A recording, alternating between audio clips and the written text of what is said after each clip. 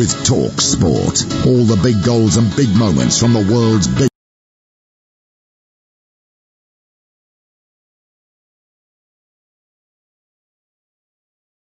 St Mary's, bringing you the best of the Premier League all year round. Jamie Vardy has a hat-trick against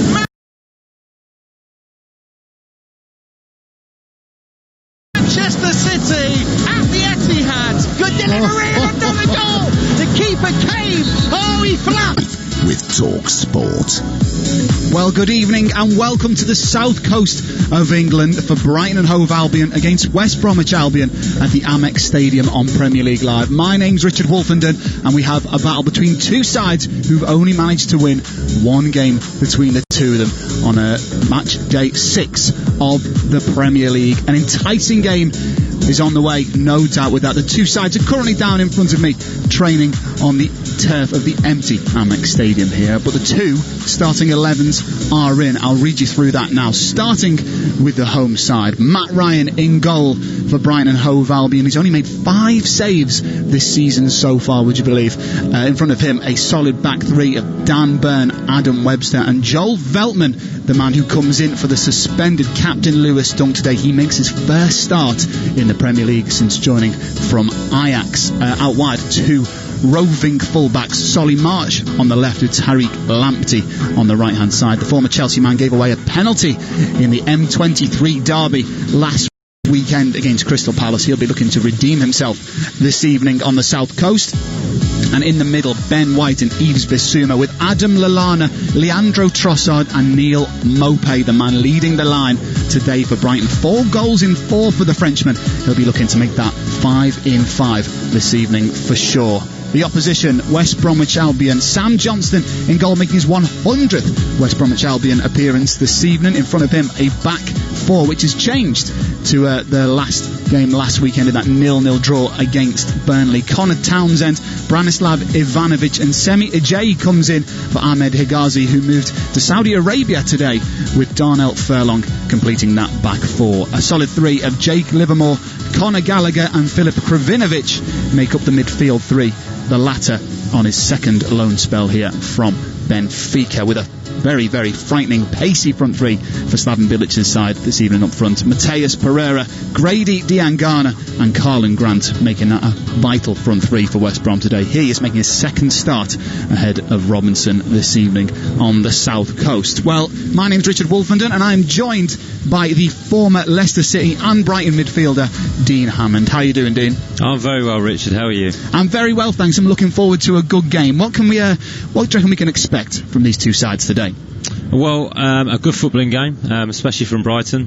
They're easy on the eye and they play some excellent football. They've continued that this year under Potter, so they're exciting to watch. Probably don't get as many goals as they want and concede too many, but they're good to watch. And West Brom are finding their feet in the Premier League after a good season and promotion last year. Bilic is a good manager. They're lacking that little bit of a Premier League experience, so I think it'll be a tight game. I don't think there'll be huge amounts of goals in it, but I think it'll be a good watch, because Brighton are exciting to watch as a team. They certainly are, and the changes in the side today are certainly probably going to make a big difference, especially for Brighton. They're missing Lewis Dunne, who got sent off in the final throws of the game against Crystal Palace last weekend. It's the Dutchman Veltman who comes in to replace him for his first start in the Premier League. How big a miss is that going to be for Brighton? Well, a huge miss, because he's the talisman. He's the captain of the football club. He's grown in stature. I was there when he was a young boy at the club. Always knew he had talent, but he's the leader of the team now. He starts possession from the back 3. He's very comfortable with the ball at his feet. He drives up from the back 4 and he starts a lot of moves for Brighton. Defensively he's strong. Physically he's strong from set plays in both boxes. So he will be a miss, but Veltman comes in. He gets his opportunity. He's a summer signing that the club have invested in. He's a good footballer as well. He's coming from Ajax, so should be interesting to see how he plays tonight. But Lewis will definitely be a miss for Brighton. Yeah, I mean, they certainly love a centre-back, Brighton. I mean, they've got 4 recognised centre-backs in the side today, with Ben White sitting in that midfield role today. I don't know about when you played for Leicester or Brighton or whatever team. Did you regularly play with 2 centre-backs? Because it must be a bit odd playing with 3 centre-backs, which isn't traditionally a Premier League kind of setup, is it? No, you're right. It's traditionally not. I have played with three centre-halves a few times, actually. At Brighton under Gus Poyet, we did it a couple of times. And then the year we stayed up at Leicester under Nigel Pearson, we played with three centre-halves. So, there's different ways of doing it. Sometimes you play with three centre-halves because you're trying to be defensively sure and get more defenders in the team. But Brighton play it in a different way. They're very expansive. The centre-halves like coming out with the ball. They spread along the pitch and almost, there's big gaps in between them. So if they lose possession, there's opportunities for the opposition to attack them. So it's a risk playing that way, but the way Brighton play with the possession football, wanting the ball all the time, dominating games, it suits them. So, I like the way Brighton play with this 3-4-3. They can still compete in midfield then, and they do play a different, untraditional system compared to many other Premier League teams. Brilliant. Well, I just want to have a quick word on West Brom as well. One change for them this evening. Semir Jay coming in for Ahmed Hegazi, who's left the club. But I'm more interested in the centre-back who's playing alongside him today, 36-year-old Branislav Ivanovic. What's he going to bring to this West Brom side? Well, he'll bring that lack of experience that they're struggling with. He had a brilliant career at Chelsea. He's had a brilliant career overall, international player. He knows the league, which is important. Bilic will know him personally, which helps. So he'll come into the team. He'll help the younger players, and they are really lacking that Premier League experience. Only probably Jake Livermore really that's played in the Premier League a number of times. So that's massive to have in the dressing room when you're not winning games, when you're struggling. You just need that voice to keep you calm, to pass on to the younger players, to let them know that it's going to be okay, that what the Premier League is made of. So he will be a big help. Whether he's the player he was at Chelsea, I'm not sure, but he's still a good addition to the squad. Yeah, well, we'll see how these two sides get on in just under 25 minutes time. Me and Dean will also be discussing what happened in the Premier League over the weekend very shortly. In a couple of minutes time, you're listening to Premier League Live.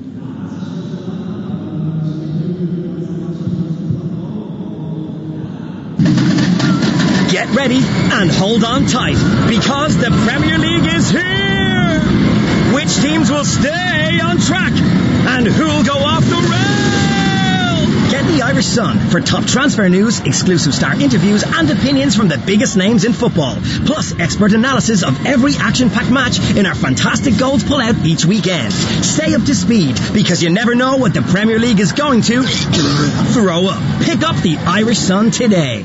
I was never good at spelling. I could read just fine, but I would be afraid if anybody asked me to do anything involved in spelling. But since doing the course, all that has changed. I am braver. In fact, I feel braver than ever now. You're never too old to learn. Never.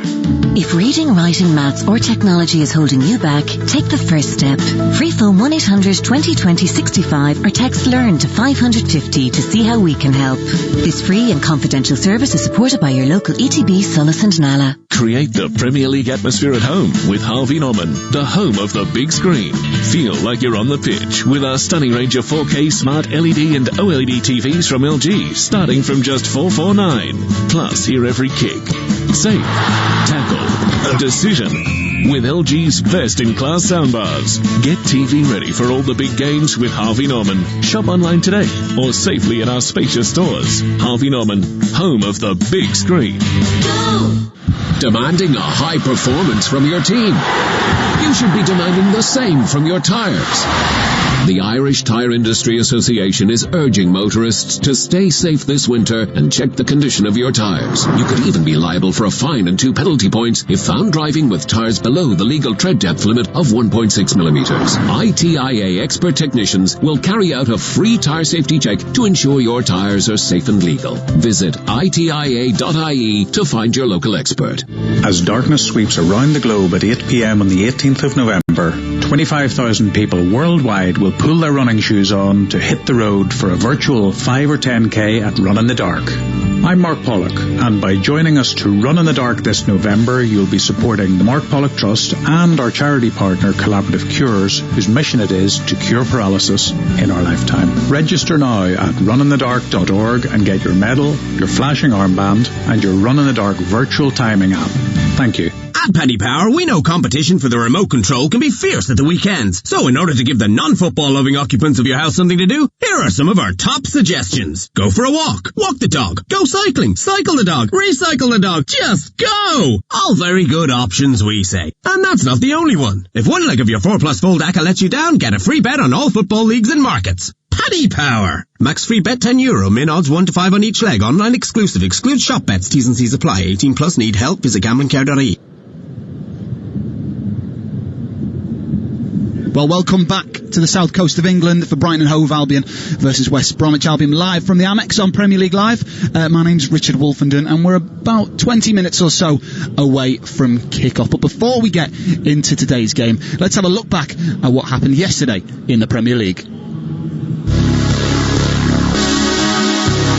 Here's Ward-Prowse into the area, and Southampton do take the lead. James Ward-Prowse on his 200th start for the club. Too easy, really, the way he broke through that back four. Pickford gets a slight touch, but that only helps it to go hit the side netting. Shea Adams with a chance to double the lead here, and he does so. And that front two that Paul Parker was praising combined to double Southampton's advantage. Southampton 2, Everton 0. What I like in my team in the moment is that it seems that we definitely do some big steps forward. But the biggest mistakes you make when you're successful, you know. So keep on focused and keep on working. Raul Jimenez on the edge of the D. Oh, he struck it superbly. It just had to be him. 4 goals in 6 games at the start of the new campaign. Murphy the most likely. He strikes it towards the near post and he scores. Past the Wolves wall and catching out Rui Patricio. And in this season of strange results, an unlikely equaliser for the Magpies at Molineux. Delighted for Jacob in the end, for who's I'm sure many people have looked at it and thought, wow, that's a big call. I'm delighted for him because he's worked so hard and deserved his chance. And it is Under who squares it for Vardy! And Jamie Vardy scores to liven up this drab game at Emirates Stadium. It just had to be him. It's always him. It's now 11 Premier League goals against Arsenal for Vardy. Another goal for Jamie Vardy in the Premier League. He just cannot stop scoring. He's got plenty of years left in his boots, I'm sure. Well, my name's Richard Wolfenden. I'm joined by the former Brighton and Leicester midfielder, Dean Hammond. Just a quick word, Dean, on one of the results yesterday. Southampton versus Everton. You won. Yeah, I thought Southampton were excellent. Saying that, Everton were pretty good first 10-15 minutes, controlled possession, hit the crossbar through Sigurdsson, but from that point on Southampton really controlled it, dominated the game, look a real threat with Danny Ings and Shea Adams up front. They're combining well and forming a really good partnership, and James Ward-Prowse, excellent strike and a really good finish, and is in turning into a really good player since he's been given that armband, so that extra responsibility is improving his performance. But Everton weren't at their best, I must admit, but I'd like to give credit to Southampton. Really, really good performance, and I think they could be one of the surprise packages of this season. Yeah, well, they're slowly creeping their way up the Premier League table. It was a year ago to the day, wasn't it, yesterday, when they lost 9-0, that absolute hammering at the hands of Leicester City. Who is it who's led the kick on, really? Has it been the players that have led it, or has it been the manager, Ralph Hasenhüttl, do you think? I think it's been a combination, Richard. I think the one thing that has to go to the club is the hierarchy at the football club of keeping the manager when they did have that big defeat. They backed him, they believe in him, and that's really proved that. And since they came back from the lockdown period, the short season we had at the end of last season, they were fantastic. He's kept to his philosophy, he's kept to what he believes in, a high tempo press, so the players have to be fit and strong, and he plays attacking football. So every game I watch Southampton play, he goes to win. There's no draws. He keeps to the same system, keeps to the same formation. He keeps a regular team if possible, because the squad is not massive, and the players believe him. So there's been a combination, but I'd say the manager has done really, really well. But credit to the chairman, to the owners for sticking by him. How important is that as a former pro yourself, to have have the manager know what his best 11 is and not rotate it every week? How important is that? Well, I think it's really important if you can do it, with injuries and recovery, because it just gives you belief and confidence. You get the trust of the manager, and you can build relationships with other players, partnerships, the centre-half partnerships, the midfield partnership, and especially the strike force. I think that's what Danny Ings and Shay Adams are doing. They really understand how to play with each other. They're looking for each other. I mean, Danny Ings got 2 assists yesterday. One was for Shay Adams, and the previous game against Chelsea, Shay Adams got an assist for Danny Ings. So, when you have that, you kind of have that second nature when you're playing with each other. You know where you're going to be. So playing consistently together only improves that. Yeah, definitely. And I'm sure Danny Ings will be up there trying to hunt down the golden boot once more. Just a word on Everton. Their second red card in 2 games. Luca Dean got sent off for it wasn't really a stamp, kind of trod on the ankle of Kyle Walker-Peters. Do you think that was a fair red card? There's a bit of mixed opinion on this, but I think it was, if I'm honest, because he had a little nibble at Cole to Pieters to start with, and then he was off balance. I get that he was stretching, he was tired towards the end of the game, but I just don't think there's any need for that in the game. I was a player that liked to tackle, I liked being competitive, I love that side of football, but I think it was just a lazy tackle to just stop Cole Pieters getting away from him, and that could be dangerous. So I think it was a straight red, but I can see why people are arguing with it that it isn't. Yeah, okay, that's fair enough. I mean, VAR obviously checked it and agreed with that. I don't want to talk about VAR too much because you have enough of that, don't you? But just going to another game over on the weekend, Chelsea versus Manchester United, 0-0, absolute washout of a game. VAR didn't give a penalty on Maguire for the incident with Azpilicueta. Do you think that was the correct decision? Because it certainly looked like a real wrestling match between the two players there. Well, Maguire took a big risk. I think if you put your hands on any player in the box, you always run the risk of giving a penalty away, and you're looking at it, especially with VAR, I'm surprised they didn't give the penalty. It was a little bit over the top, a little bit aggressive, and in my opinion it was a penalty, so I think they've got away with one there. Probably due a little bit of luck, Manchester United are, but it wasn't, like you say, it wasn't the most entertaining game, and I think games like that, the big games in the Premier League, they miss the fans especially. I think they can really get the atmosphere up. They can increase that intensity. So, yes, not the best game, but he did run the risk, and I'm surprised it wasn't given as a penalty.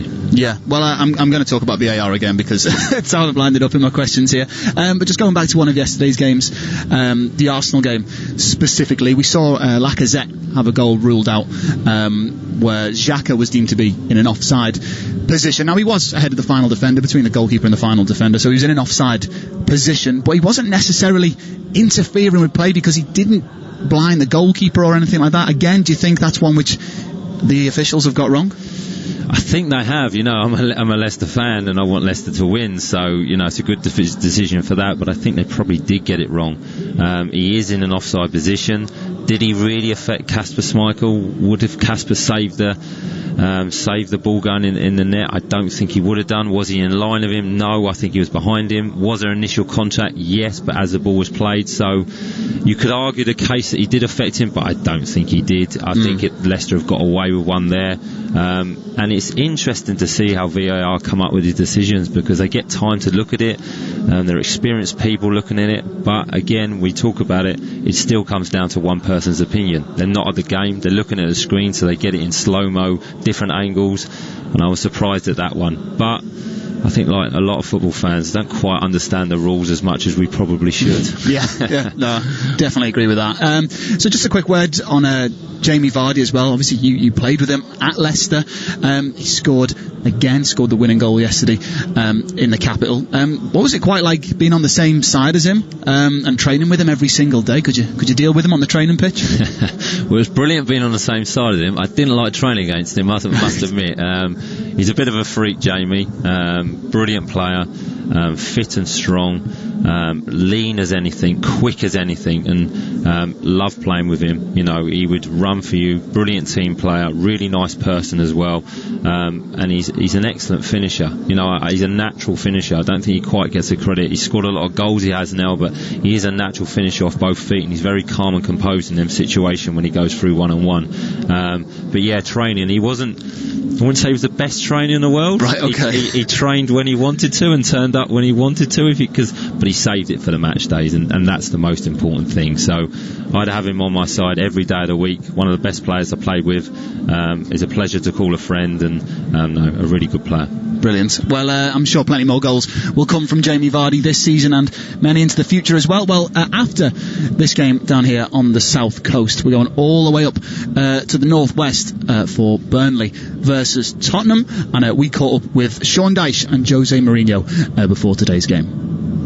Well, we certainly didn't look to rattle anyone, only with good play and effective play, so that's what we'll be looking to do again, play effectively, play a style that can be awkward and hard for them to get a grip on. And equally, you've got to deal with them. They're in good form, they've got top players, we know that. But we have come across them before and given a good performance level and affected the game and got things from the game. We're going to have to do that again, obviously, because they've got some, what I think are really top players, and one of the top probably in the country with Harry Kane, who, he's showing once again not just his goals, but he can make a goal as well. So, it's not about individuals, and I don't think he's the professional who thinks he is an individual. He knows there's a team around him, but I still think he's a top player. You will feel how strong they are when by March, April, where lots of teams will be fighting for a relegation, they will be already saved. They will be already 8, 9, 10 comfortable in the table. This is Burnley. So the fact that they have only one point in this moment, they have one match less, and the fact that they had only one point doesn't tell me much. Burnley is Burnley. The way they play, the players they have, their style of play, the manager, nothing changed there. It's always difficult, and it's going to be difficult. Well, Burnley versus Tottenham is the late kick-off this evening on Premier League Live. James Fielden and Kevin Watson will have full 90-minute commentary for you a little bit later on after our game here down at the Amex. So, Dean, just a quick word on the game later on. Surely Son and Kane are going to be the two players on everybody's lips. Are they going to find it hard today against Burnley? Well, they will find it hard. I think any team that goes to Burnley finds it difficult, because it's a difficult place to go, because of the way they play, the physicality they have, the direct approach they have, and they're not quite started the season the way that they wanted this season. They've had a lot of injuries, which has really not helped them. But no, Tottenham are a free scoring this season. They've scored a lot of goals, which surprised me, for a Jose Mourinho team. Pretty always well structured, always well drilled, but they've scored a lot of goals. So, if you want to go to Burnley, this is a good time, because they're not at their best and it's a difficult place to go. So Tottenham will be happy with that. But with Chris Woods and Ashley Barnes up front, they're always going to get a chance, and the physical presence. So it could be interesting if Burnley go ahead, but if Tottenham go ahead, I think there'll only be one winner. Yeah, I think we know what Burnley to expect. Who knows what kind of Tottenham are going to turn up. Well, we need to focus on this game first. Brighton versus West Bromwich Albion. We had a chat to Graham Potter and Slaven Bilic before today's game. Overall performances have been good, but like you say, you have to get points. We know that. We know we're in the competition to do that, and we're trying as hard as we can. We'll keep improving, I'm pretty sure, and that's where the work is. You've got to try and turn those fine margins into results, and that's what we have to do. And then Danny coming in, I think, is a great acquisition for us in terms of as a footballer and a person around the place. He's got a fantastic experience already. Works for the team, wants to help the team, sacrifices himself for the team. So I think he'll be a good person for our young players, and also he'll be able to contribute on the pitch. We are not obsessed in the thing or nothing will change after our first win. Hopefully it's going to come very soon. But that win is important because it changes the mood. It gives you the confidence for every team, also for Burnley, also for whoever. For Liverpool, it's good to win. It's always gives you. There's nothing wrong in winning the games, But especially it's important for the first game, for the first win in the season for a team that got promoted, because then it can help you. It can help your confidence going even more high because we didn't do it. We don't have that experience from last season. We have that experience, but from the Championship, from one level below. So that's why it is very important for us. But are we obsessed in a negative way? No, we are not.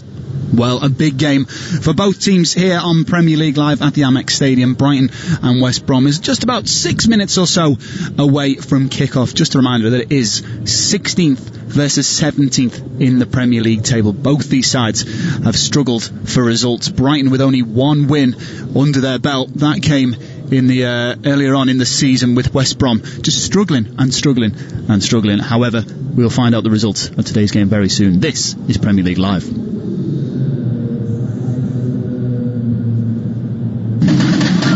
Get ready and hold on tight, because the Premier League is here!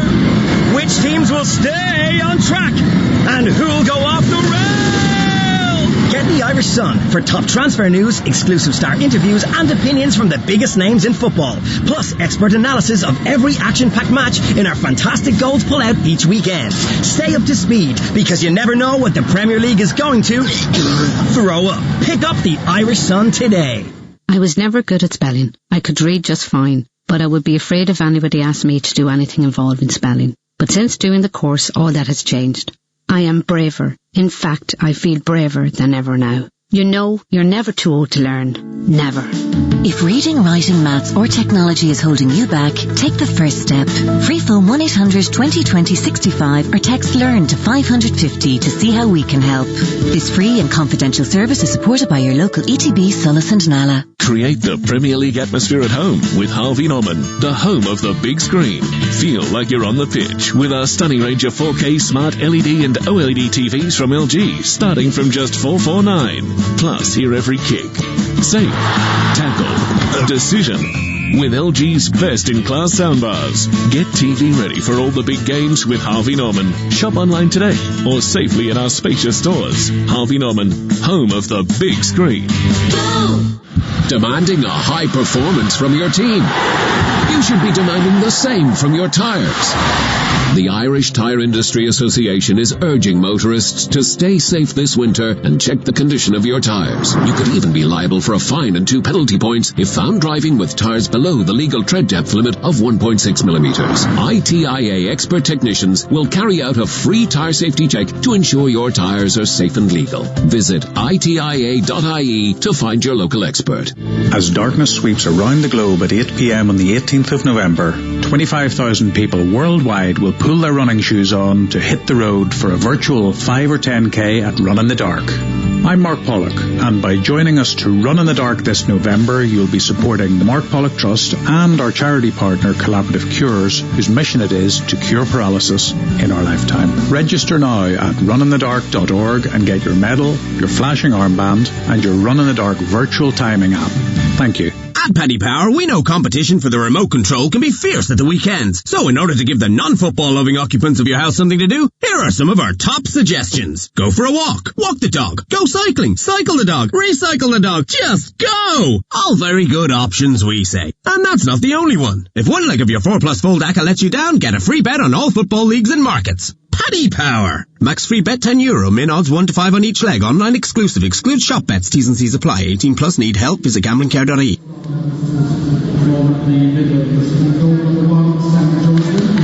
Well, welcome back to the south coast of England for Premier League Live between the battle of the Albions. Brighton and Hove Albion versus West Bromwich Albion. My name's Richard Wolfenden and I'm joined by Dean Hammond on the co-commentary, the former Brighton and Leicester midfielder. The two sides are now down on the turf, ready for kick-off, which gives me just enough time, I think, to read out the two sides starting 11 before the referee, Jonathan Moss, blows his whistle. The home side line up with Matt Ryan in goal. In front of him, 3 centre-backs, Dan Burn, Adam Webster and Joel Veltman making his first Premier League start after signing from Ajax in the summer.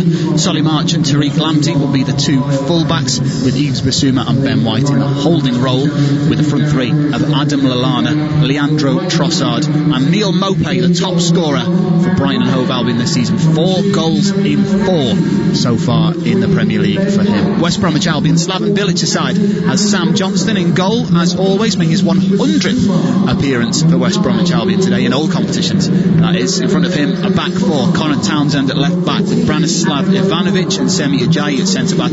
Darnell Furlong in at right back, making up that back four.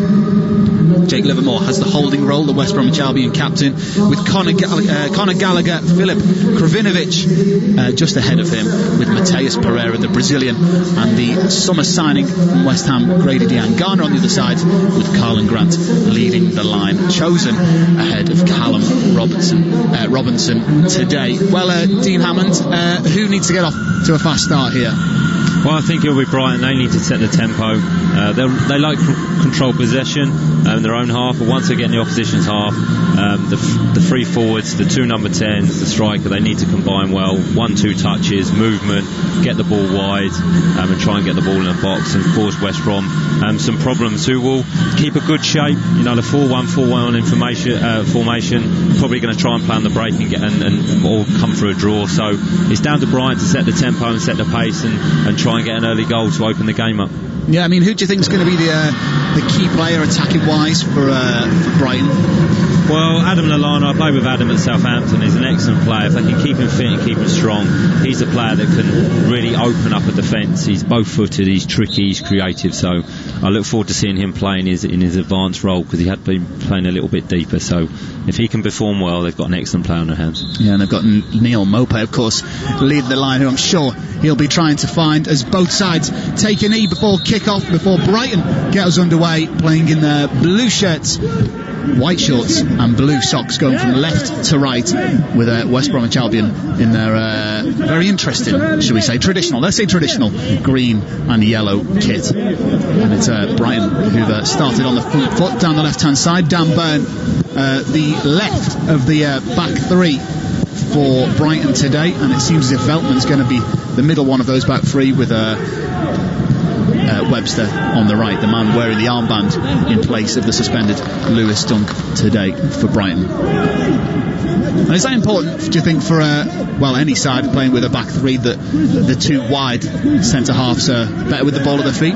Yeah, it's really important, because they can get in advanced positions, they can travel forward with the ball, can play into midfield, can carry the ball into midfield. So every Brighton player on that pitch will be comfortable in possession, because that's what Graham Potter encourages, and that's what he wants his players to do. So all three of them, I would say, need to be really, really comfortable and confident in possession, because they start the moves for Brighton on a regular basis. Well, it's Brighton with possession now. Byrne controls it with his left thigh on the halfway line, receiving the throw-in from Solly Marchard. Just a bit of a word with Mateus Pereira on the West Bromwich Albion right-hand side. Nothing too much in it. Here's Basuma, bit of a coming together in midfield with Krovinovic early on. Nothing much in it, but given away by Veltman. Not the best first pass for the man in his Brighton colours today. Here's Darnell Furlong, the right back. First time West Brom have got the ball. Played 0-0 between Brighton Hove Albion and West Bromwich Albion on Premier League Live. It's Townsend trying to get away from Lamptey, but he loses it, and Lamptey wins it back, and now Maupay can run forward. He's got support in the form of Trossard, but the two of them not quite on the same wavelength there on this occasion, Dean Hammond. Yeah, there just seemed to be a few misplaced passes early on, but a good break, good move, nicked the ball in the middle of the field, broke with pace, and just tried to slip the ball through, and potentially, if there's a striker, could have got a shot away. But good signs for Brighton early on. But it's West Brom on the attack at the moment. It's out wide with Townsend, who's progressed up that left-hand side. Tanganga comes deep for it. Tanganga switching out wide, back to Townsend. Townsend back into the middle. Krovinovic plays it forward. Might be a chance for a shot at goal. Here's a curling effort, but Ryan down to his left-hand side stops Krovinovic from a good 25 yards. But the first attempt on goal this evening comes from the visitors. Yeah, it was an excellent pass by Diangana outside of his boot. A good strike there, tested Ryan to start with, coming off the slippery surface. So I think we're going to see a few shots from distance tonight. But a good attack by West Brom. That'll give them confidence going on into the game. Yeah, well, it's Krovinovic who's looking for his first Premier League goal with the first effort there. It was a difficult one for Matt Ryan to save that, bouncing in front of him. It was. You don't want to save like that early on. He made a good save, so it'll build his confidence. but that's what you want. You want that ball slipping off that surface to challenge the goalkeeper and test him. But good hands, kept hold of the ball, and an excellent save. Yeah, that'll certainly fill the Brighton defence full of confidence, seeing the goalkeeper save a difficult attempt like that and holding on to it as well, which is the most important thing. Always strikers lurking in Premier League games, as West Brom have a free kick just inside the Brighton half on the West Bromwich Albion left. Just a trip on Tanganga, who's surrounded by two blue shirts. Here's Semi Ajayi on the left side of the centre-back pairing. Ivanovic on the right-hand side, who I think back in his Chelsea days played at right-back quite a few times, so I'm sure he's quite confident with the ball at his feet. 36 years of age now, as the former Chelsea man. Incidentally won the double with Zenit St. Petersburg last season, the League and Cup double. Unfortunately, he did have the egg on his face moment where he dropped the Russian Cup. Would you believe that? Here's Lamptey into the box, headed away by Semi Ajayi at the near post. There's a tussle between Tanganga and I think it was Ben White. It was White who won the header, and Brighton Hove Albion who keep the ball at the feet. There's Veltman, good pass ball with that into Lallana. He's got space for Trossard on the left. There's an overlapping fullback and it's spotted. How wide it goes, it's March on the left foot, loops it in towards the penalty spot, headed up into the air by Furlong, and then Ajayi away, but there's a foul from Neil Maupay on Ajayi. It seemed like a little bit of a soft one, that.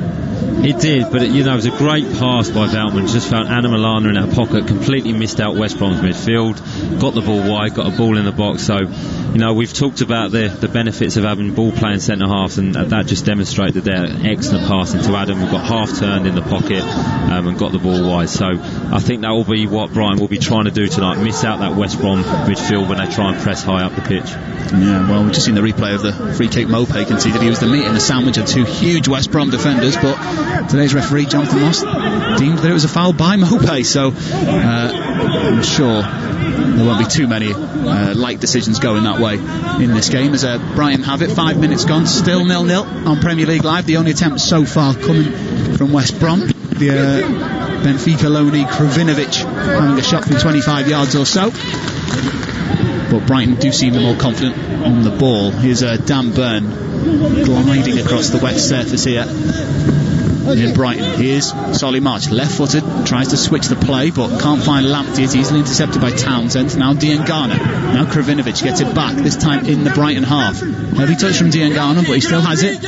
He's got lots of players around him. White's in front of him. Krovinovic gets it from him, and then it's Ben White who eventually gets a toe in ahead of Tanganga and wins it back. Maybe just needed to release it a little bit earlier on that occasion, Tanganga.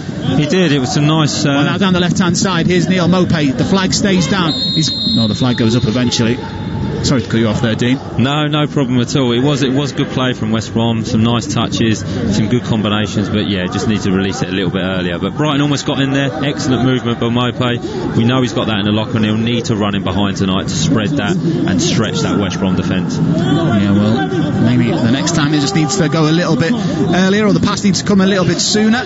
But Neil Maupay has got the pace that can get back in behind that West Bromwich Albion defence when they are sitting quite deep, this West Brom back line, maybe to prevent the pace of Trossard and Maupay and the like from getting in behind. There's a foot race between Maupay and Semi Ajayi as he outmuscles the Frenchman. Guides it back to Johnson, who just puts his foot through it. Manages to find Tanganga, who does brilliantly well to keep it in and play it inside to Krovinovic, and it's a good little bit of play there in the midfield from West Brom. Here's Livermore midway inside the West. First time we've really seen West Brom pass it around their back line as Furlong chucks it down the right channel, and there's a run on here for Gallagher. Got Basuma for company. Gallagher goes down under pressure from Basuma, right under the linesman, and the linesman keeps his flag down as it just bobbles behind for a goal kick. Townsend asking for the decision, didn't come his way that time. Well, there was a bit of a coming together Townsend, but certainly nothing illegal from the man in the blue number 8. That's the first time we've really seen Gallagher advance beyond the halfway line for Brighton. Krovinovic has had one pop already. I'm sure he'd might have another one soon enough. Here's Dan Burn, heads the ball backwards from the goal kick. I'm not sure that's where it was intended to go, but thankfully his centre-back teammate Veltman was there to help him out. is Webster, the captain for Brighton today, as he plays it long over the top for Mope. Brings it down at the sky brilliantly with his left foot. I think he controlled it with his nose as well, but he's still got it. He's then shoved over by Ivanovic. The referee points to his shoulder, but does pull it back for a free kick. Ivanovic just showing a bit too much enthusiasm into the back of Neil Maupay there. I mean, what a touch. You're right there, Richard. Brilliant ball forward. Great touch, bringing that out of the air and turn. And yeah, just a little bit over aggressive there. Probably just letting him know that he's going to be in a game tonight. But a good position for Brighton. Covered the game when they played Everton, and they didn't get the ball in the box quite as much as they could have done from set pieces. Tried to play short all the time. So I'd like to see them deliver the ball in the box. They're a big team. They've got some big centre halves, especially them 3 centre halves. So it'd be nice to see them getting the ball in the box nice and early and test the West Brom defence. Yeah, well, all 3 of the centre backs are up there. Webster, Veltman, Byrne, Ben White's in there as well. He's a big lad, but West Brom aren't a short team. Be interesting to see what comes of this. Trossard stands over it, as does March. But it's Trossard who takes it right-footed towards the back post, headed up into the air by Townsend, not away. Second ball is won by Furlong. Kravinovic will try and keep it in, but can't do so, and it's a throw-in for Brighton on their right-hand side, about 10 yards or so away from the corner flag. It was a decent ball in, but maybe not enough whip. Tyree Clampty has come forward to take this throw, and he's been one of the standout players for Brighton so far this season, even though he did give away a penalty last weekend against Palace. His throw-in goes to nobody in blue, though. Here's Kravinovic, plays it forward down the line. He jumps to the floor with a big scream, but there didn't seem to be any contact, as Matt Ryan's got a difficult one to control here. Controls it on his chest and volleys it away. How about that for a back pass from your captain? I don't think you need that early on, but what a touch from the goalkeeper. Very confident, I must admit, because any mistake there could have cost him. But yeah, brilliant touch. Yeah, bringing it down from the night sky on his chest. Confident outfield play from Ryan as Townsend comes down the left-hand side for West Brom. He is forced back to Livermore, who's midway inside this Brighton half.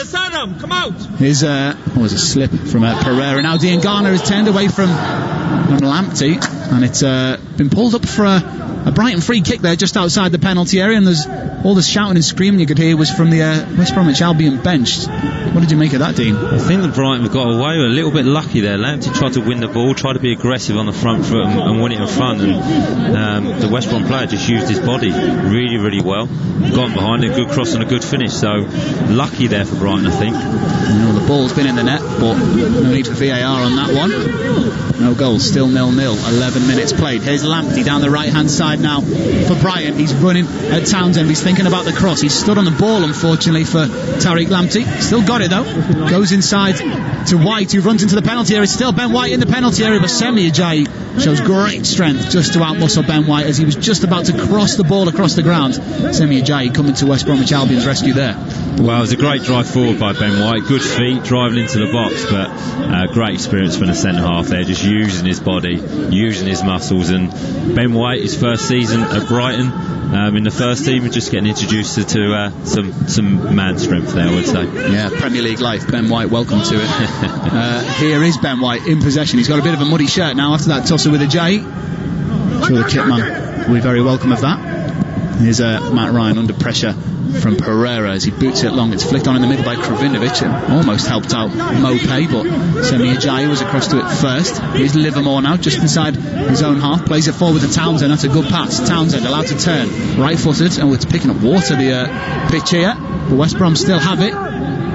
The ball is over the top from Pereira. The running behind is from Diangana. Controls it left-footed. His touch takes him wide. He's still got possession though. Diangana needs support in yellow and green as a shot comes in from Furlong, and it's a disappointing effort way over the top of Matt Ryan's bar. But it was a decent. If there was a better first touch there from Diangana, could have been a better chance. It really was, and it's excellent play by West Brom. They surprised me. They're passing the ball really well. They're patient. Excellent through ball. Really good run across the line, getting them behind. The Brighton defenders need to be aware of that. And you're right, if he'd had a better touch, he was in on goal there, but a really good pass and a good move by West Brom. Yeah, I mean, it was a difficult one to control for Diangana. It was coming down over his shoulder. He did manage to control it with his left foot, but it just bounced down onto his knee and then went out to the right hand side, which kind of narrowed the angle so he couldn't quite get his shot away. and then the follow-up shot from Furlong went absolutely flying over the crossbar. I think there you're always aware that the keeper could come out and clatter you, and it could be a hard challenge, so you're always a little bit wary. But a really, really good run, really intelligent run across the line, getting them behind, so Brighton need to be aware of that. Yeah, it's Pereira and Tanganga who are the wide men today for West Brom, although I've seen Pereira actually popping up in quite a few narrow positions. Tanganga certainly seems to be the one who's playing out wide more. Pereira, who's won the throw-in here, or is going to take the throw-in, but I think he's being told by Furlong he can just pick up his voice on the microphone to say leave it, but Pereira ignores him, takes the throw-in himself. Here's Ivanovic now, right-footed, goes inside to Pereira on the halfway line. He's got Kravinovic on the left, he's got Townsend on the left. Here is Townsend, flicks over the top for Kravinovic. A very fluid kind of operation so far from West Bromwich Albion. Here's Townsend, could have played it to Livermore, asked him why he didn't. Instead he went back to Semi Ajayi, and Ajayi plays a risky pass, and it's picked up by Dan Burn, advancing from centre-back. Here's Basuma, out wide now to Solly March, looking for movement. Mopay wants it. Brighton a little bit more static than their manager Graham Potter would like, but they do have possession. Everybody in yellow and green back in their own half at the moment. Here's Basuma in the centre circle under pressure from Townsend, gets it back from Burn. Here is Basuma, scored an absolute wonder goal against Everton. A shame it was just a consolation for the Mali midfielders. The ball gets played out wide for Lamptey. There's nobody on the West Bromwich Albion left. Lamptey swings it into the penalty area. Ivanovic flaps at it, gets rid, and then Townsend helps it away a little bit further. But where on earth was the left side of the West Bromwich Albion defence? They come forward once more. Lallana back out wide to Lamptey. Thought about the cross, instead did a clever Cruyff turn and came back infield. Here's Trossard. Can he get a shot away? Lallana loops it towards the post for Mopay on the volley. Hammers it into the back of the net. But Mopay is a yard or so offside, and that goal will not count. VAR will check it, but it looked offside to me, Dean Hammond. Yeah, it did look offside, but that is the quality of Adam Lallana. Just that pause, that extra touch, and that clever pass. He looks like he is offside there. Really good finish, but we talked about it before the game. You know, Adam Lallana has got that quality where he just takes that extra second, that extra touch, and can be creative with that excellent pass. But better from Brighton. It looked like they're trying to switch the play. You mentioned there, Richard, trying to get the ball out to Lamptey to get one-on-one against the fullback. So they've tried that a couple of times, and it looks like that's the way they're going to try and play tonight, to switch that play and isolate him one-on-one in the positions. You know, the West Brom left back Townsend really did get suckered in to his centre half, Ajayi there, and Tariq Lamptey had so much space, probably the most space he's had all evening so far. 15 minutes gone, it's still 0-0 between Brighton and West Brom, and it's been a pretty even game so far. It has, you're right, and West Brom have impressed me. They pass the ball well, they look comfortable in possession, don't look like a team that haven't won a game this season, so they look like they've got some confidence, and Brighton have been hit and miss so far. A couple of good passes, a couple of possessions, a couple of phases, but no real chances as of yet, so pretty tight, pretty even game. Yeah, we've just seen the shots of Lewis Dunk in the stands there. What's it like watching your team from the stands when you've been suspended or injured? Yeah, it's not great when you know you're going to miss 3 games from suspension, and probably wasn't the most sensible tackle from Lewis as well. But he loves playing football. I know Lewis well. He loves playing the game. He'll be missing it tonight, and won't enjoy watching. But it'll be better for him if the team can win. But he'll be wanting to get back as soon as he possibly can. Yeah, 3 points, I'm sure he'll be delighted with if they manage to pick it up, as Mopay's got a little bit of a limp. I think he was just holding the inside of his left leg there. Don't know whether that was just a coming together or in a bit of a stretch that has caused him to limp. And there's another player down injured. It's Furlong for West Brom. Just coming together with Solly March, who backed in to the West Brom right back, and it's a bit of a heavy fall for Darnell Furlong there.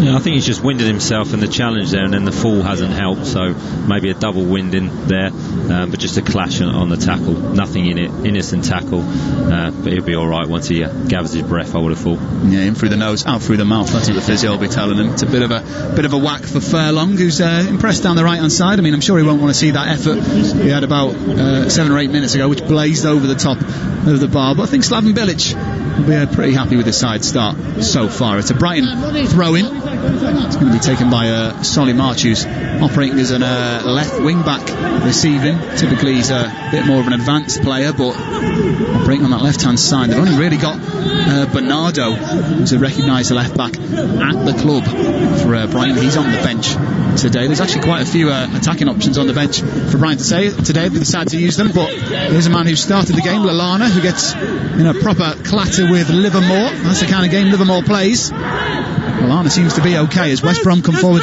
on the counter charge. It's Pereira down the left hand side for Grady Diangana, well stood up by the Brighton defender Webster. He's thought about passing it back to Ryan, and Diangana did well to pressure him and make the ball go out of play about 5 yards away from the corner flag for Brighton throwing on the right.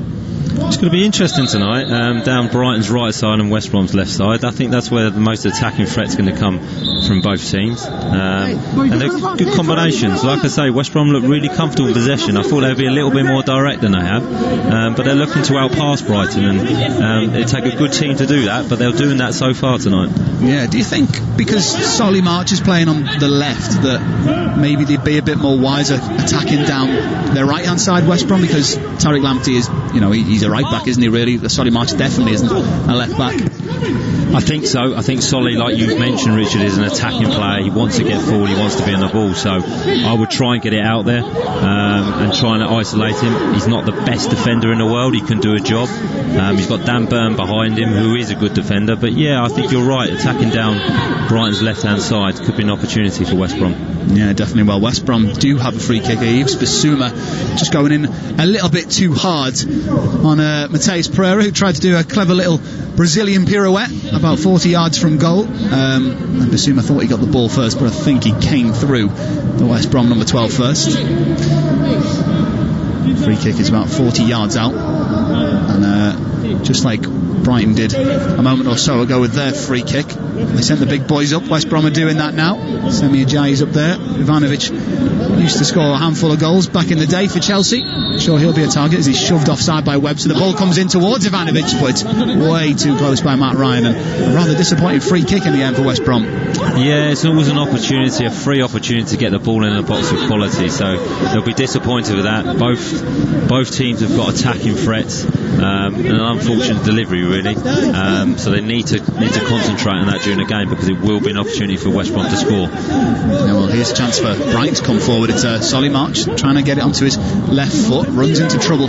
Townsend dispossessing him, but the loose ball falls to Bissouma. He goes inside to White. Good first touch from White, but the second touch is poor, and that allows Townsend to nip in, win the ball, and Ben White brings him down. A good bit of cover work there from Townsend in midfield. Yeah, it definitely was, and the three midfield players, especially Livermore, are going to have to do that tonight, especially as Brighton are kind of playing two number 10s, playing very narrow, so the full-backs can attack, so Livermore's going to have to cover a lot of ground. They're going to have to nick some balls and protect that back four.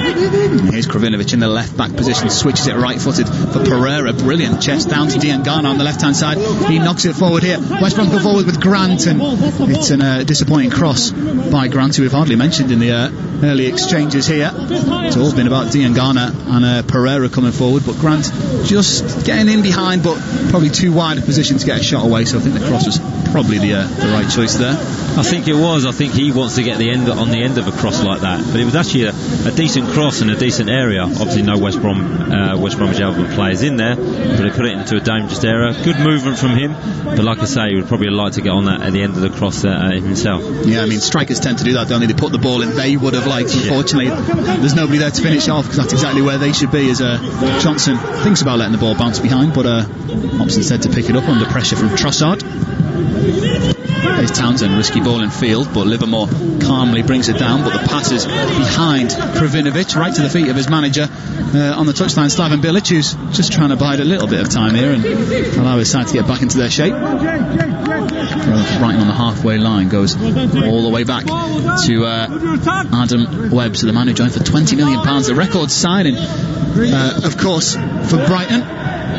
And he's now been given the captain's armband just a year since joining from Bristol City. Here's Bissouma just inside the West Brom half, right-footed, switches the ball looking for Solly March, goes to Byrne, who's acting as that undercutting or that underlapping centre-back I should say. Out wide it goes to Lamptey against Townsend and Diangana, so he's forced back to White, who looks very confident in that defensive mid position, and you can see why Leeds were so confident of it. Well, really wanted to keep hold of him. Looks a decent player, Ben White is. They relinquish possession here, and West Brom come forward with Pereira up against Byrne down the West Brom right. Pereira plays it forward. Can it get there? No, it can't. It's intercepted by Lamptey as the switch came on for Kravinovic, but it's well intercepted by the young right back. And now it's Brighton's turn to come forward with Trossard. It's 3-on-4. Here comes Trossard, tries to play the ball through the middle to Lallana, into the penalty area to Mopé. Strong save from Johnston, diving down to his right, dangled out a leg and stopped the effort from Neil Mopé and stopped Brighton taking the lead. Wow, what a move. What a great move on a counter-attack with pace. Brilliant pass into Adam Lallana. Great first touch. Unselfish. I thought he was going to strike it himself. Could have struck it. Laid it onto Mopé. You just think he's going to slot it into the bottom hand corner. But good save. But that is Brighton to a T. Them three players combining at pace, at tempo like that is where they're going to cause West Brom problems. But a really good save by the goalkeeper. Yeah, and I mean, you spoke about Lallana, didn't you, before the game, about him being the danger man. He showed exactly what he can do for Brighton there. Brilliant bit of footwork from the former Liverpool man. As it stinks over the top here for Trossard to chase. He's going to do well to keep it in. He does keep it in though. There's Trossard, and he's pulled it back to Solly March. He's got time to whip it in. Instead he goes back to Lallana, and a clever back heel to Basuma was intercepted. Here is Lallana. Trossard needs movement, holds his hand up to say, where is it? Here's Basuma. He loves a shot. He decides instead to play it into Mopé, who drops to the ground, asking for I think he's asking for a penalty, but that would have been a very, very soft one for Mopé, who moments ago probably should have given the home side the lead. Sam Johnson, you probably got to give him some credit there. Diving to his right, dangled his left leg out and stopped it. Yeah, it was a good save. I think Mopé would be disappointed with himself. Getting in that position, he would back himself to score. Scored a few goals this season, but we'll go with the keeper made a good save. I don't think he quite connected it as he wished. Maybe surprised that Adam Lallana passed it to him. I thought he was going to strike it as well, but it was a clever pass. But it was a good save by the goalkeeper. There's not been many opportunities in this game either. That's Brighton's first attempt at goal, in fact, with maybe 25 minutes on the clock. Still 0-0 on Premier League Live between the two Albions. As the ball goes forward, Byrne with a free header in ahead of Pereira. Here's Basuma. Mopé in his own half, right-footed, brilliant ball out wide to Lamptey, who gets there ahead of Diangana. He's got Lallana making a run ahead of him. He finds Lallana, he goes down in the penalty area under the tackle from Semi Ajayi, and I think once again you've got to give credit to the West Brom defender showing his strength there. Excellent defending, used his body really well, read the run, read the pass, got across, and just put Adam Lallana under pressure. But again, Brighton switching the play, getting out to the right side to Lamptey, driving forward, good run by Adam Lallana. So Brighton are getting in good positions, had that clear-cut chance previously, so they're building up a bit of pressure now. Be interested to see if they deliver this ball into the box and can take an opportunity from a set piece. Yeah, well, first corner of the game, I thought it was going to go behind for a goal kick, but it is a corner for Brighton. The big boys are up from the back. Burns up there being marked by Gallagher marking White as well. Lots of big men in the penalty area for both sides. March's corner to loop him one towards the back post, looking for Byrne. Still alive. Byrne hooks it back into the mix and it's away then by Townsend, scooping it up into the edge. Just going to stay in play, is it? I think Basuma in a battle with Livermore. Basuma watches it just roll out. West Brom slow to get out. And here they're shouting, no walking. Here's Basuma looking for an option. He's got Byrne down the line, he's got Webster back down the line, and here is Webster. Inside is Trossard. He plays it inside looking for White. Instead he finds March, and Lamptey picks up the pieces. Lamptey, West Brom deeper than they've been all game at the moment, inside their own penalty area. Eventually they've managed to push the ball all the way back to the Brighton defenders though. Webster in possession, out wide to Byrne down that left hand side. He's a temporary left back at the moment. Byrne, he plays it into Mopé under pressure from green and yellow shirts. White 20 yards inside his own half. Lallana gives it to Lamptey with a clever back heel, goes to ground under a challenge from Diangana. This is definitely one of the key battles this afternoon. Those two have been at it all game so far. two excellent players, and it will be a very good battle defensively and attacking for both of them. And really good players, both younger players, got a lot of ability, so it'll be interesting to see how that develops during the evening. Yeah, they're flying up and down that Brighton right hand side, that West Brom left. Here is Lamptey up against Tanganga again, and it's Tanganga who shows his defensive capabilities there, preventing Lamptey from getting past, and eventually forces the ball all the way back to Trossard, who goes even further back to Webster, as every outfield player is currently in the visitors' half. But they're going to have time to regroup now, because the pass from Webster is way behind Solimarch, who was on a slightly different wavelength there for a moment. But yeah, that's what West Brom will do. Once they get into a formation, once they get into a structure, they look pretty solid. There's not many gaps in between. Brighton are going to have to play quick 1-2 passes, combinations between the front players. So, you know, Brighton have had opportunities when they've stolen the ball off West Brom when they've been in possession and broken them at pace. So it's going to be difficult to break West Brom down when they're in that formation deep into their own half. Do you think with having Slaven Bilic as the manager, of course being a centre-back himself, do you think, you know, he can speak from experience rather than speaking from a coaching manual per se, as a former attacker or midfielder has now become a manager might have? Yeah, I think so, definitely. You know, when you've got real life experience as a player, as a manager, and you can pass it on to younger players, that's the message you want, because you believe it and you trust it. He's been an excellent manager. He was a good manager of Croatia. Had done a very good job at West Ham. Was a little bit unfortunate there, and, you know, manager of West Brom and got them promoted. So he's definitely doing something right, and he understands the role now he's got at West Brom. They've got to do some defending here, though, as the ball comes in across the face of goal to Mopé, who steps on the ball in the 6-yard area. It's still alive as March tries to whip it in, but it's blocked at the near post and behind for a corner. But we saw Brighton break him forward quickly there, and all of a sudden in the 6-yard box the ball fell to the man in blue, who you would want it to fall to. Neil Mopé just couldn't get the ball from out under his feet. Yeah, it was great play by Brighton. Really quick play down the left-hand side. Good cross by Solimarch. And Mopé, you know, that's his probably second, third chance of the evening. So he'll be disappointed with that. It was just slightly behind him. He tried to flick at it, but an excellent cross by Solimarch. And another chance by Brighton. I think that's a difference at the moment, why they're not winning games, because they're not quite taking these opportunities. Yeah, well, they've got another opportunity now from the corner. As we approach half an hour, it's still 0-0 between Brighton and West Brom on Premier League Live. It's Trossard's corner towards the penalty spot. Up goes Webster. He misses it. It's away in the middle by Kravinovic, as Lamptey knocks it back into the space, and now Ajay tries to start a West Brom counter, but it's intercepted by Veltman, and Brighton can recycle it. No, they can't, because they've given it away. It's out wide on the right with Tanganga, who swaps sides momentarily, but he can't get any better. Burn, who comes across to stop the signing from West Ham in the summer. And that chance for Neil Mopé, he'll be running through that over and over again in his head, disappointed with his finish. He will be, because there's another opportunity. A really good run from him. He makes excellent runs. He's an intelligent striker. He's a striker that wants opportunities. So it's positive he's getting into them areas, but he will be disappointed, especially, you know, he's had his chance earlier that the keeper made a good save, and that one again, I think it was just slightly behind him and he tried to flick at it, but I think he knows he should have done better. Yeah, well, that's two chances apiece now. Brighton have definitely grown into the game more, with West Brom doing most of the defending. Here's Lallana again, picking up that pass from his centre-back. Trossard, 25 yards from goal, could have gone to March, opted instead onto his right foot and got the shot away, but it's straight down the throat of Sam Johnson, right at the goalkeeper, dressed all in pink for West Brom. Good move by Brighton. That ball into Adam Lallana again, getting on the half turn. And Trossard, you know, he's a good player. He gets into good position as well. Could have gone wide to Solimarch to put the cross in. A good turn, good strike at goal.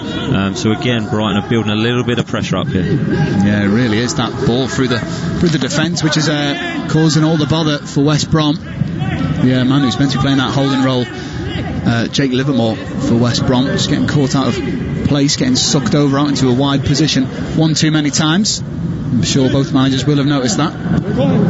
Here's Ben White. Veltman, ball at his feet. The man who joined from Ajax in the summer goes to Bissouma, under pressure from Townsend, but he's managed to get away from the midfielder. Bissouma forward to Mopé, who goes down under a challenge from Ajayi. No foul, as it's scooped forward for Colin Grant to chase, but again he can't get there because the defender Veltman is too fast for him. Now Webster asks for a ball into feet, doesn't see any options, so goes long. Jai beats Mopé in the air with ease, but his header's given possession straight back to Brighton as the ball crosses the halfway line. Out wide is March. Nobody in green and yellow going to him. He's allowed to just stroll down the left-hand side here, March. He's going all the way to the touchline. That was until the sliding challenge comes in from Furlong down the right-hand side. But Solly March not really pressing with much pace or momentum, just able to get further down the field. Well, you're right there. I think the more that we can get the ball out to Solly March, the more opportunities they're going to get. I don't think Piero wants to get out there to him. He's playing a little bit more narrow than playing wide, so he's going to get that room. And he did travel the ball a long way there, and he has got a good delivery, so West Brom needs to be a little bit careful there. But positive signs for Brighton if they can get the ball to him and get balls into the box at will. Here is the ball into the box from the corner from Trossard towards the back post. The head goes up. It's Jay who manages to beat Ben White in the air. I think it was. No, it was Dan Burn, in fact, who went up for it, but it was the West Brom defender who got there ahead of him. Branislav Ivanovic marshalling that back line.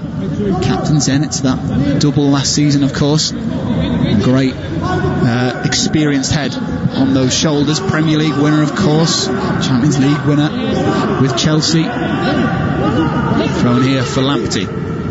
And now for Bissouma, his touch lets him down, but the ball is still at the feet of the Malian midfielder. Still in play, I think, is it? Yeah, no, it's out now, and it's gone the way of West Brom. Bissouma's touch just letting him down on that occasion, and West Brom will get the throw in 25 yards from their own corner flag down their left-hand side. 33.5 minutes gone between the two Albions, Brighton and Hove, and West Bromwich.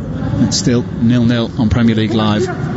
Very few chances to shout about so far in this game, but there have been good chances for both sides. It was West Brom who had the first two of the game. Furlong with a strike over. Krovinovic testing Matt Ryan for the first and only time this evening. And then going forward, attacking wise, it's been more about Brighton than it has West Brom. Maybe not made as many chances or had as many attempts at goal as their manager would like, though, but there could be one for them here. It's given away by Ivanovic. Inside here is Trossard. There's Lallana out wide. Trossard might go low from the edge of the box, gets a shot away. Good save into the air by Johnston, then punches away the second one. Well, it wasn't the greatest of saves, just saving up into the air, but Johnston there on hand to punch away the danger at the second time of asking. Great strike by Trossard. He's got that confidence and he takes that responsibility when he wants a shot. Maybe could have slipped Adam Lallana in, but a good interception by Solly March, played it inside, and this is where Brighton will get opportunities, when West Brom are sloppy, when they lose possession. But another good save by Sam Johnson, who's probably been West Brom's man of the match so far. Yeah, I think that's 3 attempts on target now. They've all been saved by the Vikings goalkeeper, dressed in a rather dashing pink outfit, shall we say. That's one way of putting it. Yeah, certainly not going to go missing in the stadium today. It is Townsend. Plays the ball out wide to Furlong. He's got a lot of blue shirts in front of him, though. Now Townsend, under pressure from Trossard, manages to wriggle away from the Belgian and play a ball down the middle for Grant to chase, but he's beaten to it by Veltman. Not had a sniff so far this evening, Carlin Grant. Here's Bissouma, heavy touch ball. This is still played out wide to March, inside to Trossard, who's just not being picked up by anybody in a West Brom shirt. Here's Mopé out wide, that's not where Graham Potter wants him. Here's Byrne, back to Veltman, who hasn't put a foot wrong in the first 35 minutes of his first start in the Premier League. Looking for movement. Veltman instead goes across to his centre-back partner Webster, who plays that ball. Once again, Dean Hammond missing out the entire midfield, playing it into Mopé's feet. They get away with this time, though, West Brom. It's Townsend. Krovinovic goes back to Townsend, who stumbles as he tries to set off the line on the wet surface here on the south coast. Well, I don't know what the weather's been like on the south coast over the past few days, but across most of England it's been absolutely lashing down. And before the game today they had all the sprinklers on, so it certainly is a slick surface here at the Amex this evening. There's Krovinovic, the ball behind Grant, but it's pulled back for a trip on Townsend. Ben White just showing a little bit too much aggression on that occasion for Jonathan Moss. Slaven Bilic trying to manage his players, trying to get a bit more out of Townsend, who's not really offered too much to the side so far. Livermore is usually given the defensive responsibility for West Brom. Townsend not really done much going forward. Kravinovic seems to be the midfielder trying to make something happen. Here he is, out wide to Townsend. He's got Tanganga ahead of him. He's got Webster for support now, the former West Ham man. It's a pass back to his teammate, which doesn't come off, but they do get the throw in. Lamptey knocking it out of play. Kravinovic. Townsend goes to swing it in. It's a swinging one towards the back post. Up goes Grant. Manages to keep it in play as the volley comes in from range. And once again, it's a very, very disappointing effort from Furlong, which I think has gone even further back in the stand than his earlier effort did. He's trying to find his range. There's 2 opportunities now, so hopefully his third one will be a little bit better. But he's taking the responsibility on of his shot. Obviously confident. He's getting forward as a fullback. Good cross by Townsend deep, and Grant almost got half a yard to get a header in. Probably his first opportunity, really. He's not had much of the ball tonight. But yeah, West Brom are, good possession there, built it up nice and slow, moved the ball a little bit quicker, but they've been under pressure from Brighton, who've been dominating in the last 20 minutes. Darnell Furlong, it's his birthday on Saturday. He turns 25. What a way to celebrate your 25th birthday than a Premier League goal. That would be very welcome, I imagine. Incidentally, his dad, you may remember, Paul, scored in a match between QPR and Brighton all the way back in September 2004. Wow. So there's a great start for you. Good player as well. Good player. Very good. Yeah, here is Townsend. Decent ball down the right hand side. Claims of handball against March. Not given though. I think it was his arm was in a natural position. Thankfully we haven't had to call on VAR this evening yet. So plenty of time for that to happen, of course. 6 minutes of the first half of, normal time remains here on the South Coast. It's Brighton 0, West Brom 0 on Premier League Live. And I think Brighton have probably just edged the first 39 minutes as the ball goes down the right hand side for Mope to chase, but it's intercepted by Townsend, who was across to head it out for a Brighton throw in front of Slaven Bilic. He's gone for the suit and trainers look. Certainly an interesting outfit for a Monday night in Brighton. Ball scooped away. Here's Byrne having his arm pulled by Pereira, but doesn't distract him in any way. Pereira like a fly buzzing around Dan Byrne, but Burns managed to carry the ball away into the midfield, away from 3 West Brom shirts. Good play from Dan Byrne. Out wide now is Trossard, who's a bit behind the play, but he has the ball. He loops it in towards Lamptey, the back post, who knocks it down here for Lallana with the strike. It's blocked by Ajay. Lamptey with the rebound across the face of goal and deflected in as an own goal, and it's either Livermore or Ivanovic who've turned it in, but proper chaos in the 6-yard box has led to Brighton getting the first goal of the evening. Well, it all started from that brilliant play from Dan Byrne in the middle of the pitch. Got the ball wide, diagonal ball, a header at the far post by Lamptey. Ball dropped to Lallana, probably not a clean strike. Comes back to him, hits the ball across the box, and both defenders, Ivanovic and Livermore, are trying to do the right thing. They're trying to defend, they're trying to protect their team and kind of just getting each other's way. So 1-0 to Brighton. I think they deserved it and they've edged it, and they've just put that extra bit of pressure on. Yeah, I'd agree with that. I mean, you've got to say well done to Byrne. We've also got to say well done to Lamptey, who got that ball across the 6-yard box where it just caused absolute chaos in that West Brom backline, and it is a Livermore own goal. It was Ivanovic who got there. I think Mope was lurking behind Ivanovic, and unfortunately for the West Brom captain, Ivanovic threw the ball right into his chest and it rattled the back of the net, and it's Brighton that have the lead 1-0 with 5 minutes to go in the first half. You've got to feel sorry for Livermore there. Have you ever scored an own goal in that kind of situation, Dean? Do you know what, Richard? I've scored an own goal definitely in that situation. I've scored an own goal in that goal as well for Brighton. And it was a lot worse than that, I must admit. It was a defensive diving header with no one around me. But we were 4-0 up at the time, so I got away with it. Alright, well, we don't have to reminisce about your nightmares anymore. There's a yellow card here for Tariq Lamptey for a flying challenge, and I think it was who was on? It was Kravinovic. He really just threw his body into Kravinovic right under the nose of the fourth official, and Slaven Bilic, who didn't even flinch when that tackle happened right in front of him. And it's the first yellow card of the game. It goes the way of the Brighton right back, Tariq Lamptey. Fair yellow card, don't you think? Yeah, I think just a little bit late, a little bit aggressive, but yeah, definitely a yellow card, and the first one of the night, and not been too many hard tackles tonight, but yeah, warranted a yellow card, that one. for sure. Here's Furlong, the man who's had most of West Brom's attempts so far this evening. He goes inside to Pereira, who's operating a lot deeper than what I thought he was before the game. Here's Townsend on the left hand side for West Brom, throws it backwards to Kravinovic. Here is Pereira into Kravinovic, thinks about the shot, 20 yards from goal, across to Townsend, goes across one more to Furlong, heavy touch from him, but he manages to lay it off to Pereira, 30 yards from goal, left foot sprays it out wide to the left hand side, rather disappointingly from the Brazilian, because it was nowhere near Townsend. Yeah, good build-up play by West Brom. You know, a little bit more comfortable, responded well since the goal went in. But yeah, a wayward pass there, and you expect better from a player of his quality. So he'll be disappointed with that. Obviously, there's some movement from a player off the ball that he didn't see. Yeah, well, they paid £20 million for Mateus Pereira. Was on loan last season from Sporting Lisbon. Since joining, he's been involved with nine goals and 18 assists. He certainly loves getting the ball into the box, Pereira. Couldn't find Townsend on that occasion, though. There's Townsend, clever turn from him to get away from Bissouma. Here's Kravinovic, who waited a little bit too long, allowed Lamptey to nip in there and win possession back. Livermore, the scorer of the own goal in this game for West Brom, which gives Brighton the lead. Here's Townsend. There's Diangana. He's got the overlapping run of Townsend, which is tracked by Lamptey. Kravinovic, the midfielder.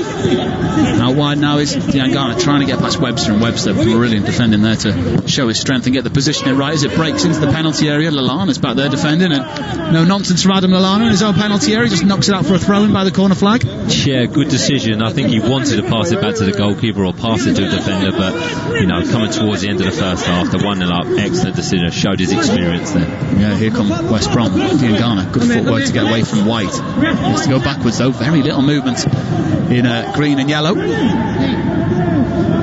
Here's Ivanovic. Now Pereira. He's pretty much a right back at the moment. He goes inside to Livermore, whose touch lets him down, but there's a slip at the back and it almost allowed West Brom to benefit, but Brighton with a bit of defending to do here at the end of the first half. Yeah, they're under a little bit of pressure now from West Brom since they've scored. Brighton have probably dropped deeper, trying to protect that lead just going into the end of the half, so just need to stay switched on, keeping that compact shape and see out the first half. Here's West Brom's push. We're about 30 seconds or so away from the fourth official lifting his board up. Here's Livermore crossing the halfway line with possession for West Brom.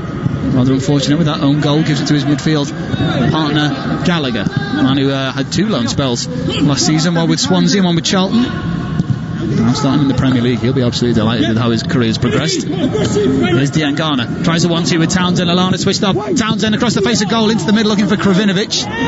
Byrne was closest to him. Diangana keeps it in, 10 yards from the corner flag. Diangana down the left hand side for West Brom. Kravinovic is only one West Brom player in the penalty area, not rushing to get players forward at the end of this first half. Here's Ivanovic inside looking for Townsend. 1 minute added on here on the south coast. No foul on Townsend, and this could be an opportunity for Brighton to bring play out. Trossard crosses the halfway line. He's only got options on his left. He's looking for an option on the right. Eventually Lallana arrives, but instead goes back to Bissouma. He'll bring it forward now. Trossard out on the left, Mopay and Lallana in the middle. Lallana gets it, leaves it for Mopay, tries a clever 1-2, but just not enough meat on the bones of that pass from Neil Mopay, and West Brom are allowed to clear with Ivanovic. And now Diangana. Townsend back to Livermore, just outside his own penalty area. Connor Townsend inside for Carlin Grant, who's hardly had a touch of the ball this evening so far. He'll be looking to get involved more in the second half. He's got the ball in his own half at the moment.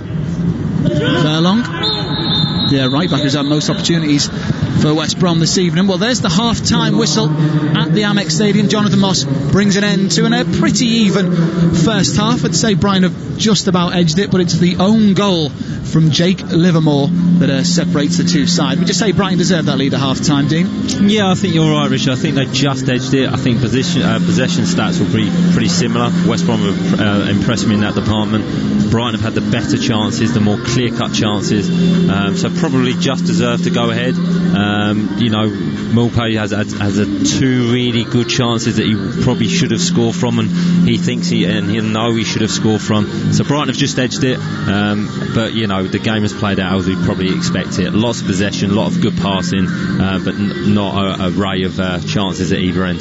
Yeah, Brighton just shown a little bit more intent. The score here at the Amex Stadium is Brighton 1, West Bromwich Albion 0 at half-time. This is Premier League Live.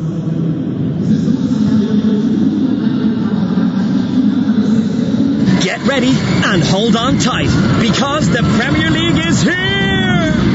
Which teams will stay on track, and who'll go off the rail? Get the Irish Sun for top transfer news, exclusive star interviews and opinions from the biggest names in football, plus expert analysis of every action-packed match in our fantastic goals pull-out each weekend. Stay up to speed, because you never know what the Premier League is going to throw up. Pick up the Irish Sun today.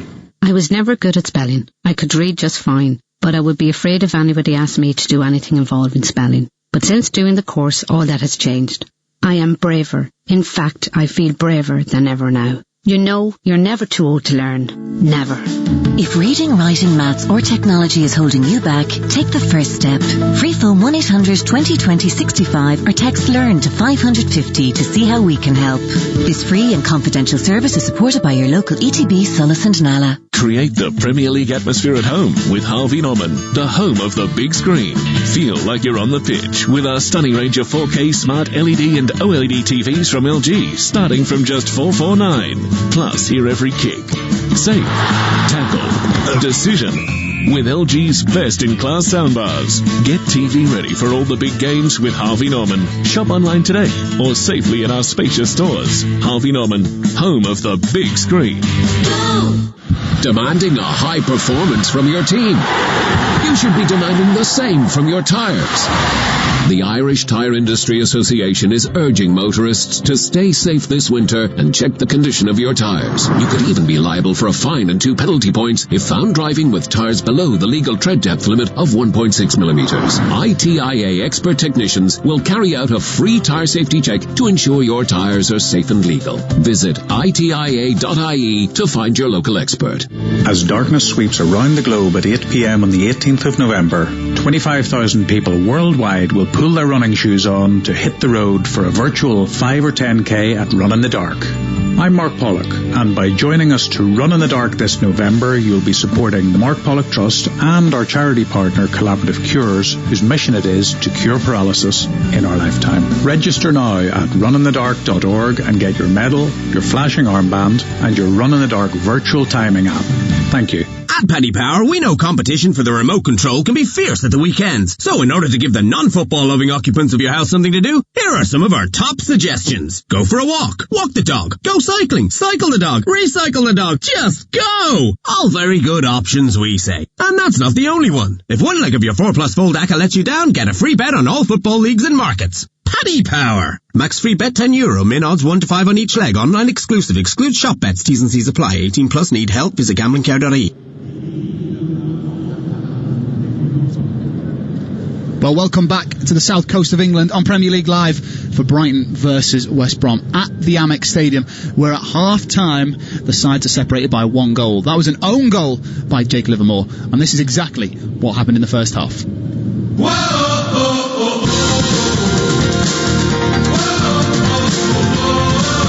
Now it's Brighton's turn to come forward with Trossard. It's 3-on-4. Here comes Trossard, tries to play the ball through the middle to Lallana, into the penalty area, to Mopé. Strong save from Johnston, diving down to his right, dangled out a leg and stopped the effort from Neil Mopé and stopped Brighton taking the lead. That is Brighton to a T. Them 3 players combining at pace, at tempo like that is where they're going to cause West Brom problems, but a really good save by the goalkeeper. Here's Trossard, who's a bit behind the play, but he has the ball. He loops it in towards Lamptey at the back post, who knocks it down here for Lallana with the strike. It's blocked by Ajay. Lamptey with the rebound across the face of goal and deflected in as an own goal, and it's either Livermore or Ivanovic who've turned it in, but proper chaos in the 6-yard box has led to Brighton getting the first goal of the evening. Well, it all started from that brilliant play from Dan Burn in the middle of the pitch. Got the ball wide, diagonal ball, a header at the far post by Lamptey. Ball dropped to Lallana, probably not a clean strike. Comes back to him, hits the ball across the box.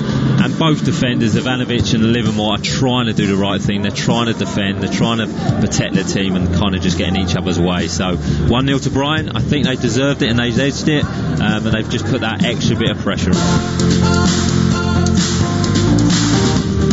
Well, that's exactly how the first half unravelled here. 1-0 the score to the home side, the own goal from Jake Livermore. Well, my name's Richard Wolfenden, and just like you heard in that first half, I'm still joined by Dean Hammond.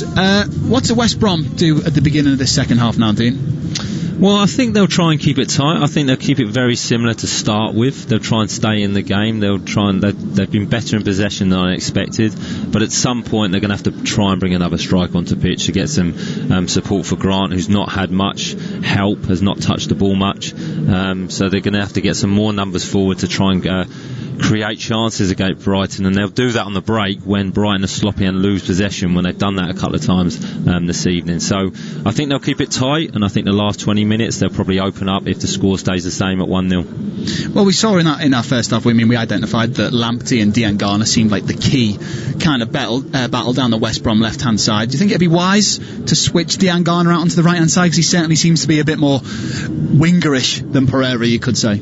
You could do, from an attacking sense, that makes real sense to do that against Solly March. I just think maybe Piero just won't do the defensive side against Lamptey, so you're taking a risk by doing that, but I see the sense in it. It could work, because you'd want him to be isolated one-on-one against Solly March, and you'd fancy him taking advantage of that, and that may happen as the game goes on, and later on when there's, maybe if they're still losing, there's 10 minutes left, they're allowed to do that and maybe allow them to wander around the pitch, get more possession of the ball in more dangerous areas. Yeah, well, the second half is about 10 minutes or so away. There is, of course, a game later on this evening in the Premier League up at Turf Moor between Burnley and Tottenham Hotspur. We'll hear from Jose Mourinho in just a second, but first we'll hear from Mr. Sean Dyche. Well, we certainly look to rattle anyone, only with good play and effective play, so that's what we're looking to do again, play effectively, play a style that can be awkward and hard for them to get a grip on. And equally, you've got to deal with them. They're in good form, they've got top players, we know that. But we have come across them before and given a good performance level and affected the game and got things from the game. We're going to have to do that again, obviously, because they've got some, what I think are really top players, and one of the top probably in the country with Harry Kane, who, he's showing once again not just his goals, but he can make a goal as well. So, it's not about individuals, and I don't think he's the professional who thinks he is an individual. He knows there's a team around him, but I still think he's a top player. You will feel how strong they are when by March, April, where lots of teams will be fighting for relegation, they will be already saved. They will be already 8, 9, 10 comfortable in the table. This is Burnley. So the fact that they have only one point in this moment, they have one match less, and the fact that they had only one point doesn't tell me much. Burnley is Burnley. The way they play, the players they have, their style of play, the manager, nothing changed there. It's always difficult, and it's going to be difficult. It's coming back together now. The group is getting more balanced again. I still think we were 2 or 3, certainly 2, I think, short of what we probably need to, sort of activate the group, if you like, because players, they need in-house competition. They also need that freshness sometimes where a new face comes in. It just kind of gives everyone another little push forwards, and we haven't managed to do that. On the other hand, we have kept players who are very, very important here, so there is a balance to that. And I've said all along, once they're all fit, then it doesn't look quite a stretch. It's just that we stretch easily because we don't carry a massive squad. It's time for evolution. It's time to affect the team, not just the way we play, but also the way we think. And sometimes the way we think takes more time than other things. I'm very happy with the squad. Of course, next summer we will need to give a couple of touches, but this is what you always do to improve your squad. Well, yeah, it's Burnley versus Tottenham just a little bit later on in the Premier League. So, Dean, just a quick word on Burnley. Where's it gone wrong for them this season? 0 wins from 4. I just think it's the injury list they've had, and there was a little bit of unrest, I think, with the ownership, and a little bit of friction between him and Sean Dyche. I think that was a public knowledge that maybe Sean wanted some heavier investment. I think he's done an unbelievable job there to keep them in the Premier League, to compete year in and year out. The recruitment they have, the players they bring in is really, really good. I just think he wanted some help, and that does rub off on the players. It does have an effect in the dressing room. You can say it doesn't, but it does. And the injuries have not helped. He's not had a settled team. He's not had his best team out yet. If he can get his best team out, like he said in his interview, they can compete against any team in this league, especially at home because of the way they play. But they do get stretched when they do have them injuries and suspensions, and that's where they struggle. So at some point during the season, Burnley always put a run together that gets them out of trouble, and I think that will be no different this year. Yeah, brilliant. Well, that is the late kick-off. The second half of Brighton vs West Brom is just round the corner. This is Premier League Live. As darkness sweeps around the globe at 8 p.m. on the 18th of November, 25,000 people worldwide will pull their running shoes on to hit the road for a virtual 5 or 10k at Run in the Dark. I'm Mark Pollock, and by joining us to Run in the Dark this November, you'll be supporting the Mark Pollock Trust and our charity partner Collaborative Cures, whose mission it is to cure paralysis in our lifetime. Register now at runinthedark.org and get your medal, your flashing armband, and your Run in the Dark virtual timing app. Thank you. Let's talk about you looking after your business. Ford, looking after your vehicle. Let's talk hassle-free Ford leasing. Just a fixed monthly payment, no motor tax to deal with, and no maintenance or servicing to pay on selected plans. Get the all-new Ford Kuga from €425 per month. Hassle-free Ford lease. Now we're talking. Search Ford lease or text Ford to 50015 to speak to us about leasing your next vehicle. Text cost to standard rate. Price quoted for a Kuga Titanium with no maintenance over 4 years with 3 monthly rentals in advance. 20,000 kilometres per annum. Business users only. Price excludes VAT. Ford Lease is provided by Merriam Fleet Management, trading as Ford Lease. Get ready and hold on tight, because the Premier League is here! Which teams will stay on track, and who'll go off the rail? Get the Irish Sun for top transfer news, exclusive star interviews and opinions from the biggest names in football, plus expert analysis of every action-packed match in our fantastic goals pull-out each weekend. Stay up to speed, because you never know what the Premier League is going to throw up. Pick up the Irish Sun today. This is not the time for business as usual. It's time for effort and imagination. It's time to use technology to start your online plans. It's time to work from home to stay in touch. It's time to look to each other. Erscá Céile. Ireland is working online with help from Black Knight and .ie, because now we need better than business as usual. Call Black Knight on 059 918 3027 or visit blackknight.ie. 123ink.ie for all your home office needs, including printers, ink, toners, paper, label markers, binders, pens, bins, batteries, boxes, chalk, compass, files, memory sticks, highlighters, glue, notepads, Whoa! And we're cheaper than your current supplier. 123ink.ie for home, for office, for less. Introducing Guardson Sport. Protect your sporting equipment from COVID-19 for up to 14 days with Guardson Sport disinfectant treatment. Ideal in team sport settings with the sharing of balls, rackets, gloves, helmets, and all other sporting equipment. Guardson Sport kills COVID-19 on impact, keeping surfaces free from COVID-19 and other viruses and bacteria for up to 14 days by creating a protective polymer layer on application. For more information on Guardson Sport and other quality assured, certified and approved PPE, visit yourcovidprotection.com. Well, welcome back to Premier League Live here at the Amex Stadium in Brighton for Brighton versus West Bromwich Albion. The second half is just about to get underway. My name's Richard Wolfenden. I was here for the first half. I'll be here for the second half, just like my co-commentator Dean Hammond. So, Dean, in this second half, do West Brom need to come out firing on all cylinders? I think they do. I think they need to start a little bit quicker.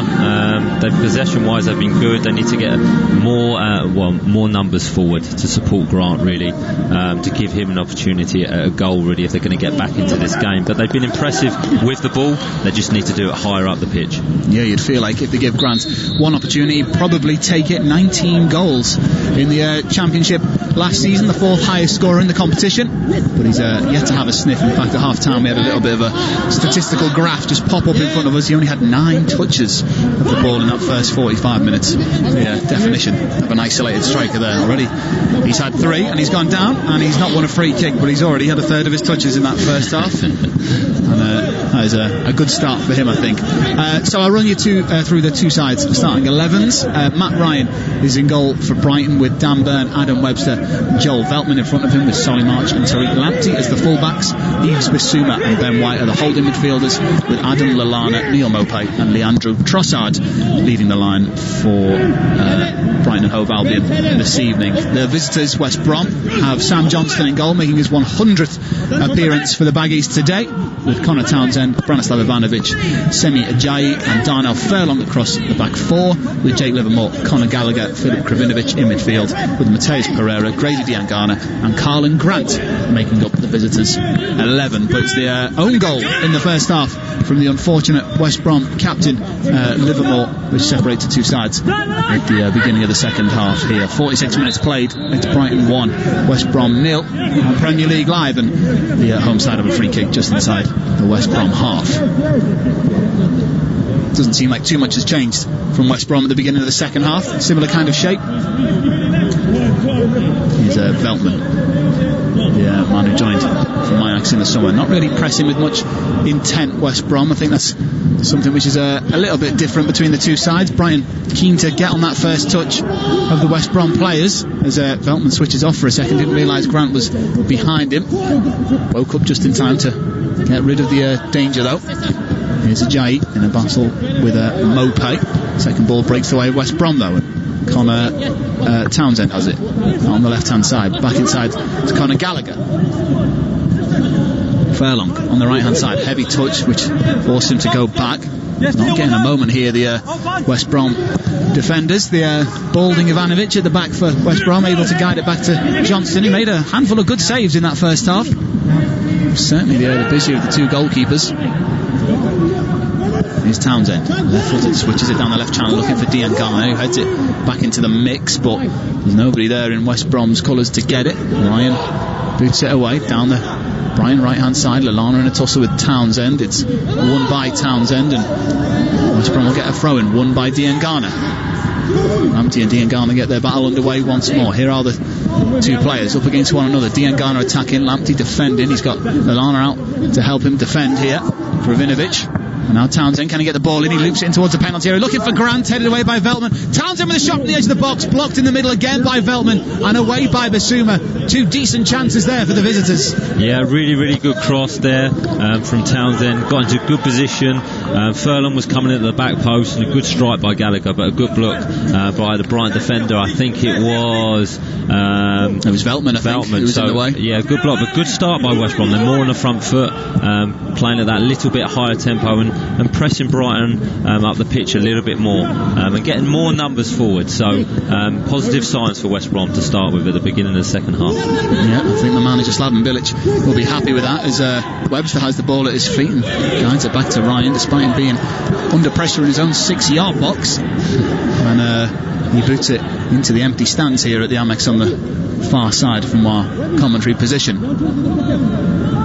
Throw in midway inside Brighton half of West Brom down their left. It's taken by Townsend into Diangana's feet, gives it back to Townsend. He goes back one more to Livermore, who knocks against the feet of White, and we'll have a throw in the exact same position, West Brom. This time it goes to Diangana. Shouts of no foul from the management on the bench below us, but there is no foul and they've got possession back. Good defending from from Brighton Hove Albion.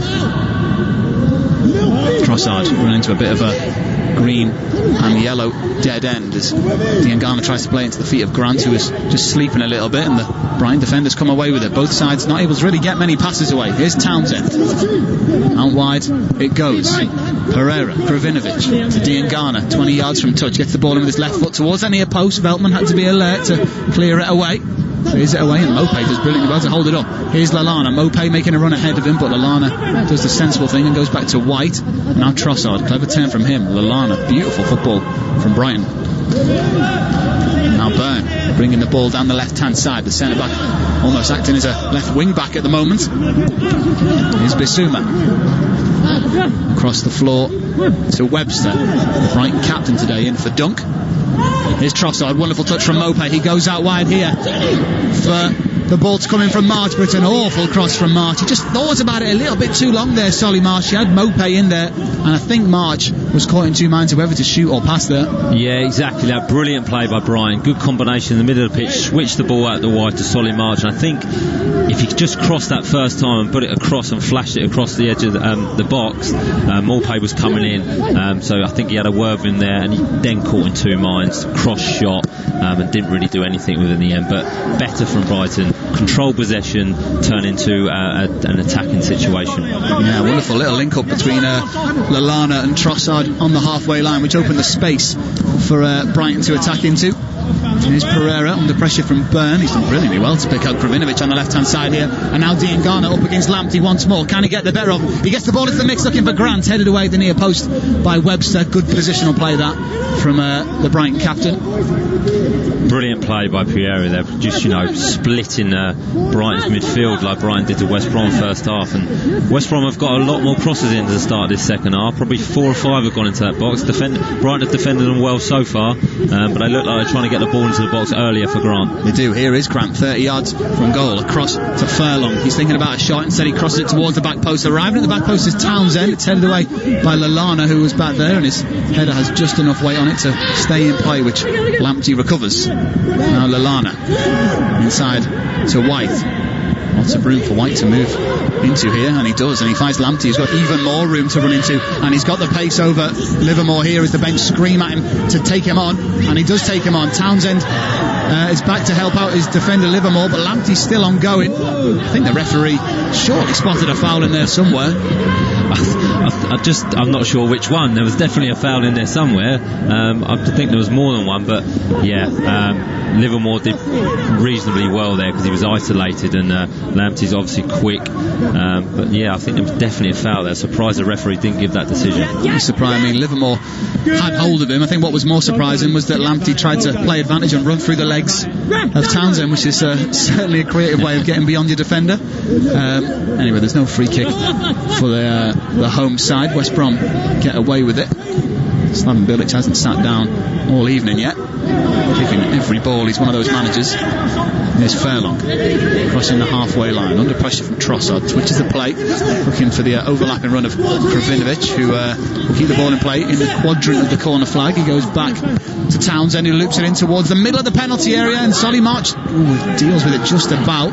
Hesitated for a moment there, Solly March. It bounced up in front of him. Thankfully it bounced off his chest, and Matt Ryan was allowed to come out and pluck it out the sky. Another great cross by Townsend though. I think that's the third one he's put in second half, and it just shows, it's just evident that West Brom just need to get more bodies in the box, because that was a great area, and if someone had attacked it at the back post against Solly March, they could have had an opportunity there. Yeah, I mean, if you're getting more balls into the box, surely it makes sense to get another striker on. I would. I think what they'll try and do, Bilic will just try and stay in the game. I don't think Brighton are going to run away with this. They won't get 2 or 3 goals in quick succession. So if he stays in the game, keeps it tight, last 20 minutes, brings on that extra striker in Robinson, and then if you're getting crosses like that in the box, that's when it could be dangerous. Yeah, well, like you say, they have got Robinson on the bench. He's already got 2 Premier League goals to his name this season, both of those coming in the crazy 3-3 draw against Chelsea, where West Brom found themselves 3-0 up in the first half an hour. I don't think anybody saw that coming, not at least Frank Lampard. It's a free kick here for West Brom. I think Trossard just left something on one of the Baggies defenders there momentarily. Physio wasn't called on though, so it's the replay of it. I'm not quite sure what it was there on Pereira that caused him to go down. Either way, he seems okay, and play continues. 54 minutes played. Brighton 1, West Brom 0 is the score. An own goal in the first half from the West Brom captain Livermore. It's rather unfortunate. Ivanovic just booting it into his chest from point blank range as he tried to clear it off the line. The sort of thing which happens when you're one of those sides struggling down the bottom end of the table. Here is Livermore. Ivanovic on the centre spot with possession. Out wide to Furlong, looking for movement down the line. He sees it in the form of Grant. Good strength that from Karlan Grant to hold off Webster. Pereira onto that left foot of his, sprays it out wide to Townsend. Now a chance for West Brom to get the ball into the box. He can't though, because Lamptey's thrown himself at it and doesn't beat the first man. Here's Kravinovic, whose touches let him down, stretching for the ball, and Brighton get it back with Lallana gliding past players as he has done throughout his whole career, in his Southampton days and his Liverpool days, even his England days. Here's Burn. Possession at his feet, looking for options, under no pressure from anybody in a West Brom shirt. Karlan Grant slowly jogging towards the ball, but no real pressure from the Baggies attack. Do you think West Brom aren't attacking the defenders who have the ball because they're concerned about the space in the midfield that creates when the attackers move forward? I think they're just wary of that pass first half we talked about when they split the West Brom midfield from the centre half, because they know they're very comfortable in possession. So I think they're just trying to set traps. They'll let Brighton come so far and then they'll press them a little bit higher with a more intensity, but they'll let them have the ball at the back, and then it gets to a certain area, then they'll pounce, I think, and they've done that reasonably well second half. Isn't that all well and good when you're level, but when you're 1-0 down you need to get a goal? But you think they should be a little bit more risky, take a few more chances? I think they will do, Richard. I think there's something that... Well, they could do here, because Townsend's got the space down the right hand side. He's away from Burn. Can he get a good ball in? He pulls it back for Pereira, who just waited too long, and Ben White comes to the rescue from nowhere for Brighton and Hove Albion to just pounce before the trigger was about to be pulled by Mateus Pereira. Yeah, brilliant movement by Gallagher, good running behind, very composed, but great defensive tackle there by Ben White. And that is the beauty of having a centre-half, ball-playing centre-half, playing midfield. He'll sense danger, he'll be aware of danger, and an excellent time tackle. Solid stuff from Ben White. Here's Bissouma now, Brighton on the attack now. It's Ben White in possession, has a shirt pulled by Grant. The referee spotted it, waves play on.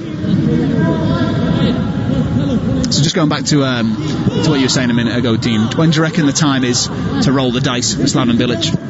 I think anywhere, you're getting around the 70-minute mark. I think you'll see it. The mentality of the West Brom team will change when they bring that extra strike on, because they will do. They'll want to try and get obviously a point, or not try and win this game tonight, and they'll need to bring that second striker on. But the difference is then you have to change formation, and that's the only problem against Brighton, who are very good in possession, who can find them gaps, who can open you up. So you need to be a little bit wary, but the 70-minute mark, I think Bilic will make a change. Yeah, well, we're approaching the 58th minute mark, and it's still 1-0 to Brighton. Both sides got the 11 they started with on the pitch, so all substitutes available to both managers so far. Incidentally, for Brighton today, Danny Welbeck is on the bench, joined on a free transfer after his contract expired at Watford. Just joined on a 1-year deal from the Hertfordshire side.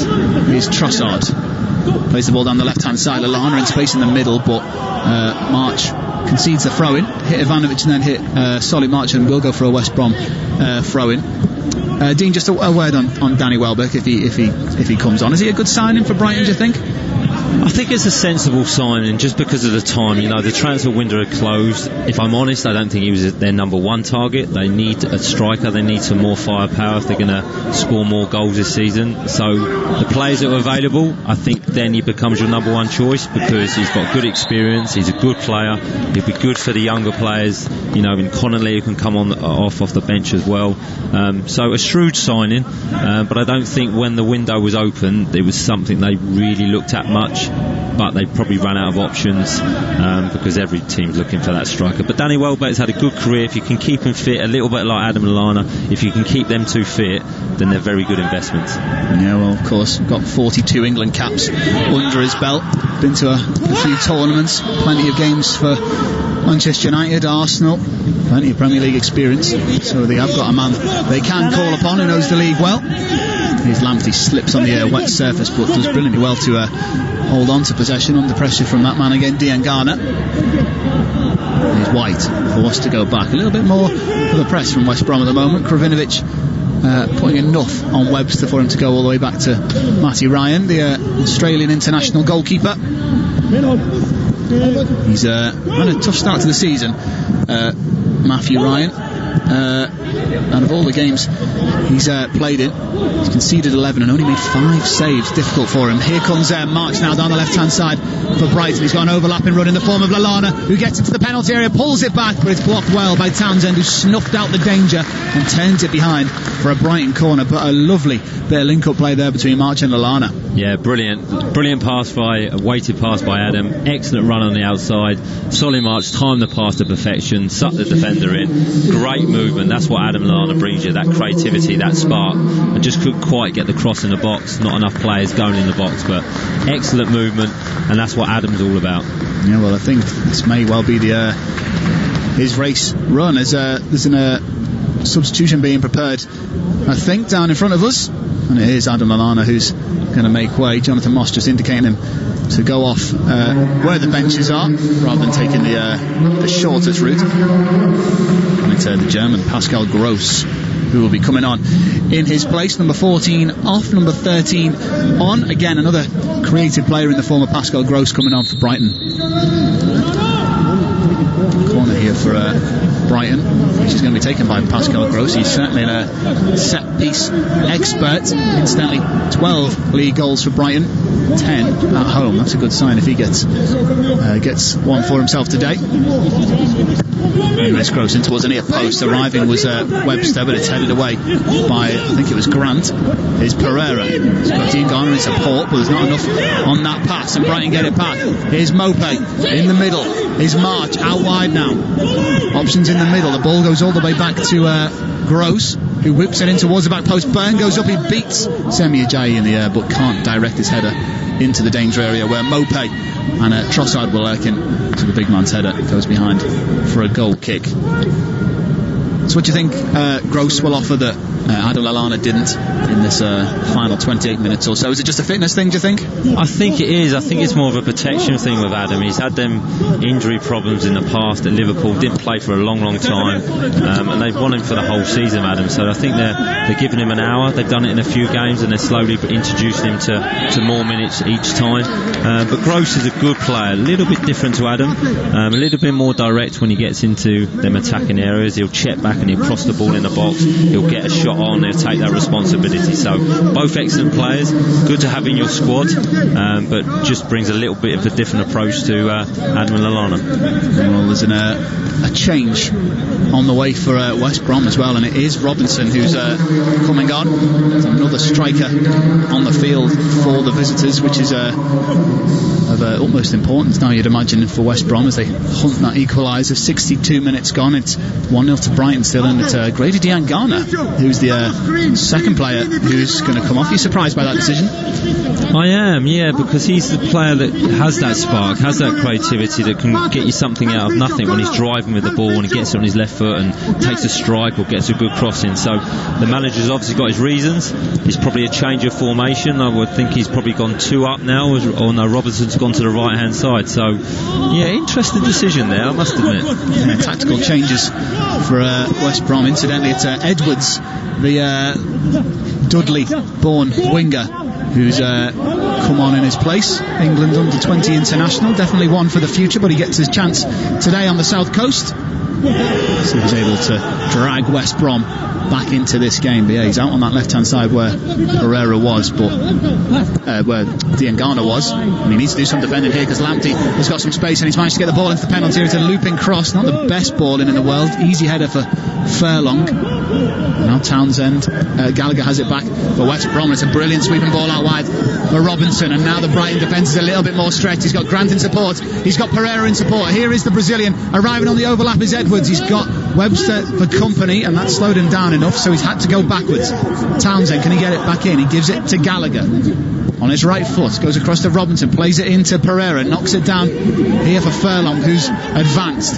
Furlong takes the ball to the touchline, tries to get the ball in, it deflects off Solly March, and behind for a corner for West Bromwich Albion, is it? No, it's a goal kick. The ball ricocheting back off Darnell Furlong. I think he was rather unlucky there, Furlong.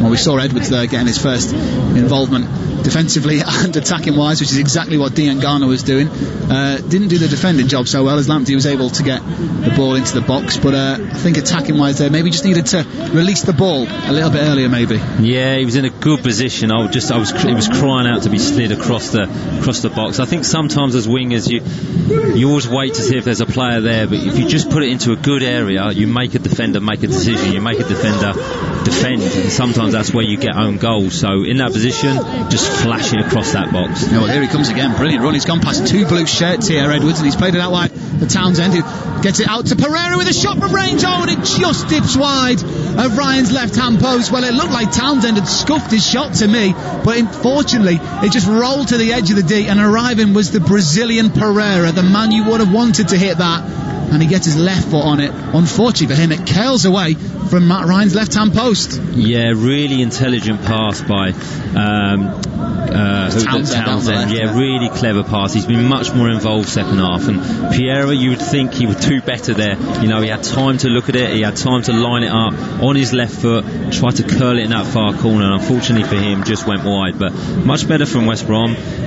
You know, they're getting into good areas now, and they're picking out more intelligent passes to create them opportunities. Yeah, there's definitely an improvement on the first half performance, that's for sure. Attacking wise, 66 minutes gone, still Brighton 1, West Brom 0. Here's Mopé, not seen much of him in the second half.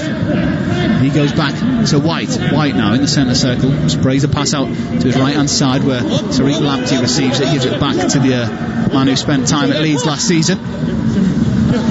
Gross inside to Trossard. Here's Gross once more, under pressure, forced all the way back to Matt Ryan, who's under pressure from Carlin Grant, so this time just empties and plays it out to the left hand side where March was going for the challenge with Furlong, but Furlong uses nous there just to nudge March out of the game and win the throw in.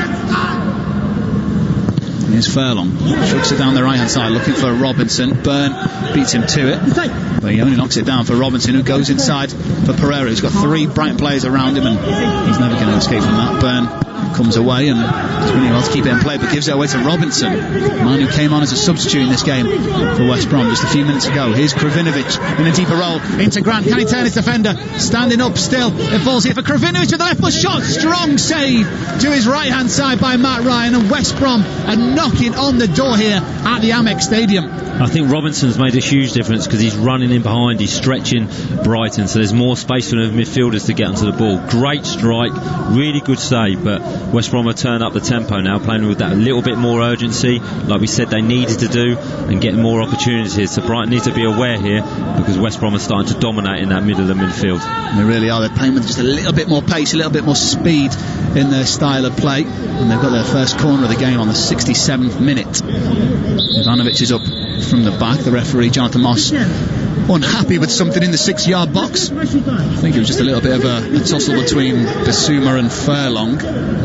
Jonathan Moss having a word with Furlong, or maybe it was Gross who he was battling with, not quite sure. Well, there's always a little bit of handbags on corners. If you're the defender, you don't want to give away a penalty yet. In it comes from Edwards, left-footed, Ryan off his line, punches it away two-handed, and then it's helped further away by Trossard, but he's the furthest forward for Brighton, so eventually possession is relinquished back to the all-in-pink West Brom goalkeeper Sam Johnston. He plays it out wide to Edwards. Good first touch from Edwards. In fact, it wasn't that good. It's allowed to be recovered by Lamptey, who gives it to Gross, who goes back to Lamptey, slightly behind the former Chelsea man. Here is Webster. Looks like West Brom definitely playing more of a higher press now. Here's Robinson. He gives it away with a delicate back heel, trying to find Kravinovic.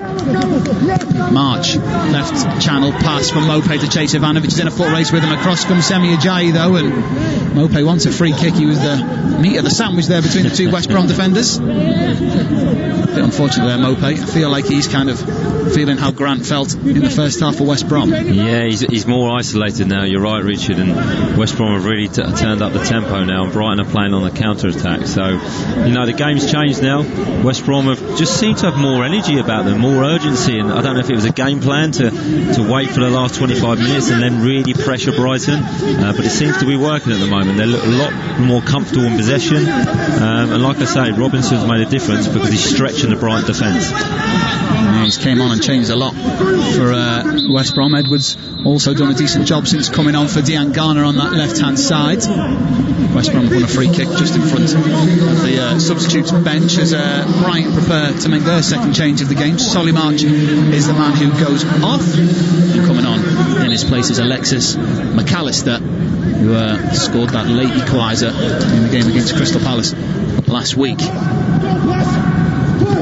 I was really surprised to find out that McAllister isn't Scottish, in fact Argentinian with that name. I think it's the Alexis which gives it away, maybe. Here's Townsend back to Gallagher now. Gallagher right-footed, swings it towards the back post in the penalty area. Arriving at the back post was Furlong, who loses out on the header. Here is McAllister, who's dispossessed by Robinson. It's a West Brom throw-in, and the manager Slaven Bilic is trying to get that throw-in taken quickly. You can't say he's not passionate, can you, Bilic? He's kicking every ball, directing every player where he wants to make a pass. It's the puppeteer of this West Brom side.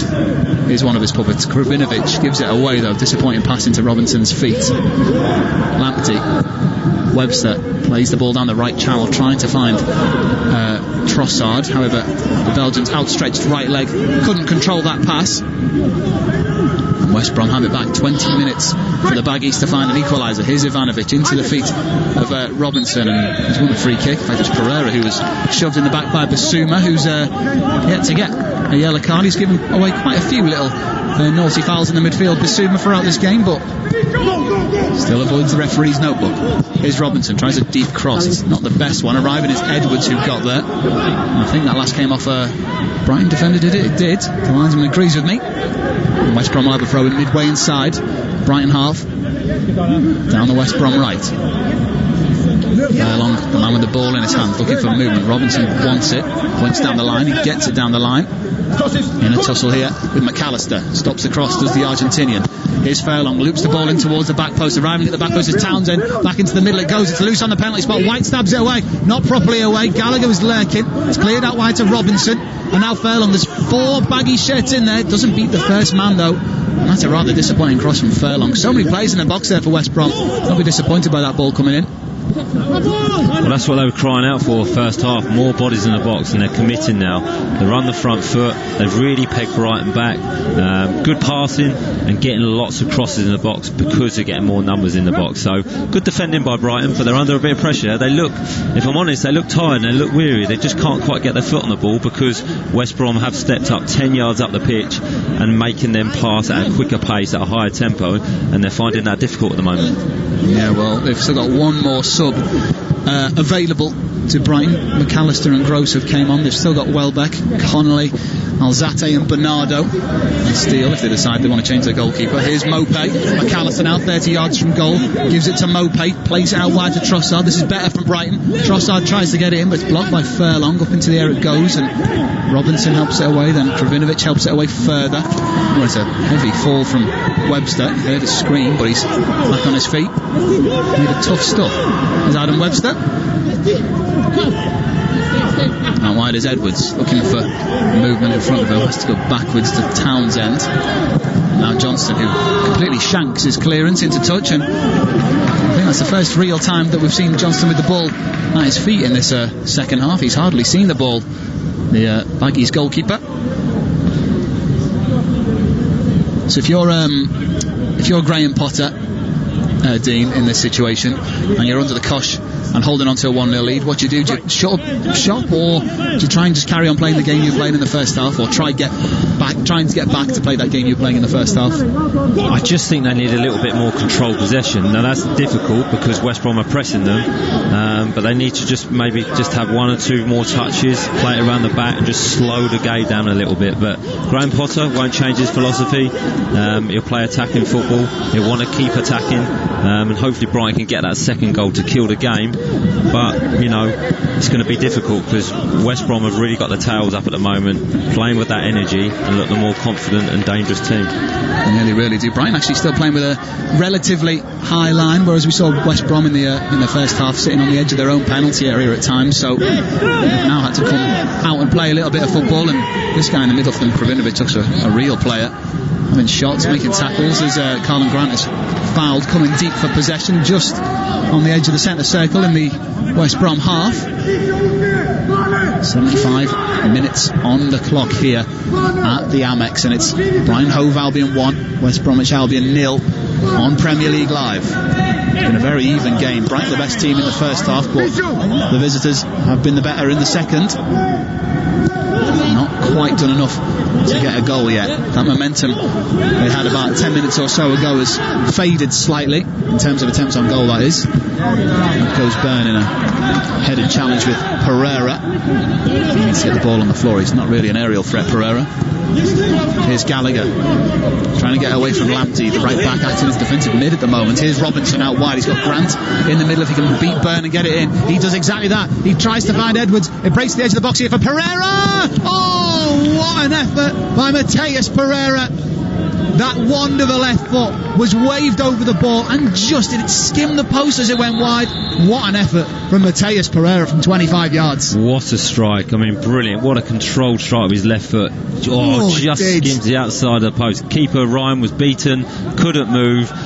Brilliant from West Brom. I mean, Gallagher's come more influential this second half in the centre midfield. He's getting the ball wide to Robinson, and Robinson's been really good. Not doing anything complicated, anything major, getting the ball out of his feet and getting crosses into the box. That's obviously what he's been told to do. West Brom getting more numbers in the box, and the ball, Brighton just needs a little bit of a wear and pick them second balls up on the edge of the box, because Pierre has had twice 2 chances from the edge of the box to try and score now. But what a strike. Yeah, goodness me. That was if there was a stadium full here, they would have been all breathing in at the same moment there when that left his left foot. A brilliant strike from Pereira, just a foot or so too far to the left hand side of the post. There's a foul here from Webster diving in on Grant, who's taken a handful of these this evening, and there is a yellow card waved the way of the Brighton captain. They could do without another defender getting suspended, Brighton.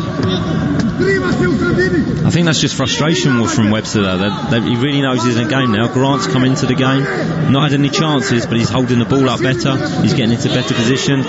So Webster, I think that tackle was just pure frustration. Yeah, it's a silly place for a centre back to give away a free kick as well, as Edwards comes flying in, doesn't get there. Townsend gets it on the edge of the box, loops it in towards the back post. It's behind the West Brom strikers, but it breaks back to Pereira, edge of the box, pulls it back looking for Kravinovic, but it's well read by Trossard getting back there. Didn't expect him to be there. Here's Byrne, tries to clear it but can't get it away from Pereira, as the goalkeeper Matt Ryan will happily see that just spin up into the air and into his penalty area, and will try and drain down just a few seconds here. Pereira running away from the ball, and that was quite strange. He's just quite happy to see some time get wasted as Brighton prepared their third change. Alzate looks like the man who's going to be coming on. Do you think another midfielder is what Brighton need at the moment? Yeah, exactly, and I think that's why he's coming on. I think they've lost control in that area of the pitch, and that's where West Brom are dominating. They're on the front foot, they're combining well, getting the ball wide. So if Brighton can get another midfield player, a disciplined midfield player,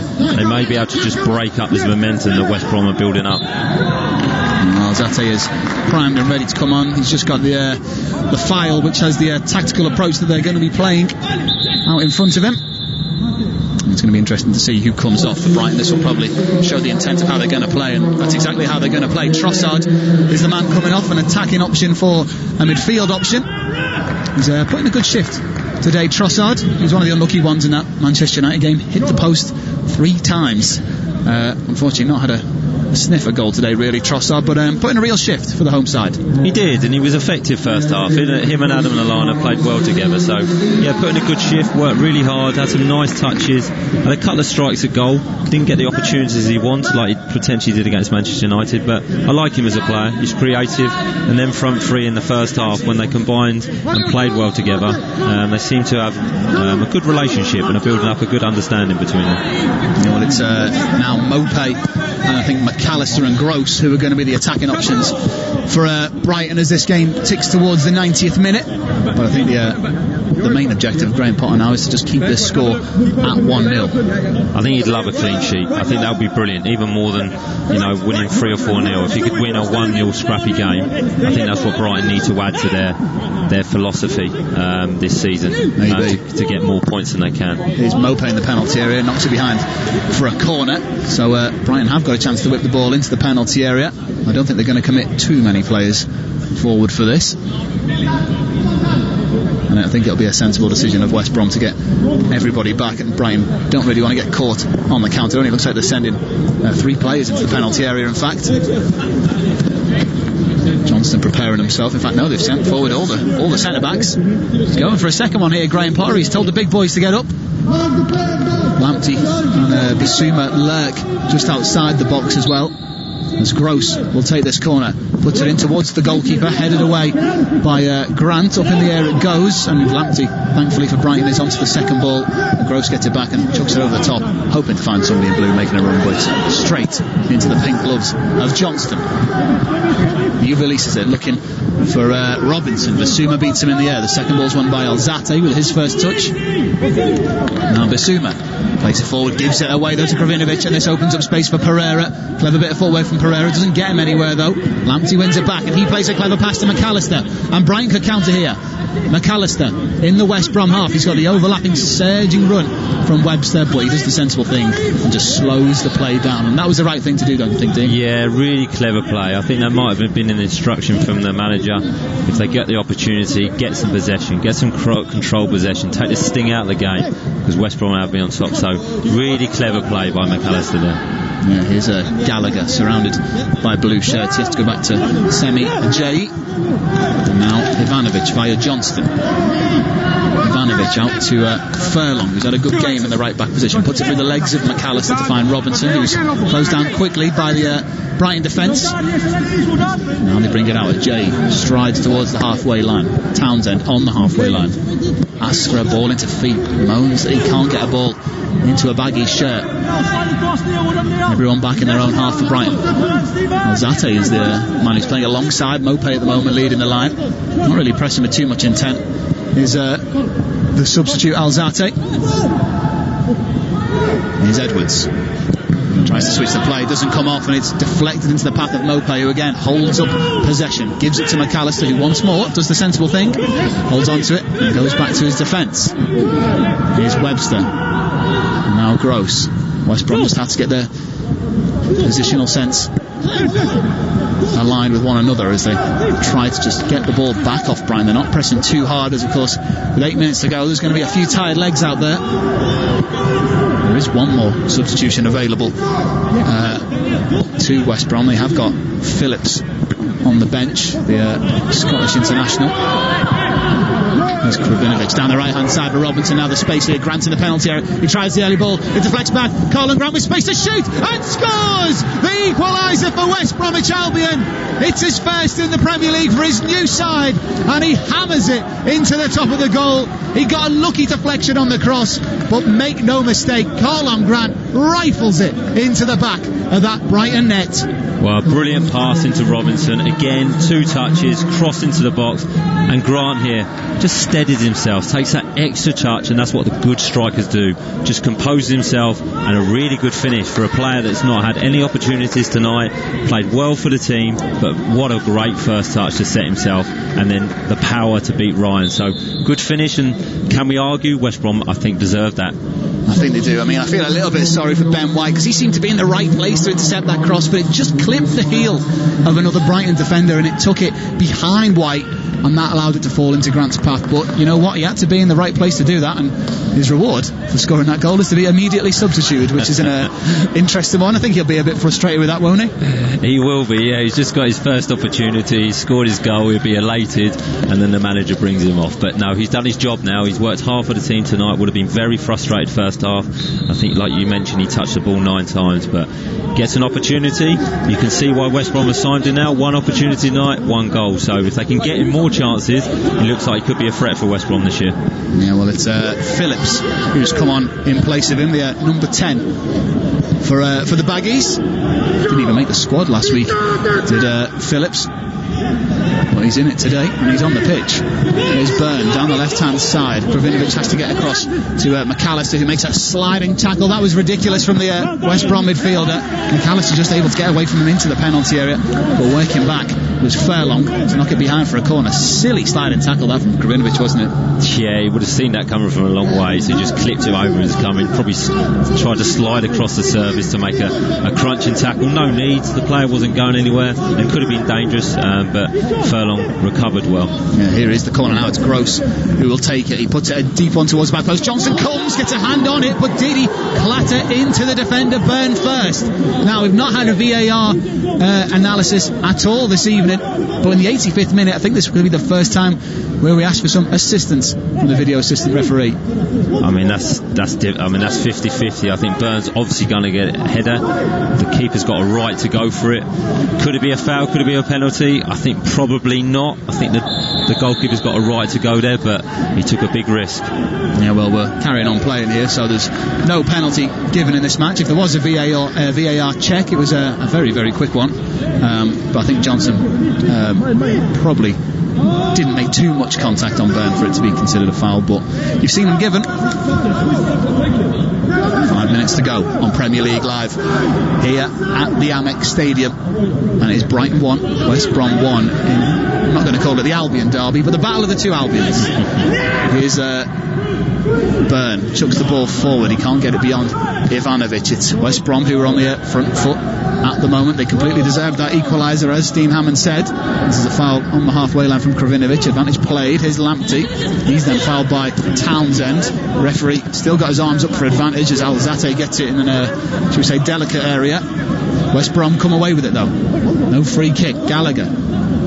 Here's Edwards, puts it through the legs of the defender, and now Gallagher's got space down the left-hand side. The flag stays down. The overlapping run is from Edwards, but tracking back from midfielders Ben White, and then Edwards gets his toe on it and knocks it behind for a goal kick. And as you can hear there, apologies for the language, there was a claim of offside against Gallagher not given, and there will be a goal kick. And you feel as if either side could probably win this. Brighton playing with some pace, West Brom not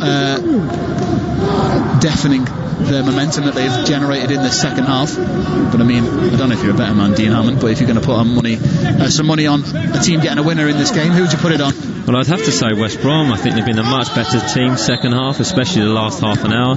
Changed the system, the manager was brave, made some attacking and positive decisions, and they've really had an effect. They've put a lot of balls in the box, a lot of crosses, so they're in the ascendancy, they're on the front foot, and I think Brighton look very weary and would look forward to the final whistle, which is unfortunate for the home team.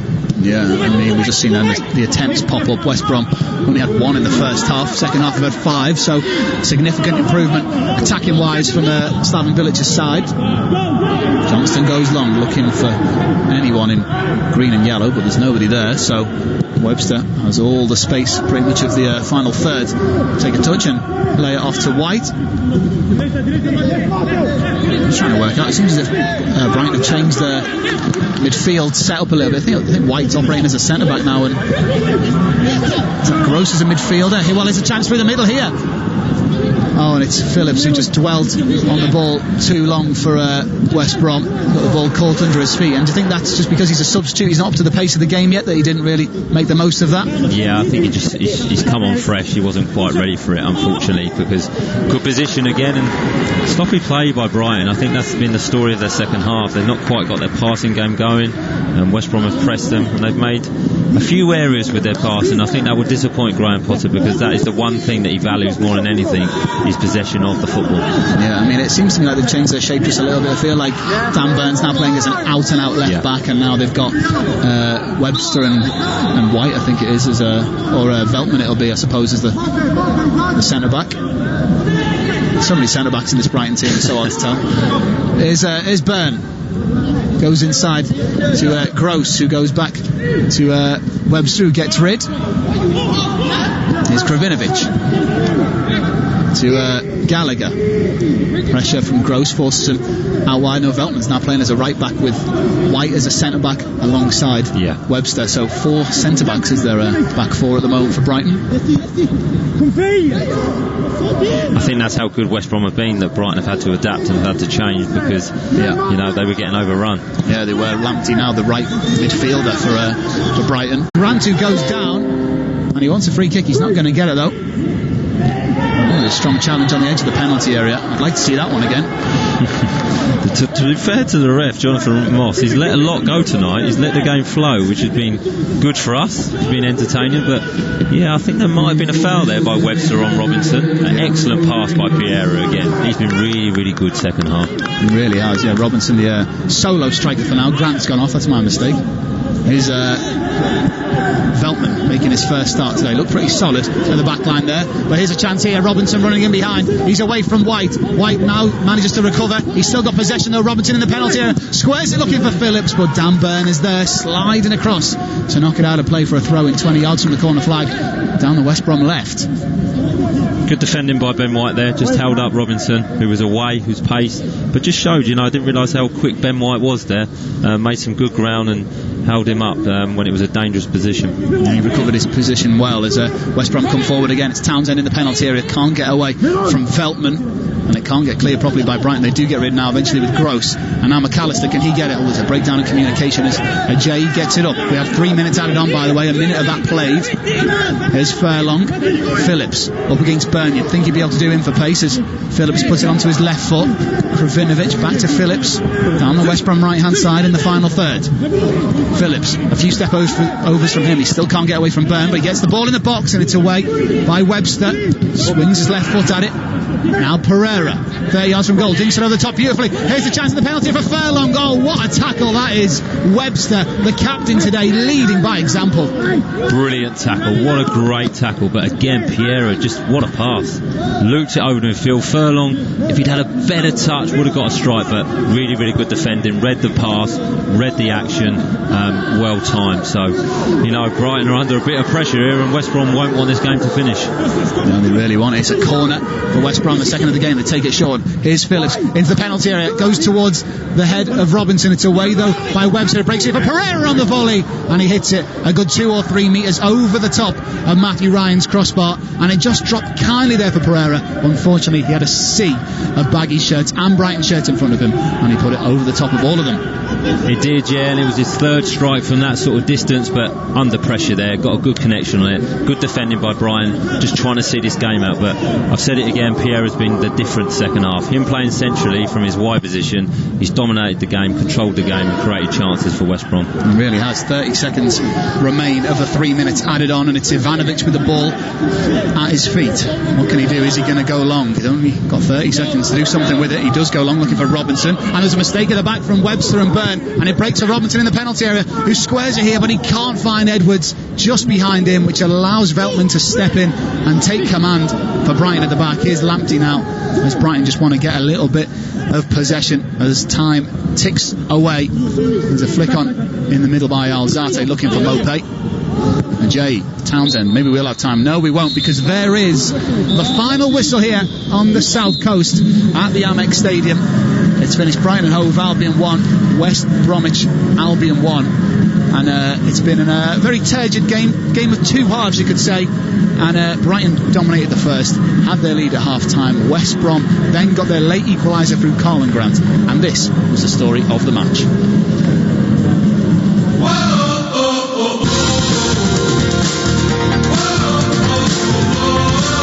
Now it's Brighton's turn to come forward. forward with Trossard. It's 3-on-4. Here comes Trossard, tries to play the ball through the middle to Lallana, into the penalty area to Mopé. Strong save from Johnston, diving down to his right, dangled out a leg and stopped the effort from Neil Mopé and stopped Brighton taking the lead.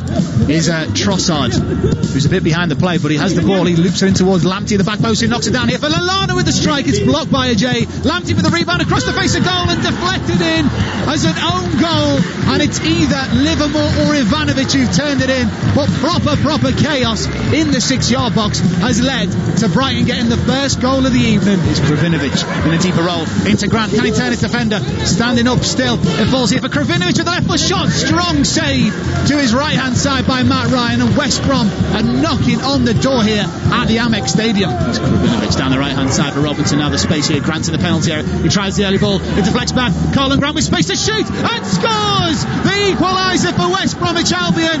It's his first in the Premier League for his new side, and he hammers it into the top of the goal. He got a lucky deflection on the cross, but make no mistake, Colin Grant rifles it into the back of that Brighton net. And that was it, the equaliser, the last goal of the game. The final score here at the Amex was Brighton 1, West Brom 1. Well, I've been watching that with Dean Hammond. Dean, do you think that was a fair result in the end? I think it was. I think Brighton were the better team first half, and West Brom were definitely the better team second half, especially when they changed systems, especially when they made the substitutions and brought Robinson on. He had a real effect on the game. You know, he was direct in his approach, put some very good balls in the box, and West Brom really finished strongly, and a good goal by Grant, and he had one opportunity tonight and got a goal. And a little bit disappointed with Brighton. They would have looked to try and get that clean sheet and try and get their first home win of the season, because I think that's an issue really. Their home form's not great, so the manager will be disappointed there, and they looked a little bit weary, a little bit tired at the end, but credit to West Brom, they changed the system and finished the game strong, so definitely deserved a point. Yeah, I mean, they're still looking for their first win of the season, West Brom, their third draw of the campaign, but will that be a good point earned for Bilic, do you think? Definitely a very, very good point earned, especially when first half they weren't really in the game. It looked like they'd come for a point. They set up with a structure and a shape to try and frustrate Brighton, but I really enjoyed watching them second half. Actually, they're better in possession than I realised. Piero, when he got on the ball and he played in that central position, dominated the game and really made things happen, so I would look to play him in there on a more regular basis. I know you need Livermore in there during most of the game because he gives you that protection and he's the captain of the team, but I like Pierre in there, so good signs for West Brom, but I think the manager will be desperate for that first win. Yeah, definitely. Hopefully that'll come next week for them. I mean, if you're Slaven Bilic and you've seen such a change in mentality and style of play once you brought on Robinson, is that just he should be maybe leading with that from the off maybe next time, and they won't have to start so defensively and so deep?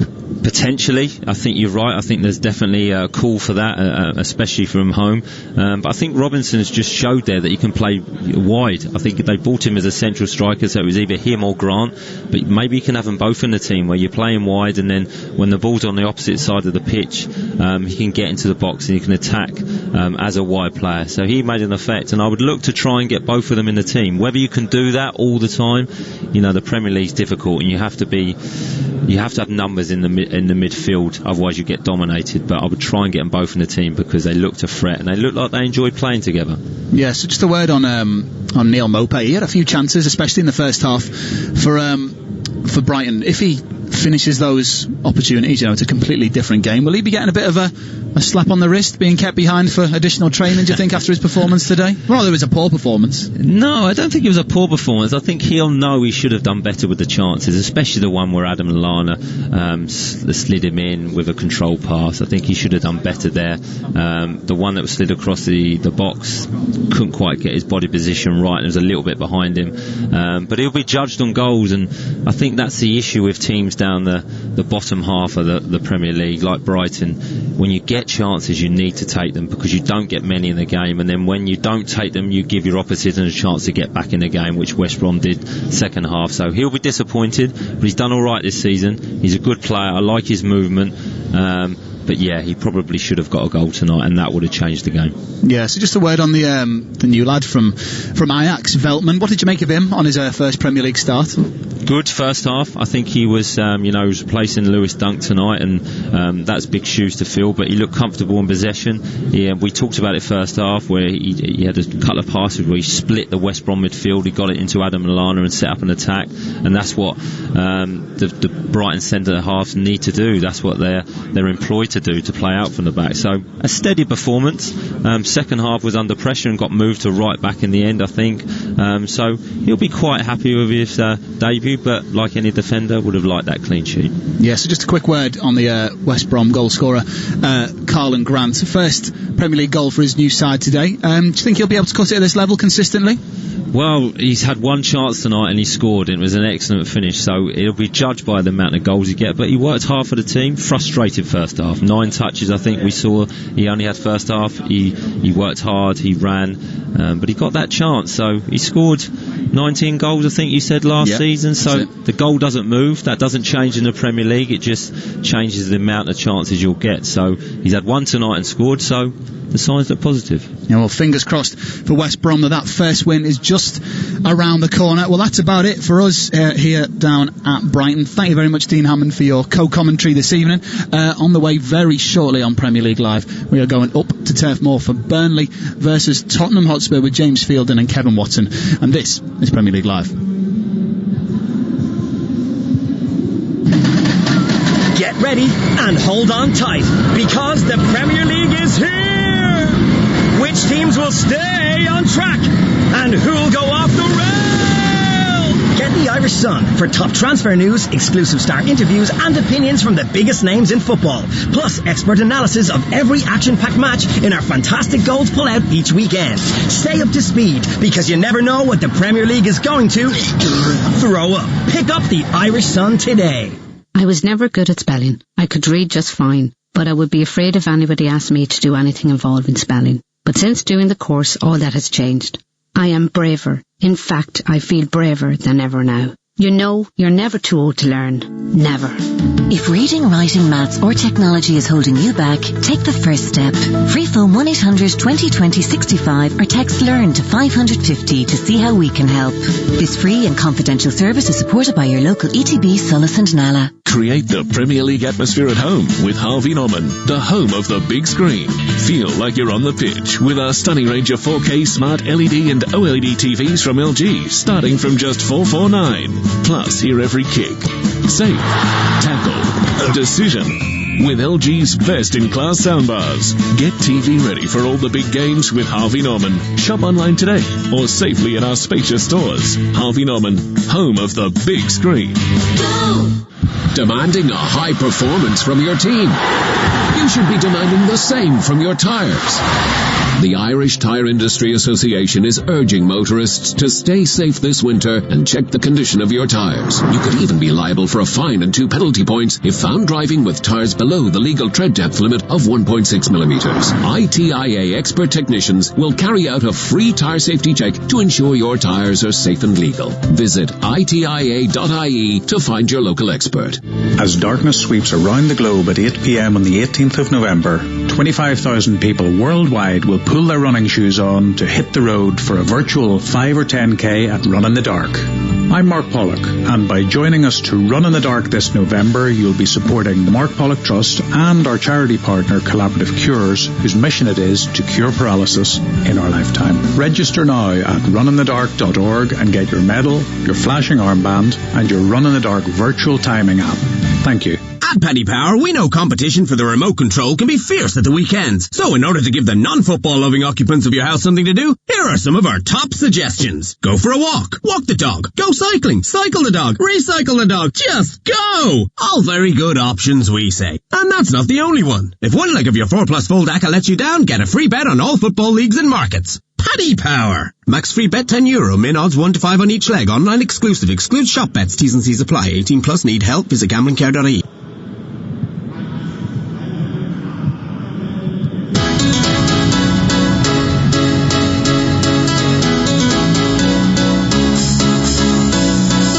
Premier League Live with Talk Sport. All the big goals and big moments from the world's biggest football league. Aubameyang, 3-0, what a goal. Son onside, this time for 4. Southampton crumbling here at St Mary's. Bringing you the best of the Premier League all year round. Jamie Vardy has a hat-trick against Manchester City at the Etihad. Good delivery and another goal. The keeper Kane. Oh, he flapped. Meslier makes the mistake. There's a header and there's a goal from Brownhill. Wolverhampton Wanderers back in the game. Premier League Live with Talk Sport. You're listening to TalkSport's coverage of Burnley against Tottenham Hotspur from Turf Moor. I'm your host, James Fielden, and alongside me is the former Tottenham Hotspur and Swindon midfielder, Kevin Watson. This is Premier League Live. It's the final game of the Premier League weekend, and an interesting one between two sides who have had contrasting starts to their campaigns. While last week's extraordinary collapse against West Ham was frustrating for Spurs fans everywhere, overall they'll be delighted with their start to the season, especially with all the games they've had to play in a short space of time across multiple competitions. A win tonight would put them 2 points off the top in what is becoming a fairly open Premier League season, and if they can score plenty on the road again like they did in their other two games at Southampton and Manchester United, it would go down very well with boss Jose Mourinho. Burnley have had a strange start to the season under Sean Dyche. Rumours and speculation continues to swirl around about his future after a low transfer spend in the summer as they struggle to improve their team. While on the pitch they've lost 3 of their 4 games so far. Due to their season opener against Manchester United being postponed, they've only played once at Turf Moor this campaign when they were beaten by Southampton and only got their first point last Monday against West Bromwich Albion. They do traditionally start seasons slowly, and Clarets fans will be wondering what happened after losing just 2 of their final 16 games at the end of last season in July. Will this be the night they get their season up and running? We shall find out. Team news is in. Burnley have made one change from their game against West Brom a week ago, and it comes in defence. The fit again Matt Lowton back from a knee injury as Eric Pieters makes way. He's got a calf strain. Spurs have made 4 changes. Out goes Serge Aurier, Davinson Sanchez, Sergio Reguilon and Stephen Bergwijn. Matt Doherty comes in. Eric Dyer is back from a thigh problem. Ben Davies and Lucas Moura also come in for Mourinho's side. So the two teams line up as follows. Pope in goal for Burnley. Lowton, Long, Tarkowski and Taylor across the back in a 4. Gudmundsson, Westwood, Brownhill and McNeil in midfield. And it's the 2 up top, Ashley Barnes and Chris Wood. Spurs with Lloris in goal, Doherty, Alderweireld, Dyer and Davies across the back. Hojbjerg and Sissoko sitting in front. Then Lucas Moura and Ndombele and Son Heung-min all behind Harry Kane in attack. Spurs do have Gareth Bale on the bench once again tonight, as is Joe Rodon, who could potentially come on and make his debut, though unlikely being a defender, but he's involved. Eric Lamela also back tonight for Spurs. Delighted to say, alongside me for this one is the former Spurs midfielder, Kevin Watson. Kev, how are you? I'm very well, yourself? I'm very good, thank you. Good. A cold night here at Turf Moor. This is where you show your character, isn't it? Yeah, it certainly is. If Tottenham have any title aspirations, they'll be looking to come here and take all 3 points. I don't see Jose Mourinho thinking a point will be a good result here tonight. He was pretty relaxed yesterday. He was watching the Portuguese Grand Prix with his backroom staff at Spurs training base. What do you make of the side that he's put out there tonight? Well, it's strong, isn't it? It's strong, and, you know, Moura, Kane, Heung-min Son as a front three, and then you've got Gareth Bale to come on. He really does have an embarrassment of riches. Also Vinicius and Lamela on the bench as well. So it's a strong Spurs team. The back 4, you know, Matt Doherty back in at right back. Aurier seems to have got a new lease of life. With Matt Doherty coming in, he's been played very well in recent weeks, but Doherty's in tonight and Davis in for Reguilon, so he's literally nearly got 2 players in every position. We touched on Gareth Bale on the bench again tonight. Considering the squad he's got at the moment and the quality of opposition they're currently facing, can he afford to leave him out and just give him half an hour, 20 minutes here and there? Yeah, I think so. He introduced him with 20 minutes, didn't he, the last game. He's obviously not up to speed. Gareth Bale hasn't played 90 minutes in a long time, been injured. Again, I would expect to see him, depending on circumstances, again for probably another 20-25 minutes this evening. And Burnley beaten at Leicester on the opening day. They've been beaten by Southampton, Newcastle as well before that drab 0-0 against West Brom last Monday. Are they in trouble this season? Well, it's difficult to say. He always finds a way, Sean Dyche, doesn't he, with his teams? I expect they'll have a decent run at some point. They haven't started the best. Obviously played 4, haven't got a win on the board yet, only drawn the 1 and lost 3 games. So it's a difficult time for them at the moment. And that, like I said, I think Tottenham will be coming here this evening. And it's always a difficult place to come, but, you know, maybe with no crowd, perhaps that's slightly bit easier for Spurs tonight. They've actually only won 1 or 0 of their opening 5 matches in 4 of the previous 6 Premier League seasons. They do tend to start slowly for one reason or another, but they finished last season so strongly, hadn't they? Just 2 defeats in their last 16 games. What's changed for them since then? Well, I don't think anything. I think teams get into a little bit of a pattern, don't they? As you say, they're notoriously slow starters. They know what they're doing. Obviously, Sean Dyche knows what he's doing. They've been in the Premier League quite a while now. 4-4-2, you know what you're getting. They'll go back to front. They'll be very organised, but as I say, they've not managed to get a win on the board at the moment, which, as I say, Tottenham will look at that and think, well, you know, yeah, we can come here and continue that run for Burnley. And in terms of how they can hurt Spurs tonight, second balls off Chris Wood? Second balls off Chris Wood. You know how they play. Ashley Barnes as well. He's not the smallest. They'll get it into wide areas. Gudmundsson and McNeil. The 2 midfielders are decent footballers. Brownhill and Westwood. I like those 2, to be fair. You wouldn't really say would fit into a Sean Dyche team, but they're good footballers. And yeah, they'll get second balls. They'll get crosses in and look to play off the front too. Final question for now, Kev. Our producer's getting a bit giddy. He thinks Spurs are in a title race. Should he be excited? Do you know what?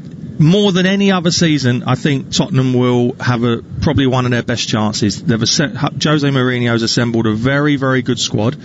Obviously, the disappointing result against West Ham. I mean, no team that has title aspirations throws away a 3-goal lead.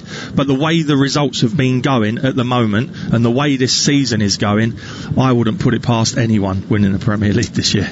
You heard it here from Kev Watson. Anyone can win, even Burnley. They need to get a win here tonight if they're going to push themselves up the table. We shall see. That might be a bit tricky and a bit beyond them, but maybe Spurs could be within a shout of getting the Premier League this year for the first time since the Premier League began, obviously back in 1992. We'll go over the rest of the weekend's action in a few minutes' time. You're listening to Premier League Live.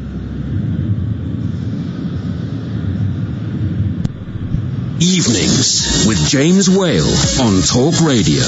Keep connected with round-the-clock news, essential information and expert insight. I think we've got to be very careful about the way this has all been going on. Cutting through the confusion with everything you need to stay safe, informed and entertained. Everyone's going on about, we should be tracking and testing, and I just don't know how that is going to happen. Evenings with James Whale. Weeknights from 7 on Talk Radio. In a world of 24/7 global sportscasting and instant news infotainment, one man bestrides the airwaves like a snow-capped Caledonian colossus. Hello, I'm Jim White. Jim White, anchorman. Mid-morning news team, assemble. Jim White and Natalie Sawyer, the #1 rated news source for breaking sports stories, big name guests, and liquid showbiz charisma. Great Odin's Ravens, that's quite a transfer. There's nothing burgundy about Jim White. Tomorrow morning from 10 on TalkSport. In the spring of the year 2020 AD, a deadly enemy rages like a torrent of fire between the ends of empire. My name is Maximus Talksportus Pandemicus, gladiator of the sports radio. Gird up your loins and battle the invasion of COVID-19, because what you do today will echo in eternity. TalkSport Legion, assume tortoise formation against COVID-19.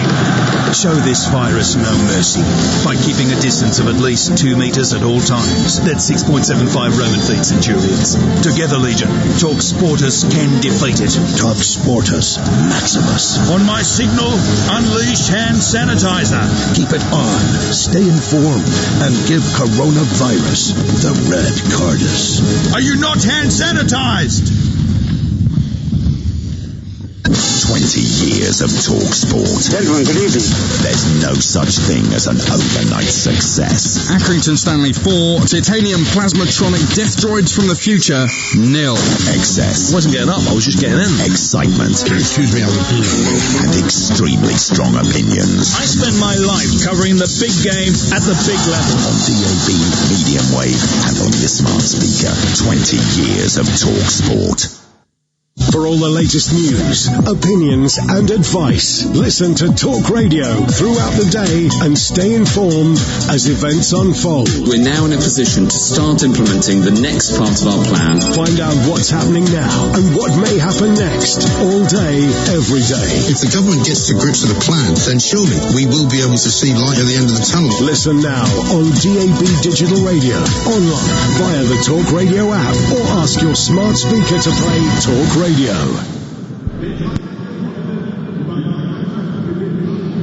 Welcome back here to Turf Moor. We're building up to Burnley against Spurs, the late game here on this Premier League Monday, the final game of the weekend. We've already had Brighton's 1-1 draw with West Brom earlier tonight. A Jake Livermore own goal gave Brighton the lead in the first half, but Carl and Grant levelling things up for the Baggies in the second half. There were 3 games yesterday: Southampton against Everton, Wolves against Newcastle, and Arsenal against Leicester was interesting as well. Here are the highlights and the best of the action.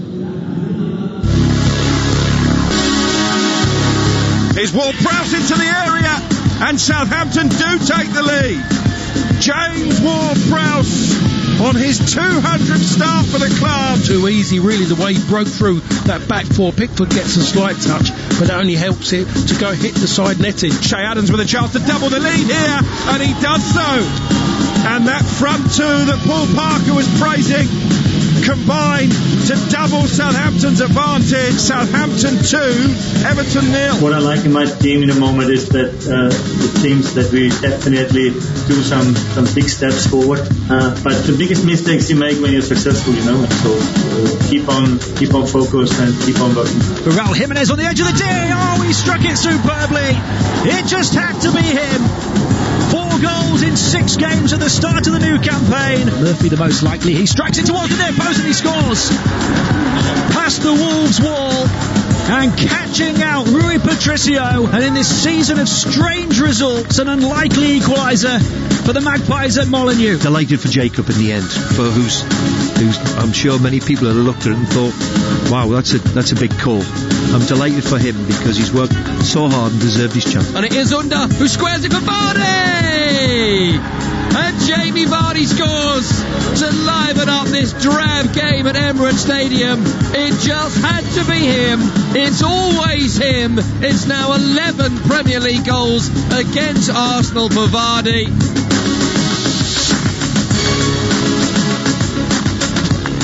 So the results from yesterday's game: Southampton with an impressive 2-0 win against Everton, who started the season so well. Luca Dean saw red in that one for a bad challenge. Wolves denied late by Newcastle at Molineux, a late goal from Jacob Murphy there, cancelling out Raul Jimenez's excellent opener for Wolves. And Leicester, Kevin Watson, winning at Arsenal. Yeah, magnificent win, wasn't it? You could see what Brendan was trying to do, frustrate Arsenal for long periods. And I could see what was coming. I knew Brendan from my Reading days, and Jamie Vardy's on the bench, and he's fit enough to be on the bench. He's obviously fit enough to play for whatever amount of time that was, and you could see that he was sucking Arsenal onto him. They were going to get higher and higher up the pitch, chasing that winner. And then he put Jamie Vardy on, and obviously there was more space to run behind, and it was a fantastic goal from Leicester City's point of view. It wasn't a breakaway. I was lucky enough to be there last night, but there was one controversial incident in the first half, wasn't there? The goal that was ruled out, the header that was nodded in at the near post, and it was ruled out for an offside when more people were thinking, is the player in front of Kasper Schmeichel, is he not? And all kinds of confusion again. Yeah, it's a difficult one, isn't it? I mean, I don't think he was in front of Kasper Schmeichel, but as the ball comes across and the Leicester City players move out, if you're an Arsenal player and you just stand there and you're in offside position and the ball goes in the goal, I can fully understand why it's been disallowed. I don't think it was line of sight or anything like that, but I can understand if you're in a defensive line and the ball comes in and you sort of move out and you want to leave players offside, then it's going to get given. Is the answer to all this transparency? And when I say transparency, what I want is for people at home, it's a bit tricky with people in the ground, but certainly people at home watching on TV to be able to hear the conversation between the referee and the VAR. Well, why can't we have that?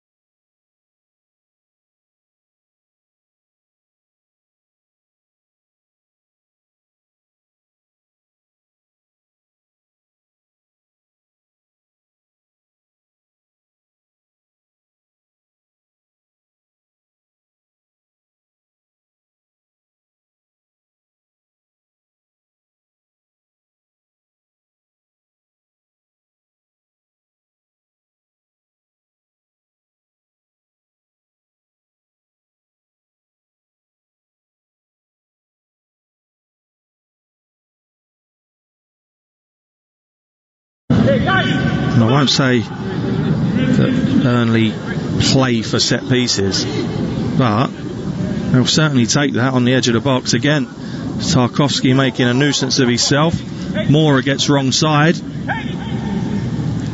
Does really well there. Is it Josh Brownhill? Just over 10 to go until half time. Brownhill standing over this one. McNeil as well.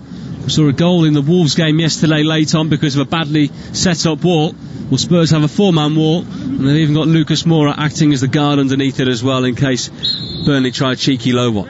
It's Brownhill who strikes it over the wall, but a few yards over the bar as well, never troubling Hugo Lloris. Always too high, wasn't it? See it from behind him here, trying to just whip that over the top of the wall. It's central as well, it's not even away from Lloris. Maybe better off not moving that to the side and someone having a proper strike on goal there. Lloris with the high ball forward towards Kane. It hits his back, it falls for Ndombele. Well, again there, Tanguy Ndombele picks up inside the Burnley half, goes to Davies on the left, back inside now to Hojbjerg. Alderweireld off the right, to the right now to Doherty on the halfway line, falls to Lucas Moura, tries to lay it back to Doherty but wasn't quite in the right area. McNeil brings it forward now for Burnley. Bit of a dying breed, isn't he, Dwight McNeil, the old-fashioned winger? Yeah, they are a dying breed. We was talking about that yesterday. You don't often see it now, do you? In most teams he'd play off the right-hand side, wouldn't he, and drift in. Burnley coming forward here with Gudmundsson, who's drifted in. Tries to play it to McNeil on the left, and it's slid out by Sissoko. Burnley having a bit of a spell here. There's a throw which will be taken by Charlie Taylor. Into McNeil. Back from McNeil. Burnley having to go back here. Spurs forcing them out as they move the line right upfield. Long to the right hand side to Lowton. Westwood swings one forward into the right channel here. Wood gets after it, just about takes it down. Gudmundsson on the right, look to try and cross it here. He leaves it instead. On the outside is Westwood, who can cross it, but he checks, goes back. Lowton does eventually cross it in. Header comfortably away by Eric Dyer. Son back there to help it forward towards Kane. But Long gets there for Burnley first. Decent little spell for the home team. And like we said, after 2 or 3 minutes, any chance or opportunity they get to put that into the opposition box, they do so. Sorry, Kev. Yeah, I was just going to say, Westwood had a chance, but it wasn't quite right, was it? So he set it back, it comes in. They all know when it's coming in. They don't have to make 2 or 3 runs to forwards. They get half a yard, these wide players, it comes in your box. Burnley have played off just 33% possession so far. Taylor crossing here from the left in towards the near post. Alderweireld guided away, and Ndombele with good control. Barged off the ball though, he's lost it. Strike from the edge of the box for Burnley. Drilled in by Ashley Westwood, the captain, but Lloris going down to his right hand side to make a comfortable save. Good play from the 2 Burnley midfielders, and Ndombele trying to take a touch, just outstrengthed by Brownhill. Pass to his midfield partner. Tell you what, that's going in from Westwood, the captain. Very good strike. Lloris safe hands down to his right hand side, but decent little spell, last 4 or 5 minutes for the home team. 38 gone, Burnley 0, Spurs 0 here on Premier League Live. Son. Field it comes to Ndombele on the halfway line for Spurs. Sissoko then goes back into his own half to Eric Dyer. No need for him to go backwards there. Ndombele giving him a great little ball onto his back foot. He could have opened up himself, gone forward, but he's gone backwards. I don't know why Sissoko does that. Does it quite often as well. Hojbjerg up to Davies on the left hand side. Long diagonal here looking for Lucas Moura. Shackled by Taylor, who gets an easy header away to McNeil, who drops in to receive the ball. He's trying to take on Harry Kane here, who's gone to challenge him. Taylor will go from back to front very quickly indeed. High one, too high for Ashley Barnes. They don't mind playing the high ball up to either of them though, do they? Really, Barnes not the biggest either. He's not, but he's, again, he's an old-fashioned centre forward. Hojbjerg, too many touches there. Burnley will come forward. Gudmundsson, on the right hand side, edge of the penalty area. Wood wants it in the middle. It's near Chris Wood. Can he get there in time? No, just too long for the New Zealand forward. Over and out it goes for a goal kick, but that was a really good opportunity for Burnley there because Wood had peeled off his man. was Hojbjerg, just loses control, goes to Gudmundsson, and you can see what he's trying to do. It's a great run, to be fair, from Barnes that takes the defenders away, and Wood just tries to get himself to that back post. It just skids off the top of this pristine playing surface, but that was a chance. Burnley have had the only attempt on target in this game so far, according to the official stats. Who's more likely to get a goal at the moment, would you say, out of the two? You can't. I wouldn't like to call it. I think Tottenham have had the more controlled possession, which you'd expect. But Burnley, when they come forward in that direct manner they do, you wouldn't put it past them. Lucas Moura racing after the ball down the right here. Nick Pope sweeping behind his back line to put the ball into touch. Because of the banners covering the seats, the ball is returned quicker than it normally would be. Doherty with the throw. Infield here. Thrown to Hojbjerg. Furthest man away. Worked it from right to left. Davis out to the left hand side, and Harry Kane, who cuts in from that left hand side. A position he likes to take up. Can strike them towards the far corner. Harry Kane, edge of the box here. Pokes it past Tarkowski, then hits the deck. Spurs not happy. I think they should have had a decision there. Kane holding the bottom of his right leg here. The initial looks like he'll be okay. Yeah, initial faults are that's a decent tackle. Would like to see it again though. Harry Kane playing it into, well, what he would have liked to have been himself, but he plays it in, gets it back, and just tries to go through the congested Burnley defence. He just takes a little whack. Just over 41 minutes gone, 0-0. Hojbjerg into Kane, who's on the halfway line here, but so many players ahead of him. Dropping deep again, the England striker. Hojbjerg, the precise pass to the left to Davis. Short low ball towards Kane, who tries to poke it into the air and help it on towards Son. Lowton, though, has he prevented the corner? I'm not sure he has here, you know. No, I think that's gone out for a corner. The Spurs with a chance to deliver off the left hand side here as we approach the midway point in this game. Yes, Westy. Son will be the man to take once more, as he has been for all these set plays so far. 3 minutes to go until the end of the 45. In it comes from Son, long and deep this time. Doherty tries to stop it from going out of play, but only heads it into the arms of Pope. He's most certainly not going to play quickly, is he, Nick Pope? Every Burnley player back defending that corner. Because they're really not bothered about the counters, are they? Their first thought is to make sure they get a clean sheet. That's the one. They'll try and get their goals at other points in the game. Lowton with a comfortable header back here to Pope, who launches it long into opposition territory. Dyer with a header into the air. Gudmundsson helps it forward again towards Wood. Davies then with a big clearance and a big header forward from Long. Bit of head tennis going on. Eventually Brownhill takes it down. McNeil, good footwork to get past one. Receives it now towards the right hand side. Lowton infield to Westwood. McNeil still out on the right. He's switching back over to the left now. Long to Tarkowski on the left. Back to Long. Burnley inside their own half here. 2 minutes to go. 0-0 still here at Turf Moor. At times they work it into half decent areas in the opposition third, Burnley, but when it goes backwards it's all too easy for Tarkowski and Long to then just smash it forward. And Tottenham getting sucked into it there as well. Spurs looking for their first win here since December 2017, when 2 days before Christmas Harry Kane hit a hat-trick. Long switch here from McNeil. Nice ball into Gudmundsson on the other side. Johan Berg Gudmundsson, edge of the penalty area. Lowton's getting up there now. Gudmundsson going for goal himself. He was heading towards the bottom corner, but the goalkeeper Lloris again with a safe pair of hands together. Decent enough strike, wasn't it? Does well here. Waiting for Lowton to get up. Probably Lowton taking a little bit too long to get there. Davis goes with a runner, cuts inside, shot towards this near post. Again, comfortable save for Lloris. Davis back to Dyer here. Spurs have had 64% possession. Both sides have had 3 attempts, 1 on target each. Doherty challenged by McNeil, and McNeil's robbed him of possession. Spurs think the free kick should have been given. Into the area here for Barnes, back to goal, sets it back towards the edge of the penalty area. Brownhill, Westwood takes over. The shooting chance has gone for now.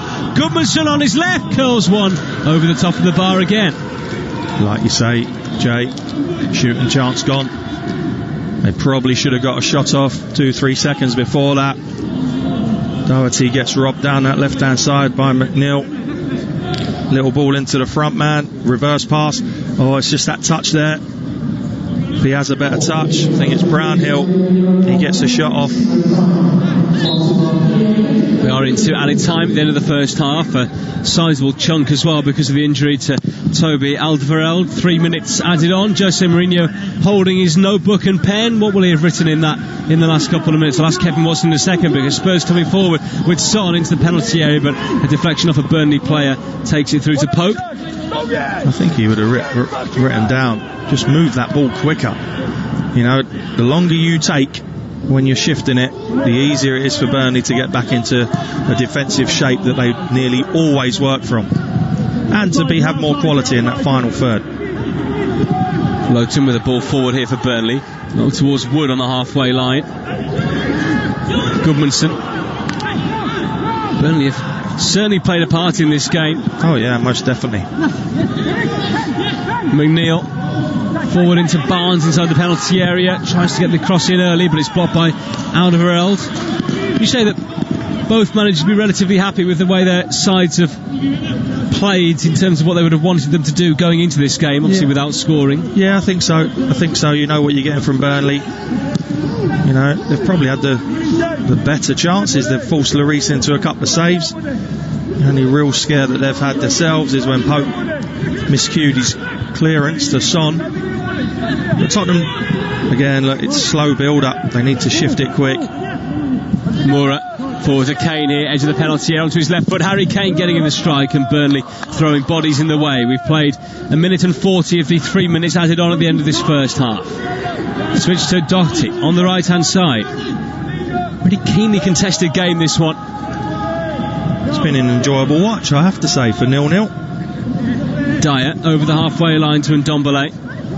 Back to Hojbjerg. Son receives it, keeps it moving to the right to Sissoko. Out to Doherty now, looking for the ball inside. Instead of poking back a bit to Sissoko, now helps it forward to Lucas Moura.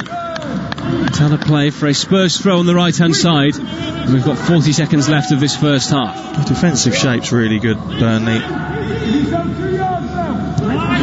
Sissoko in the right back position, goes back here to Alderweireld.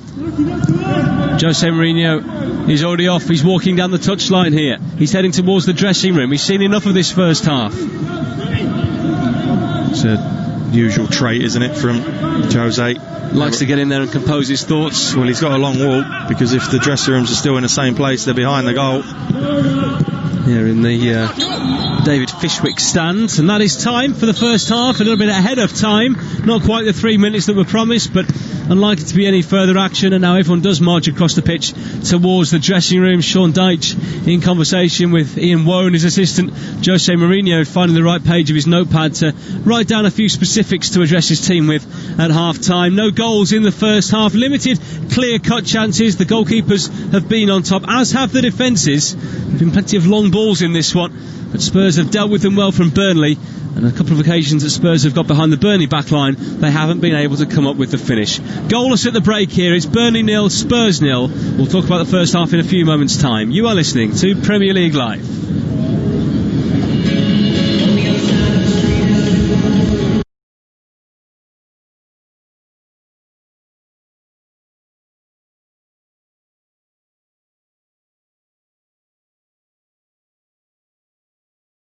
To grips with the plan, then surely we will be able to see light at the end of the tunnel. Listen now on DAB Digital Radio, online via the Talk Radio app, or ask your smart speaker to play Talk Radio.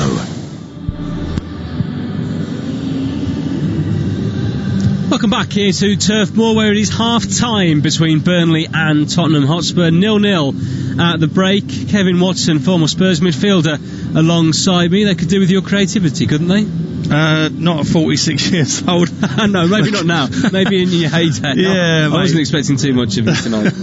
No. Listen, I just think that Tottenham have tried to play in the right manner. When they have broke quickly, their quality has let them down at the final pass and in the final third. They've actually done okay. But yeah, I think that, given another 10-15 minutes, if nothing changes, I think we can see that Jose wasn't best impressed. He will probably look to make changes. You think Gareth Bale will be top of the list? Well, you'd like to think so, wouldn't you?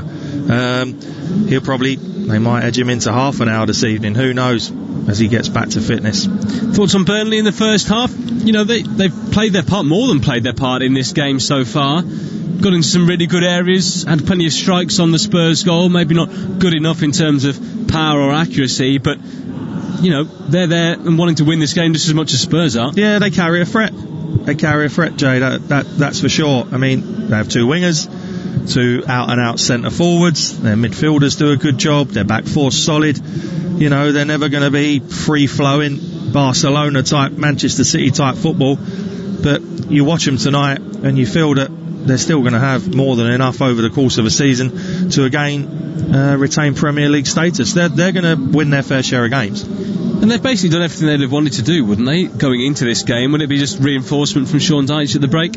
I think so, yeah. They're well in it. And as I say, Lloris's gloves are dirtier than Pope's as we've come in for the break, yeah. Well, second half on the way here at Turf Moor in around 10 minutes' time. There was one game earlier tonight, a long way from here, down in Sussex on the south coast, as Brighton took on West Bromwich Albion. The highlights of that one now. Richard Wolfenden and Dean Hammond, your commentators.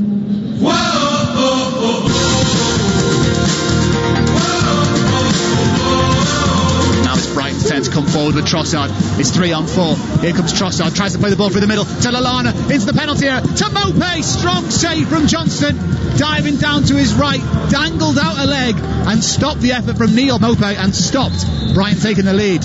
Is Trossard, who's a bit behind the play, but he has the ball. He loops it in towards Lamptey, the back post, who knocks it down here for Lallana with the strike. It's blocked by Ajay. Lamptey with the rebound across the face of goal and deflected in as an own goal, and it's either Livermore or Ivanovic who turned it in, but proper chaos in the 6-yard box has led to Brighton getting the first goal of the evening. It's Kravinovic in a deeper role into Grant. Can he turn his defender? Standing up still. It falls here for Kravinovic with the left foot shot. Strong save to his right hand side by Matt Ryan, and West Brom are knocking on the door here at the Amex Stadium. It's Kravinovic down the right hand side for Robinson. Now the space here. Grant in the penalty area. He tries the early ball. It deflects back. Colin Grant with space to shoot and scores the equaliser for West Bromwich Albion.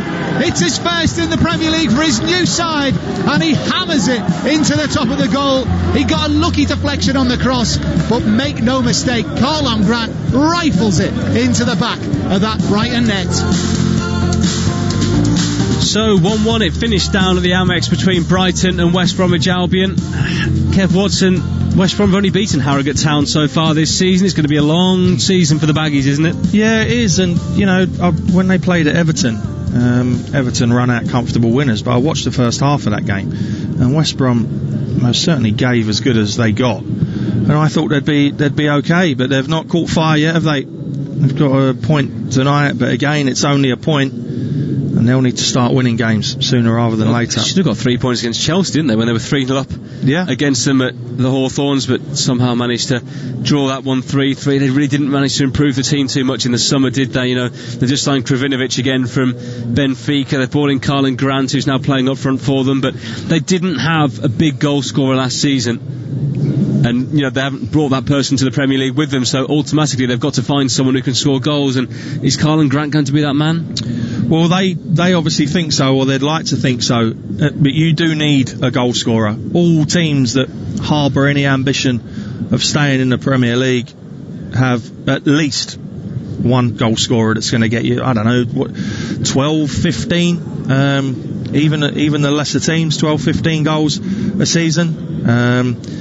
Is he going to be that man? I don't know. when you don't score goals, puts a lot of pressure on your defending side of the game. Yeah, the player who's just left West Brom as well, Ahmed Higazi, the centre-half who played for the first time last week in that game against Burnley, has been sold to Al Ittihad. He's actually the club's top earner, or was the club's top earner, and apparently West Brom quite keen to get him off the wage bill. But some stories in the English press today saying that Slaven Bilic could be under pressure, or conversely may want to walk away from the situation because Higazi's been sold behind his back. Not the kind of things you want to be reading as a West Brom fan. No, not really. This early stage of the season, you need to be cohesive. Everyone needs to be together. You know, I mean, I'm pretty sure that Slaven Bilic will put himself under pressure to get results. But whether that's coming from above him or not, who knows? We all know that football is a results-driven industry for any club. They say you're only ever 4 games away from the sack. Well, we'll see what happens there. Brighton have put on some good performances this season. You know, Tariq Lamptey's been a revelation since signing from the Chelsea under-23 squad. What can we expect from them this season overall, do you think? I think Brighton will do okay. I think they'll probably be like a Burnley. They play in a completely different way than Burnley. Potter, you know, he sets his teams up. They pass. I think they'll get caught a few times in the way they want to play, and they'll concede goals. But I like the way they try and play, and they'll certainly score goals as well, I think. I think they'll be okay. I don't think they'll be as comfortable as Burnley will. 0-0 here at Turf Moor at the break between Burnley and Spurs. Hopefully some goals on the way in the second half. The teams will be back out for that second period very, very shortly. Don't go anywhere. You are listening to Premier League Live.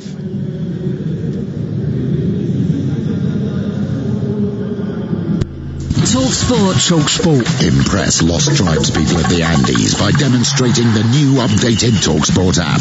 Listen live, listen again, and listen good, Buster. Download the app at TalkSport.com now. The Sports Bar, weeknights from 10 on TalkSport. Hello, I'm Andy Goldstein, and of course you can hear me on the Sports Bar with Jason Cundy. We'll be taking all your calls, text, tweets and emails on all the big talking points from the weekend's football. And remember, we bring you the very first look at the next day's back page headlines every single night. The Sports Bar, weeknights from 10 on TalkSport. TalkSport. Catch up and listen up without having to cough up.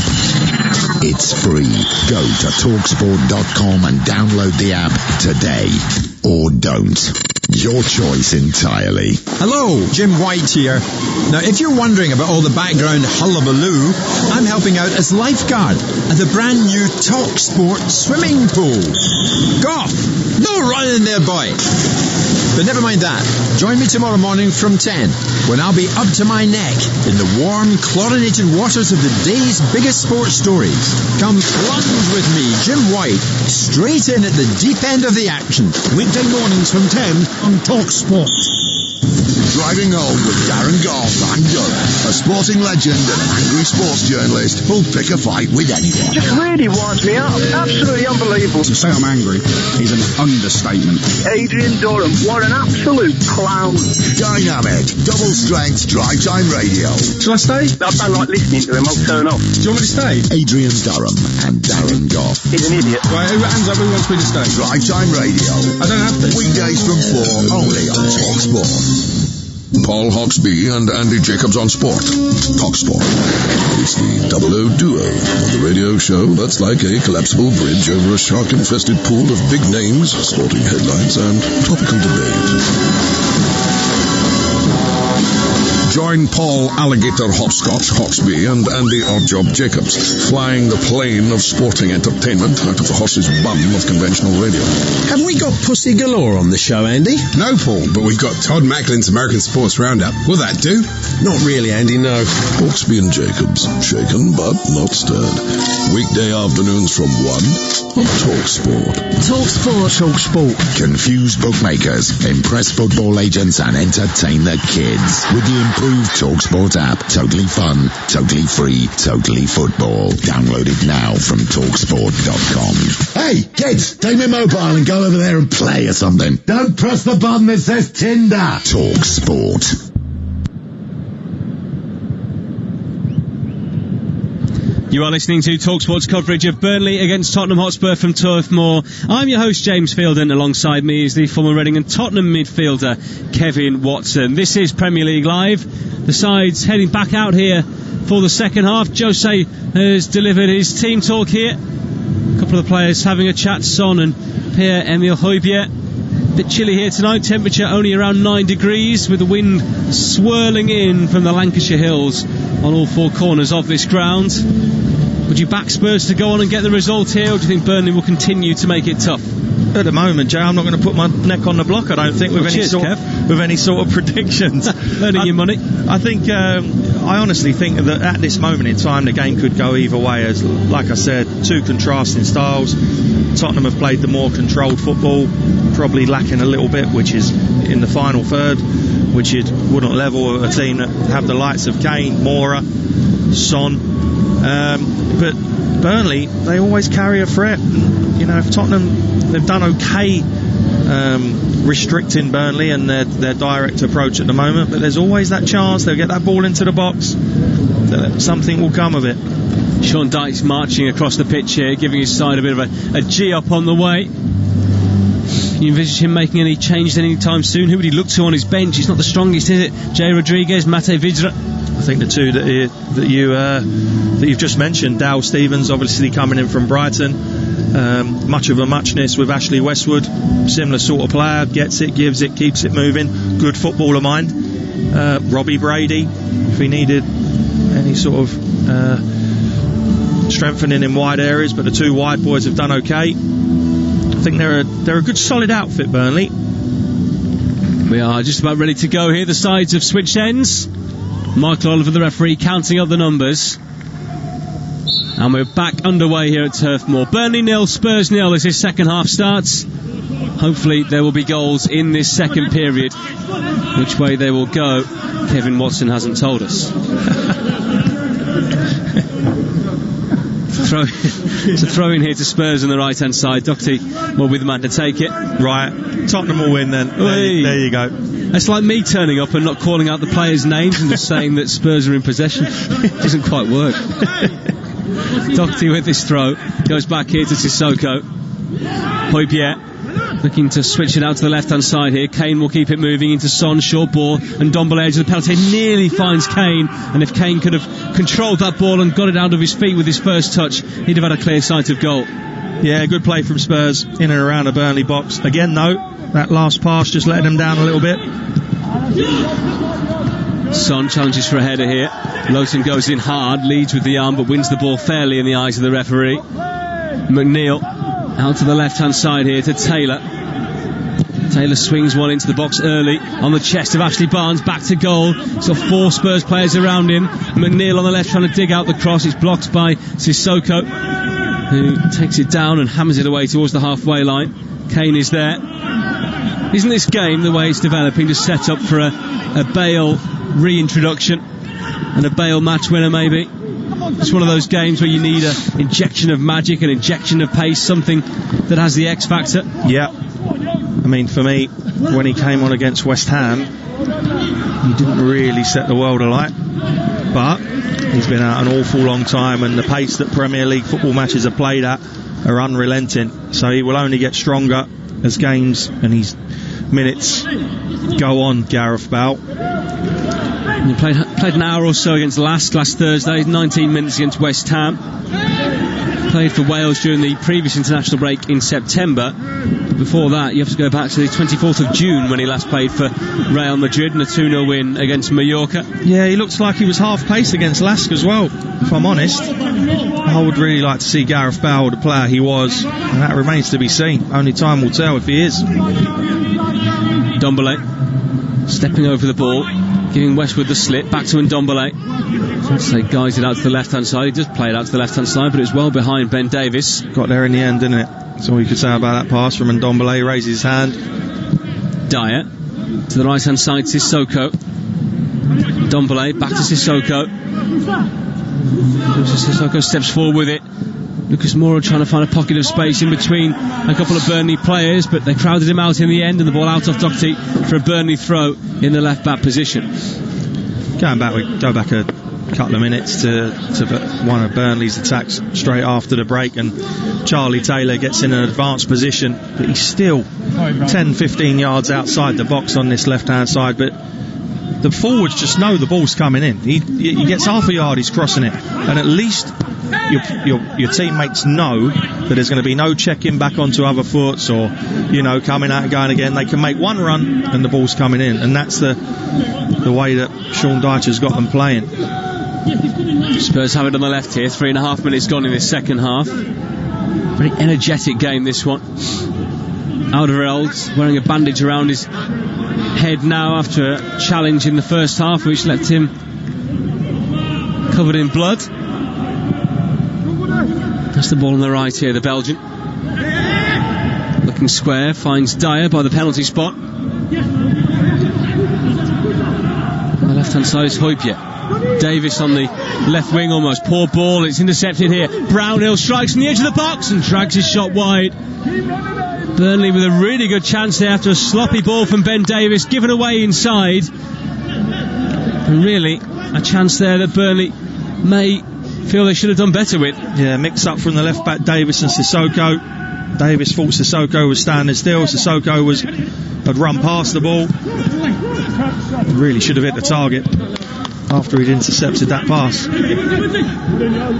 Gareth Bale going for his first run of the second half down the touchline. Do you think the decision would have been hard for him to rejoin Spurs? That old adage, never go back and all that? Not really, no. I think that it was a move of a lifetime, wasn't it, to go to Real Madrid. He loved his time at Spurs, done incredibly well.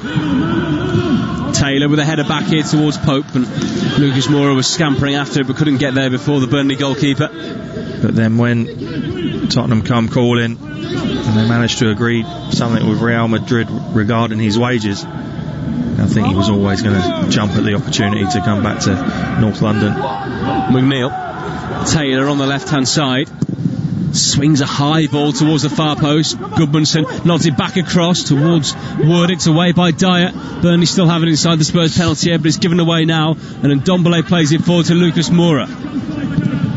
Out towards the left now, where Harry Kane is lurking. Tries to play it inside, but it's well blocked by Long. How to play for a Spurs throw on the halfway line. Haven't really seen too much of Son Heung-min in this game, have we? No, we haven't. Just about to say, he's been extremely quiet. A player that I especially rate so highly. Such a good attitude, such a talented player. Just haven't really been able to get him into the game as much as they would like, driving at players, committing defenders, and a man who can finish as well, as we've seen already with his 7 goals so far this season. Yeah, me too. Really rate him. Can he play for a top club, do you think? I think so, for sure. Inside it goes to Hojbjerg here for Spurs, just inside the Burnley half. 51 minutes gone, 0-0. Alderweireld inside his own half here, stepping forward with the ball. Short to Doherty on the right. Back inside now to Sissoko. Hojbjerg anchoring things on the left. Davies pushed on down the left wing again, as we saw in the first half. Hojbjerg. Sissoko stepping out with it here for Spurs, trying to find the ball onto the left hand side. The gap wasn't really there. Burnley get it clear. Gudmundsson takes it down in his own defensive third. The Icelander going back here to Lowton. High ball forward. Hojbjerg takes it down. Was caught from behind. Burnley saying fair challenge from Ashley Barnes, who gives Hojbjerg a bit of verbals as he runs away from him. Now Spurs lay it on Long towards Kane, takes it down the chest inside the box. Harry Kane, but he's been penalised. He goes down inside the box, but the whistle had already gone from the referee for a push, free kick. It's an aggressive game at times, isn't it? It is. I think Burnley wouldn't have it, and Sean Dyche wouldn't have it any other way, would they? But yeah, I think up the other end there, Ashley Barnes was politely telling Hojbjerg to get up, wasn't he? In his own unique way. Yeah. Can you please get up? Free kick Burnley then, which Pope is spotting up here at the moment. Doubted number 1 for Burnley these days. Something that he should really be knocking on the door of Jordan Pickford for the England setup. What are your views on that? Yeah, without a doubt. I think he's a very, very good goalkeeper. Pickford's form is just so erratic, isn't it? And he almost plays on the edge as well. He's very, very strange. I was going to say, he is just erratic full stop, I think. Wood on the right-hand side here, offside. Flag up against the Kiwi. It's a free kick to Spurs. Do you think he plays against him, the club he's playing for? And that Burnley may be likely to concede more goals than the average team, maybe, that a better goalkeeper would, that another England goalkeeper would play for, if that makes sense? Possibly. I'd like to think Gareth Southgate wouldn't look at it like that. You can also look at it on the flip side, that because he's playing for a so-called lesser team in the Premier League, that he's going to have more to do. Therefore, he might stand out a little bit more. And, you know, I'm a big fan. I think he's a terrific goalkeeper. And I think the time is now coming where Jordan Pickford will be put under increasing pressure. Not just because of his mistakes that he's made, but also now he's now in the spotlight for the challenge on Van Dijk. He's made a couple of other rash decisions as well. I think the time's coming where his form and the way he is going to be looked at. Eric Lamela, he's getting stripped and ready to come on here. And Gareth Bale going through a fairly rigorous warm-up exercise as well on the far side. Jose Mourinho not messing around at the start of this second half. Most of these players didn't play on Thursday. There's 7 changes from that Europa League tie with Lask. Also in their group are Ludogorets and Royal Antwerp. A group they really should be getting out of, shouldn't they?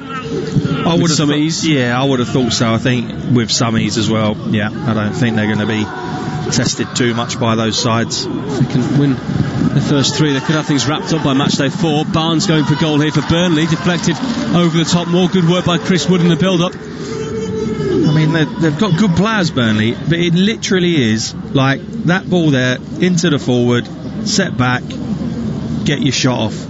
It almost can't. It's almost like it's into Wood, set back to his strike partner. It's like lower league stuff, isn't it? But it's formulaic and effective. Yeah, obviously with good players. Well, I say effective to a point. They haven't won so far this season.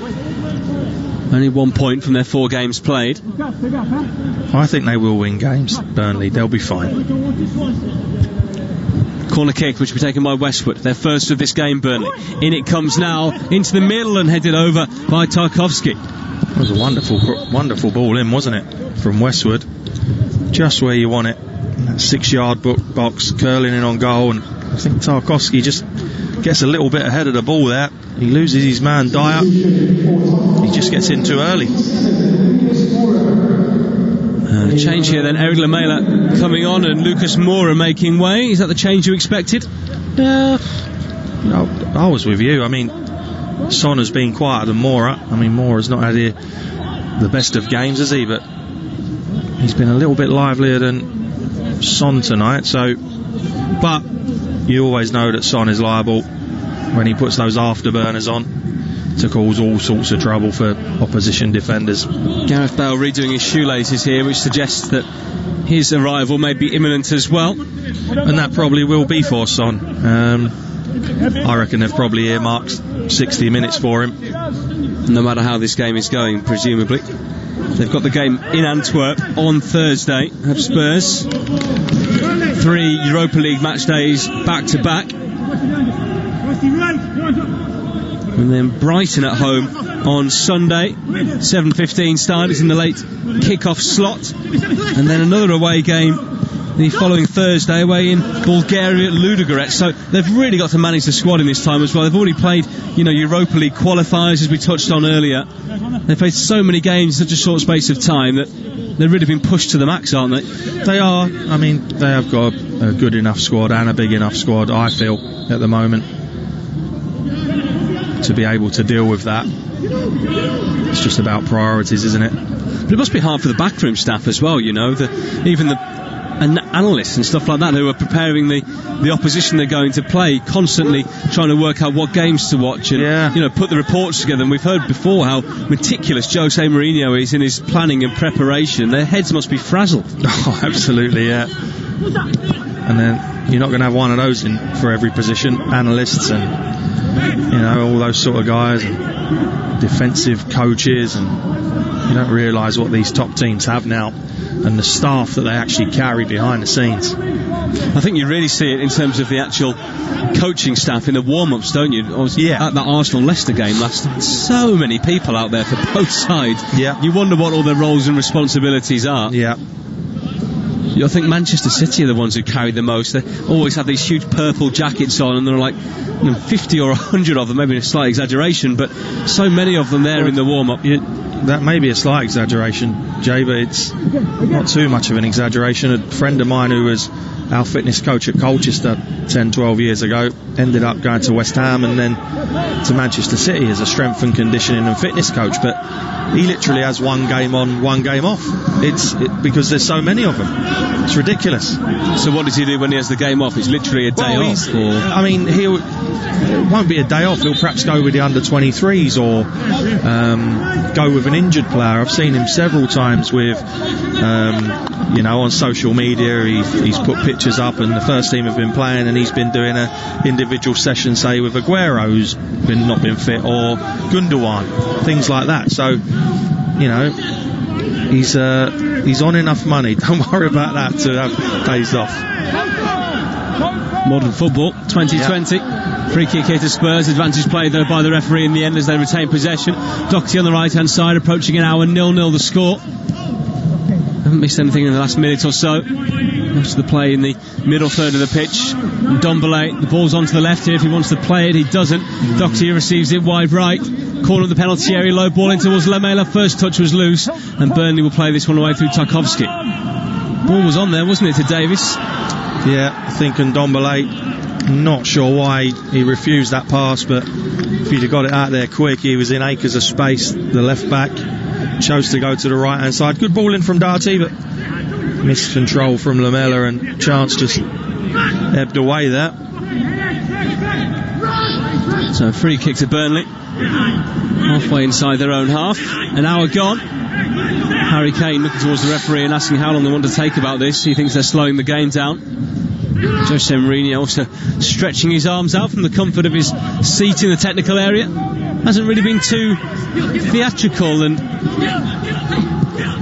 his normal self on the touchline tonight, has he? He's been quite withdrawn from things. He has, yeah. McNeil, left side for Burnley, has Taylor on the outside, approaching the edge of the penalty area now. McNeil, Doherty up against him. The England 21 international's got the better of Doherty. Inside he comes, McNeil in towards Barnes, set back here for Brownhill, square ball. It's Westwood who will hit it, and that's a fine block there from Ben Davies. Just had to be there at the right time, and was for Spurs. Great ability, wasn't it, from McNeil on this left hand side, going between the two Tottenham players. They worked it well, eventually come to Westwood on the edge of the box, and it was a good block, because I tell you what, he really caught hold of that. Forward from Taylor, looking for the run of Wood in the left channel. Can you see Burnley changing anything at the moment? Not at the moment, no. Of course, had a week rest from their game against West Brom last Monday. The only thing I possibly could see as time goes on is perhaps one of the forwards coming off and some fresh legs with either Vidra or Rodriguez. Ndombele back to goal inside the Burnley half, plays it square to Hojbjerg. Doherty on the right now, needs someone around him here, guides the ball into the box instead. It's really on his game, Matt Doherty. He thrived at Wolves when he had a winger high up on his side and used to love the little give and goes. He'd make the runs into the box, cutbacks, that's what he was all about. Doesn't have that option here.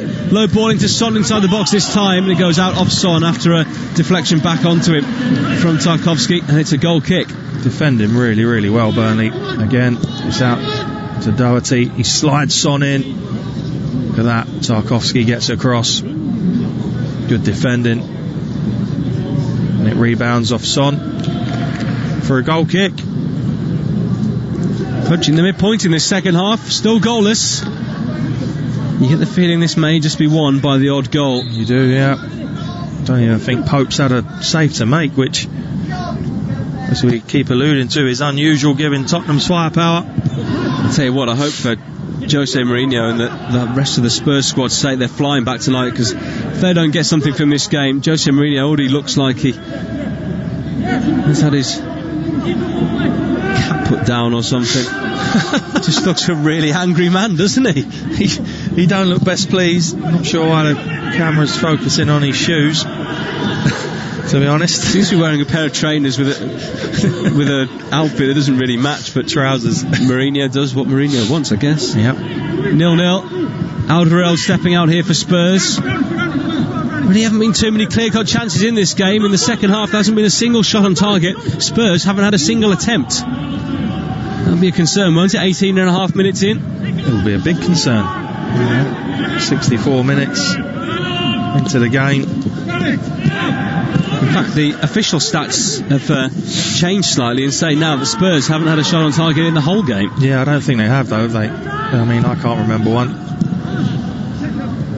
Son dropping off here, receives the ball, spins out and wants Doherty to bomb one ahead of him down the right hand side. Gets it back now, Son. Inside it goes to Hojbjerg. Lamela on as a sub, looking to make an impact. And Ndombele, sorry. Davies on the left, back to Sissoko. You need to move it quicker, Tottenham. It's too slow. Dyer carrying the ball forward himself. He's gone past two. And Ndombele can play that ball left again to Davies, but short to Kane instead, into the box towards Dyer, who attacks it up there. How to play it goes. I think it may have gone off a defender last there. Yeah, I think that's possibly a corner. I'm just wondering if Ndombele and Davies have had a row of any sort, because that's twice now Ndombele's looked at him and not wanted to play the ball out there. Seems such an easy pass as well. Yeah. Davies in a good position. Alderweireld stepping up now to attack this corner. It's going to be a painful one for him in the morning. Lamela swings it into the box. It was towards Dyer, headed into the air by Wood. Doherty up there as well. Good in the air. Barnes gets it away, sees the challenge coming. Was going to take the free kick, but the counter could be on here with Lowton. Approaching the halfway line for Burnley. Infield to Gudmundsson, who can run here at the Spurs back line. Goes wide instead. Wood now making up ground to take his place in the middle. It's Gudmundsson. Wide to the right hand side for Burnley, and in the end Sissoko steps in and puts the ball into touch. It's a Burnley throw in line with the edge of the Spurs penalty area. Yeah, there was a chance there. Chris Wood had his arms up at the back post for probably 10 seconds. He peeled off the back of Matt Doherty. Burnley, unusually for them, took too long to get a crossing. It's a Burnley throw then. Taking their time about taking it. Thrown infield now to Westwood. Lowton, Westwood. Two exchanging balls, but given away now to Spurs, who break out with Lamela. The run from Kane down the left hand side. Lamela just about gets it to him. More luck than judgment though there, I think. Hojbjerg now to Doherty on the right hand side. Lamela wants it in the middle. Doherty stands a high ball up towards the far post. Lamela takes it on the chest, tries to leave it for Kane. Does get it to Kane. On his right foot. On his left now Kane. On his right. On his left. Corner. He loves that position, doesn't he? Harry Kane finds himself in it more often than not. That inside left position in the penalty box. It was good defending in the end from Lowton. Didn't buy Harry Kane's little chop back onto his left foot. Corner Spurs. Midway through this second half, just about. In swinger from Son coming up. In towards Davies at the near post. Well headed away by Barnes back there. No sign of another Spurs change just yet. Doherty on the right. Drives a long diagonal out towards Son on the left, and it's a well-judged header from Lowton back towards the goalkeeper. If he had headed it forward, Son may have picked it up, but really well anticipated there by the right back. Yeah, done well. It's played well, Lowton. McNeil carrying it forward for Burnley. So's this boy. Precise pass into Barnes. Gudmundsson on the right as Lowton on the outside. Spurs have two there with them. In the end, Burnley go back towards the halfway line. Swung in early by Westwood. Wood takes it on the chest inside the box, nearly getting the strike away. Would have been a scissor kick there from the Burnley front man, but a great interception by Alderweireld. Yeah, again, looks like that flag went up on the far side late. Terrific ball in though, wasn't it? A real good take from Chris Wood. Davies on the left here for Spurs, inside the Burnley half. Second half meandering on. Still waiting for a Spurs effort on goal. They can't get beyond this Burnley back line. They need something special. They need a touch of magic from someone. Well, they do. Burnley literally got a back five in now, haven't they? Davies coming in off the left flank. Back to Hojbjerg. Southampton man finds Son. Hojbjerg goes down off the ball. Ndombele. Back to the halfway line. Alderweireld leaves it for Dyer. Someone just got to take this game by the scruff of the neck now and take some risks for Spurs. Got to have. Left side. Davies trying to cross early towards Lamela at the near post. It's blocked out of play for a Spurs throw. Still no sign of Gareth Bale. We're edging towards the 70-minute mark in this game. One ball out to the right of Doherty. Takes it on the chest nonchalantly there, the right back. In it comes to the edge of the penalty area, but goes all the way through to Pope. Easy catch. Let's get together. Number of players warming up on the far side, but no more changes imminent for now. Taken away here by Dyer for Spurs.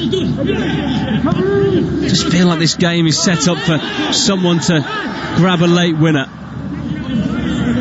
You do indeed. The change is coming. Spurs are issuing some instructions to someone on the far side as we look down. Can't quite see who it is. Might be Carlos Vinicius, in fact, who's going to come on here. I wonder who that'll be for. Possibly Son. You can't see it really being talisman, can you? Harry Kane. Lamela out to the left hand side. Nice ball. Davies ball into the box. It's blocked away by Burnley. Have dealt with everything that Spurs have thrown at them in that manner. And they're trying to break out themselves here, the Clarets. But Wood getting after this ball. Oh, he's won it off Eric Dyer. Oh, he's lucky. And a whistle from the referee for handball. Well, the assistant on the far side didn't flag for it. He was looking straight at it. Sean Dyche absolutely livid. He's lucky, Dyer. Just deal with it. He's trying to flick it back over Wood, isn't he? Oh, he's lucky because he's got his arms down at his side, Wood. Booted away here by Long. Is that not the same situation as those offside flags, in that something like that you should let the attack play out and then judge it afterwards? I think so, yeah. Barnes inside here to Wood. Burnley attacking. They've got their tails up at the moment, looking for the opener. Wood's won it back here off Sissoko, holding it on the left hand side. It's gone off Doherty's shin, out for a Burnley corner. They like these situations. It's brilliant from the centre forward. Gives it away once, not content, wins it back, and just another little look. Oh, do you know what? I think that's incredibly fortunate. Wood has no control. He's got his arm down by his side. Dyer flicks it back and it hits him on the elbow. Purely unintentional. Eric Dyer saying to Wood, well, that is handball. And Wood saying, no, it's not, mate. I think Dyer's lucky.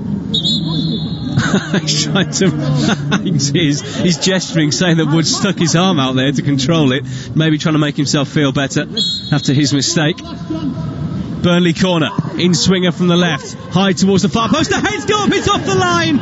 It was attacked there by Tarkowski, and Spurs have saved themselves there. Looks as though that one was going in right on the line. Wow, that's the best chance of the game. Can't quite see who headed that off the line. However, could be a match saver.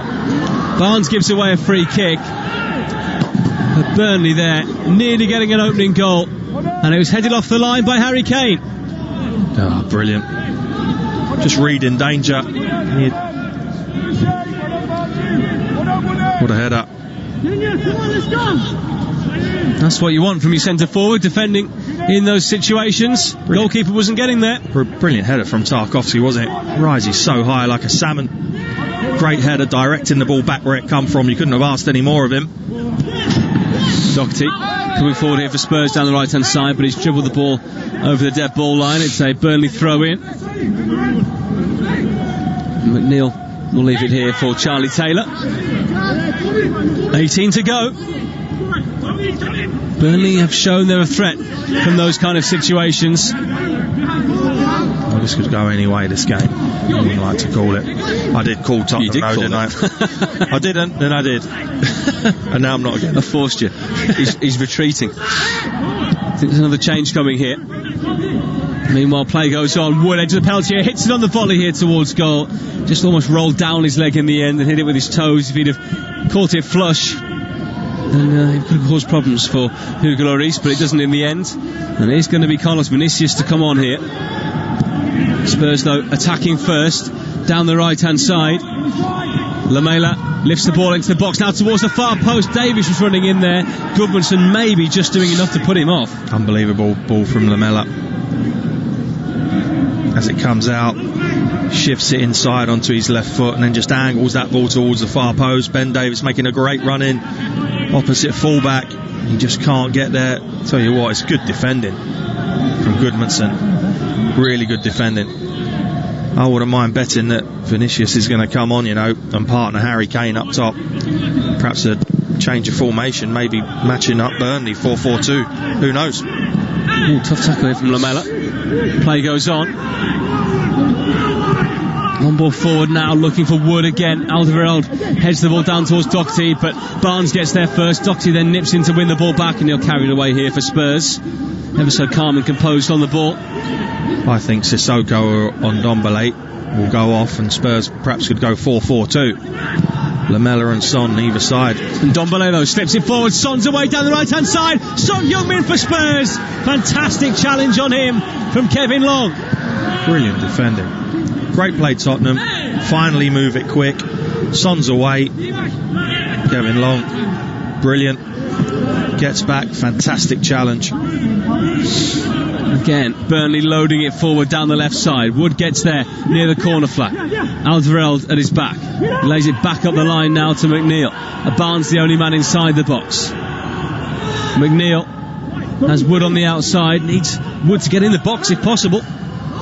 Wide it goes now to Taylor. Back to Brownhill. 15 yards inside the Spurs half on the left wing. Taylor inside to McNeil. Commits and drives in field but loses the ball, and now Spurs can break. They've got 4 forward here. Son over the halfway line, outside of the centre circle. Lamela, Kane's on the outside here, punching the edge of the penalty area. Harry Kane driving one, and it's deflected this time by Tarkowski, and Burnley won't prevent the corner, I don't think, but it could have been a whole lot worse for them. Could have been. They worked it alright. Harry Kane just kept his width as that was building up. And Ndombele, we're looking again at the Son chance. Brilliant defending. Again, Harry Kane gets his strike off. But Burnley defended really, really well this evening. 15 minutes to go of the 90. Still waiting for Bale o'clock here. Vinicius is going to be on in just a second. The Brazilian. Eric Lamela's corner in towards the penalty spot. Kane nods it on, and Son Heung-min finds the corner with a header. They've defended so well, Burnley, but they've been undone at the corner, and it's the top scorer, Son Heung-min, who does it again. Well, if there was going to be a goal this evening from a set piece, you would have said that Burnley would have got it. But it's a great ball in. It's Harry Kane. He's moving backwards. He knows he can't score from where he's heading it from. He angles his head, just turns it towards goal, and Son comes in at the back post, reads it, and then sends it high into the top corner of the Burnley net. Spurs 1, Burnley 0. But he found so much room, didn't he, Son Heung-min? Started his run from just outside the penalty spot and didn't have a tight marker, but had someone watching him. But then there was just so much ball watching in there, and that's how he found his room. Yeah, and you wouldn't expect that from Burnley. They're well drilled at set pieces, both for and against. Harry Kane, he's such a clever footballer, isn't he? A lot of players would have tried to turn that, or headed for goal if you like, but he's clever and he's running away from goal, and all he does is direct it into an area where he knows teammates will be running on it. And it was Heung-min Son, should I say, who came in and directed it back where it came from. Brilliant header. Ndombele trying to tuck a ball inside here, gives it away. Long to the right hand side. The change is going to come here for Spurs eventually. Not sure who it's going to be though. It might be Lo Celso coming on here instead. We'll see in a second. Westwood coming forward here for Burnley. The goal doesn't seem to have dampened their spirits. The cross in towards Wood here, away by Alderweireld. Taylor picks it up on the left. High ball clipped in by him. Lloris thought about coming and then didn't. Davies then leaves it, and in the end Spurs get a bit lucky there. It's just out of play for a goal kick. And it is going to be Giovanni Lo Celso, back from a thigh problem. And into the action here at Turf Moor, as he is going to replace Tanguy Ndombele. Good player, Lo Celso. Like for like, this one. He'll play just off of the front with Sissoko and Hojbjerg just sitting still, so nothing really changes in terms of the shape of Tottenham. Just over 10 to go. It wasn't going to be Lo Celso, was it? It was going to be Carlos Vinicius, but goals change games, change the way games are heading. Jose Mourinho at one point looking as though he was going to go for it, has now gone for the fresh legs instead. Yeah, well, doesn't need to make that real attacking change now, does he? Lo Celso will come and play in that hole behind the front three. That goal, Spurs' first effort on target this season. Unbelievable. You wouldn't think it would come from a corner either. Clinical, if nothing else. Burnley putting it forward here. Wood trying to nod it on. Alderweireld gets it away. Kane involved in that goal, gets the assist. His 8th assist of the season already. That is astonishing, isn't it, in just their 6th game? Yeah, it certainly is. Son down the left-hand side here, running against Long. Son looking inside. He was caught late. Lo Celso out to the right, and Spurs asking for play to be brought back here. And after the advantage didn't come, the free kick will be given. The yellow card will come from referee Michael Oliver to Kevin Long. Well, Michael Oliver see that. Son plays it and gets tackled after the ball's gone by Long, and he was willing to play the advantage, and then because of all the shouting and screaming from Spurs players, he then decides to bring it back, thinking, oh well, it must have been worse than what it was, but it wasn't. Seeing a replay of the corner again. Watch Son's movement and tell me about it, Kevin Watson. Well, he literally just stands out the back, doesn't he? And he goes in unmarked. In fact, there was 2 of them there. If Son hadn't headed it, it'd have been the other white shirt that did. They were ball watching, like you say, Jay. Ball in here for Spurs. It's come to Doherty at the back post. Guides it back in now, headed towards goal, but into the arms of Nick Pope from Lo Celso. Burnley not done in this game yet, though. 10 to go. No, they're not. And you know for sure that they'll go from back to front even quicker than they have been now. Play off those 2 strikers. Here it goes again. Long goes long. Up for Barnes. Pushed in the back slightly by Alderweireld. Play goes on. Davies on the left. Hooks it forward to Son, who could be the match winner here for Tottenham. Got the opener against West Ham last Sunday after just a minute. Scored 4 goals on the road in that 5-2 win at Southampton. That's great centre forward play from Harry Kane. Ball goes up to him. As soon as he feels any sort of touch, he's going to buy his team a free kick. Too clever there for Kevin Long. Charges through the back of him. Burnley about to make a change here. Vinicius, who was ready to come on, is back warming up again on the touchline in full Tottenham kit. He's just got a bib on to cover his shirt. Out there warming up alongside Joe Rodon, the new signing from Swansea. Davis, Lo Celso on the left. The Argentine looking in field. Sissoko going back into his own half. Hojbjerg playing it forward down the left. A bit of a slip there from Son, meant he couldn't get to the ball. Burnley have it with Barnes just short to the halfway line. You got to laugh at Jose Mourinho, the way he's just sitting in that dugout, hands in his pockets, looks completely disinterested with what's going on. He's such a fascinating character, isn't he, really? You know, some games he's up there, he's effing, he's blinding, he's in the ear of all the officials out there, and tonight he's just chilled in Burnley. He's just sitting in the corner of that dugout. He hasn't been out of it all evening, has he? Looks like he's just sitting there with no friends because the coaches are all socially distanced around him. Just looks like he's got the hump. Having a drink from his water bottle. Sean Dyche, meanwhile, hasn't left the corner of his technical area all evening. Here comes Spurs down the left. The second goal will seal the points here now. Lo Celso in the box, helps it on to Son. Lo Celso Curling one out to the right hand side. Lamela gets in the strike, didn't really catch it cleanly. Dribbles along the ground into the arms of Pope. Good play. He's got good feet myself, so him and Lamela very similar, aren't they? Wood brings the ball down here with Dyer behind him, but it's Dyer who pokes it away, the former Sporting defender. Burnley waiting to make this change. They haven't switched things up yet. Just over 7 minutes of the 90 to go. And Spurs have just got to control this game now, haven't they? Yeah, they have. Burnley look quite tired now. As I say, they've had to chase the ball quite a bit, and they're going back to front. They've got to try and catch play up when they do that. It's a really physical way of playing that Burnley have. Long. Tarkowski going back here to Pope under pressure from Son. Manages to get the ball away. And a good one in the end to Gudmundsson on the right hand side, and Davies puts it out of play for a Burnley throw. Now they're going to make the change. Be interesting to see what they do here. For Burnley is going to be the introduction here of Jay Rodriguez. And he's going to replace Johan Berg Gudmundsson. Is he going to play 4-3-3 maybe? Might be asking a bit too much. Maybe see Barnes pull wide, or is Rodriguez going to go and operate out there? Don't see them switching formation too often, do you? No, you don't.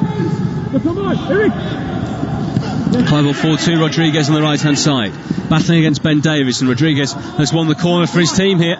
6 to go, and they came so close to scoring from their previous set play, didn't they? They did. Once again, Long, Tarkowski both coming forward. It was Kane who saved the day last time. Can they keep it out on this occasion? A bit of pushing and shoving between Chris Wood and Eric Dyer. Plenty of movement in as the ball comes in. Now Lloris comes. It's a great catch from the Spurs goalkeeper. Safe hands. Well done. Just what you need. 5-6 minutes to go. All the big guns forward. High looping corner. Good hands, Lloris. Collapses to the ground to give his side a few seconds to catch their breath and reorganise here. Burnley throw. Lowton will take it. Sean Dyche with a good touch in front of him. Westwood with a big up and under forward. Down the right it goes. Dyer away under pressure from Wood. Rodriguez back to Wood, edge of the penalty area. Jay Rodriguez on the right hand side, and Sissoko has put it behind for another corner here. And this is going to be a familiar pattern now for the final 5 minutes, you would imagine. Yeah, I'd say so. Rodriguez has done well twice now. He's earned his team 2 corners. Can they make something of it? Could be an in-swinger from the right. And it comes from McNeil. High towards Tarkowski. Lloris comes again and grabs the ball for his side and tries to get them going on the counter-attack here. They've got players forward if they can play it quickly. It's Hojbjerg on the right-hand side. Slows the game down now and brings it into Lamela. Having Lamela carrying the ball forward here for Spurs. Doherty. Hojbjerg done well there. Was on his own. Just kept it. Let the troops catch up with him. Tottenham in good possession now. This is a game, especially with the cold temperatures, and we know that Gareth Bale gets lots of muscle injuries, that they really don't need to take a risk with him in. No, they don't. Probably play him in Bulgaria against Antwerp on Thursday in the Europa League. Yeah, I would have thought that he'd start that game. That's where he'll get his minutes, get up to speed if you like, for the real test, which are Premier League games. We know that. Spurs don't really need him at the moment, do they? If they continue to get results, looks like they're going to do it here by the slenderest of margins. But for Burnley, if they do lose this game again, as good as they've been in their own right in this one, the results can't continue like this, can they? No, I agree with that. But what does he do? Just hope that by the law of percentages and averages that the way they play will come off more than it doesn't? I think at the moment they're going through a spell where they're not scoring an awful lot of goals and they're conceding and losing by odd goals. High ball over the top here looking for Barnes. Alderweireld just guards it and watches it through to Lloris. I just think the way they play, Jay, that they will give lesser teams problems in this division. Kane Driving forward here for Spurs. Lovely ball to Son on the left wing. They could kill it off here, Tottenham Hotspur. It's Son inside the box, couple of step overs. Needs the lay back here, but no one there in white to find. And in the end, intelligently just holds it on the left hand side and finds Lamela. Still Eric Lamela, twisting and turning, rolling the ball underneath his foot and working it back up the line to Davis. Lamela again. Davis. Sissoko back into his own half. Dyer, big switch from the England international. Out to Doherty on the right, but too high for the right back. Out over his head. It's a throw into Burnley. Change for Burnley. Mate Vidra coming on. Last throw of the dice. Ashley Barnes, the man to make way. He's put a good performance in, hasn't he, Barnes? He has, yeah. Both front men put in a real shift. Has there been a standout player for you in this game as a whole? I think Ndombele had a really good first half. Apart from that, not really. Everyone's done okay. I think Burnley as a team unit have stuck to their guns. Not had an awful lot of luck, have they? Pope boots it forward here for Burnley. Very much going route one now if they weren't before. Lamela challenging forward against Taylor. Taylor just gets his head on the ball. Lamela slides in to win it back. Hojbjerg trying to spring Spurs forward here. Receives it on the right wing. Son's waiting in the middle. Hojbjerg retains possession. It's the back of the two number 5s here. Tarkowski at his back. And Hojbjerg intelligently holds it by the corner flag. Goes back now to Lo Celso. Corner of the penalty area. Doesn't want to play the risky ball in. Safety first back to Sissoko. And Tottenham making a number of right decisions here, but the ball is being put out because Dwight McNeil is down here and in pain as well. Good sportsmanship from Spurs there. Not sure what happened because jumped into the challenge, Lamela. Yeah, not sure what he's done though, because it was actually, I think, a good tackle. Let's have a look again. Yeah, he was low. I don't know, perhaps a wrap across the shins for McNeil. He's got that in him though, isn't he, Lamela? You could argue his studs were up. Yeah, possibly. You've seen red cards for less. Haven't had any VAR checks really tonight. Hasn't been interfered with. The game as we used to know it. It's quite nice to see, isn't it, really? It certainly is, yeah. And people say that it's ruining the game, and I'm no big fan of it myself, but you've got to give credit on games like this because, you know, they've dealt with everything as you would expect, pretty much. Yeah, we've had no interesting moments, I would say. You only talk about it when it comes up and it doesn't go the way you expect, but, you know, most of the time it doesn't really bother matches too much. 4 minutes of added time. Have Burnley got anything left in this? Jose is still chilled in the technical area, although he's sitting forward a bit now. Play back underway. And Lloris has it here on the left for Spurs, and he sends a long ball forward looking for Harry Kane. Long gets there first for Burnley, plays it away. Son comes in field. Hojbjerg back into his own half. Alderweireld wide to the right to Doherty. Lamela. Spurs look as though they're going to nick the points here and move up to 5th in the Premier League. Just 2 points off leaders Everton and Liverpool, who are behind them on goal difference. Playing key ball now, Spurs. And they're doing it very well, let me add. Around the corner there we go. Harry Son Kane trying to help it on here to Kane, but Pope will get there first. This ball's heading in one direction. In fact, he bowls it out instead. Nick Pope finds Taylor on the left. Poor ball though, and intercepted by Lamela. Not going to help Burnley's cause. Here comes to Son in the middle of the Burnley half. Lo Celso, Lamela towards Son, given away. Jay Rodriguez is there to pick up the ball. Westwood will help it on to Lowton on the right. He's got to play the long diagonal here. He does hoist it high towards Chris Wood. Goes up for the header, flicks it on towards Vidra, who takes it down. And it's cleared away by Spurs out to the right hand side. Burnley throw. Change for Tottenham, and Joe Rodon is going to come on here for his debut. And Son Heung-min, the goal scorer, is going to go off. You know, he's read between the lines. He knows that this ball's going to be going in their box again, Jose, doesn't he? Sensible move, or does it just invite more pressure for the final 2 minutes, or does it give Burnley the respect they deserve? Both. both, I think. It depends how you want to look at it. Yes, it would invite taking a forward player off. It's going to be less pressure on the ball, stopping it coming in your box from higher up the pitch. Brownhill from deep here for Burnley. They've got to get it wide if they can. The angle wasn't really there for the cross. Brownhill has lost it now on the right hand side. Kane picks it up for Spurs, helps it forward, it hits the referee. Play will stop. There'll be a drop ball here for Tottenham. And Burnley complaining, but everyone knows the rules. Michael Oliver ordering Burnley away. Not really sure what more he's meant to do there. That's the rules. Again.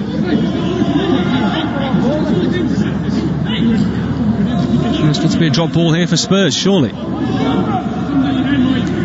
Eric Dyer taking his time to return the ball to the referee. Yeah, he's going to give it to Spurs. They had the ball.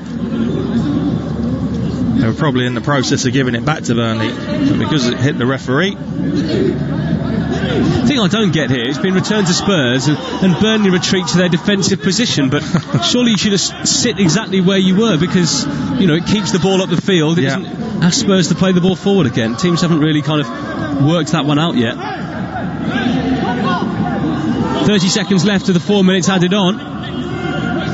Looks like Spurs are going to hold on here thanks to Son Heung-min's goal in the 76th minute. 1-0 they lead here at Turf Moor. High ball forward here for Burnley. This is it now. Up towards Wood, who takes it down the edge of the box. Criswell gets in the strike. It's blocked. Doesn't quite fall for Vydra. And Sissoko is there for Spurs. Davies away. And now we're in the hands of the referee. There's probably still about 30 or 45 seconds to go.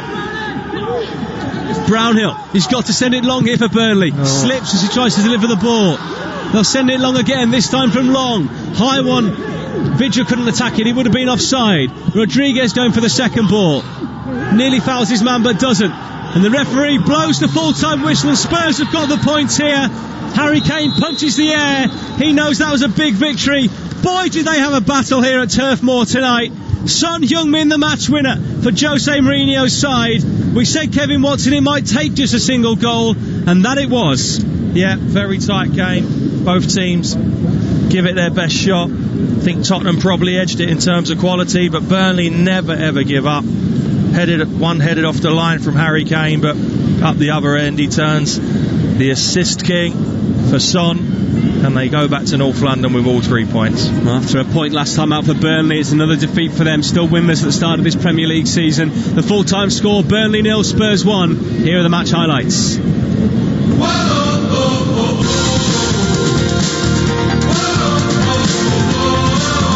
Burnley corner, in-swinger from the left, high towards the far post, the head's go up, it's off the line. It was attacked there by Tarkowski, and Spurs have saved themselves there. Looks as though that one was going in, right on the line. Wow, that's the best chance of the game. Can't quite see who headed that off the line. However, could be a match saver. Barnes gives away a free kick. But Burnley there, nearly getting an opening goal. And it was headed off the line by Harry Kane. Eric Lamella's corner in towards the penalty spot. Kane nods it on, and Son Heung-min finds the corner with a header. They've defended so well, Burnley, but they've been undone at the corner, and it's the top scorer, Son Heung-min, who does it again. Well, if there was going to be a goal this evening from a set piece, you would have said that Burnley would have got it. But it's a great ball in. It's Harry Kane. He's moving backwards. He knows he can't score from where he's heading it from. He angles his head, just turns it towards goal. And Son comes in at the back post, reads it, and then sends it high into the top corner of the Burnley net.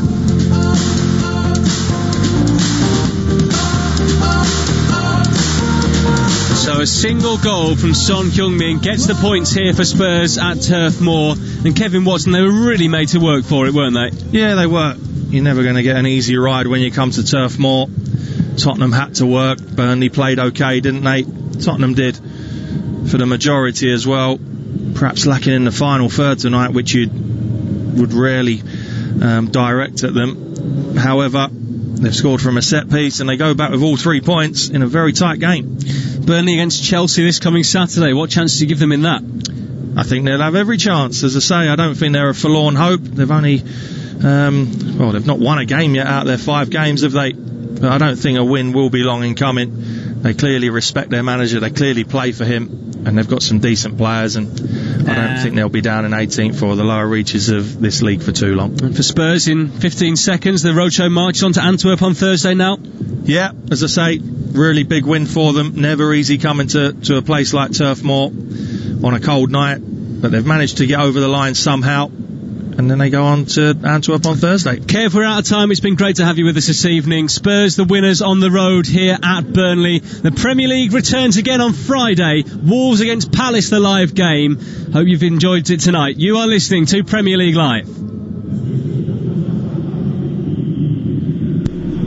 Evenings with James Whale on Talk Radio.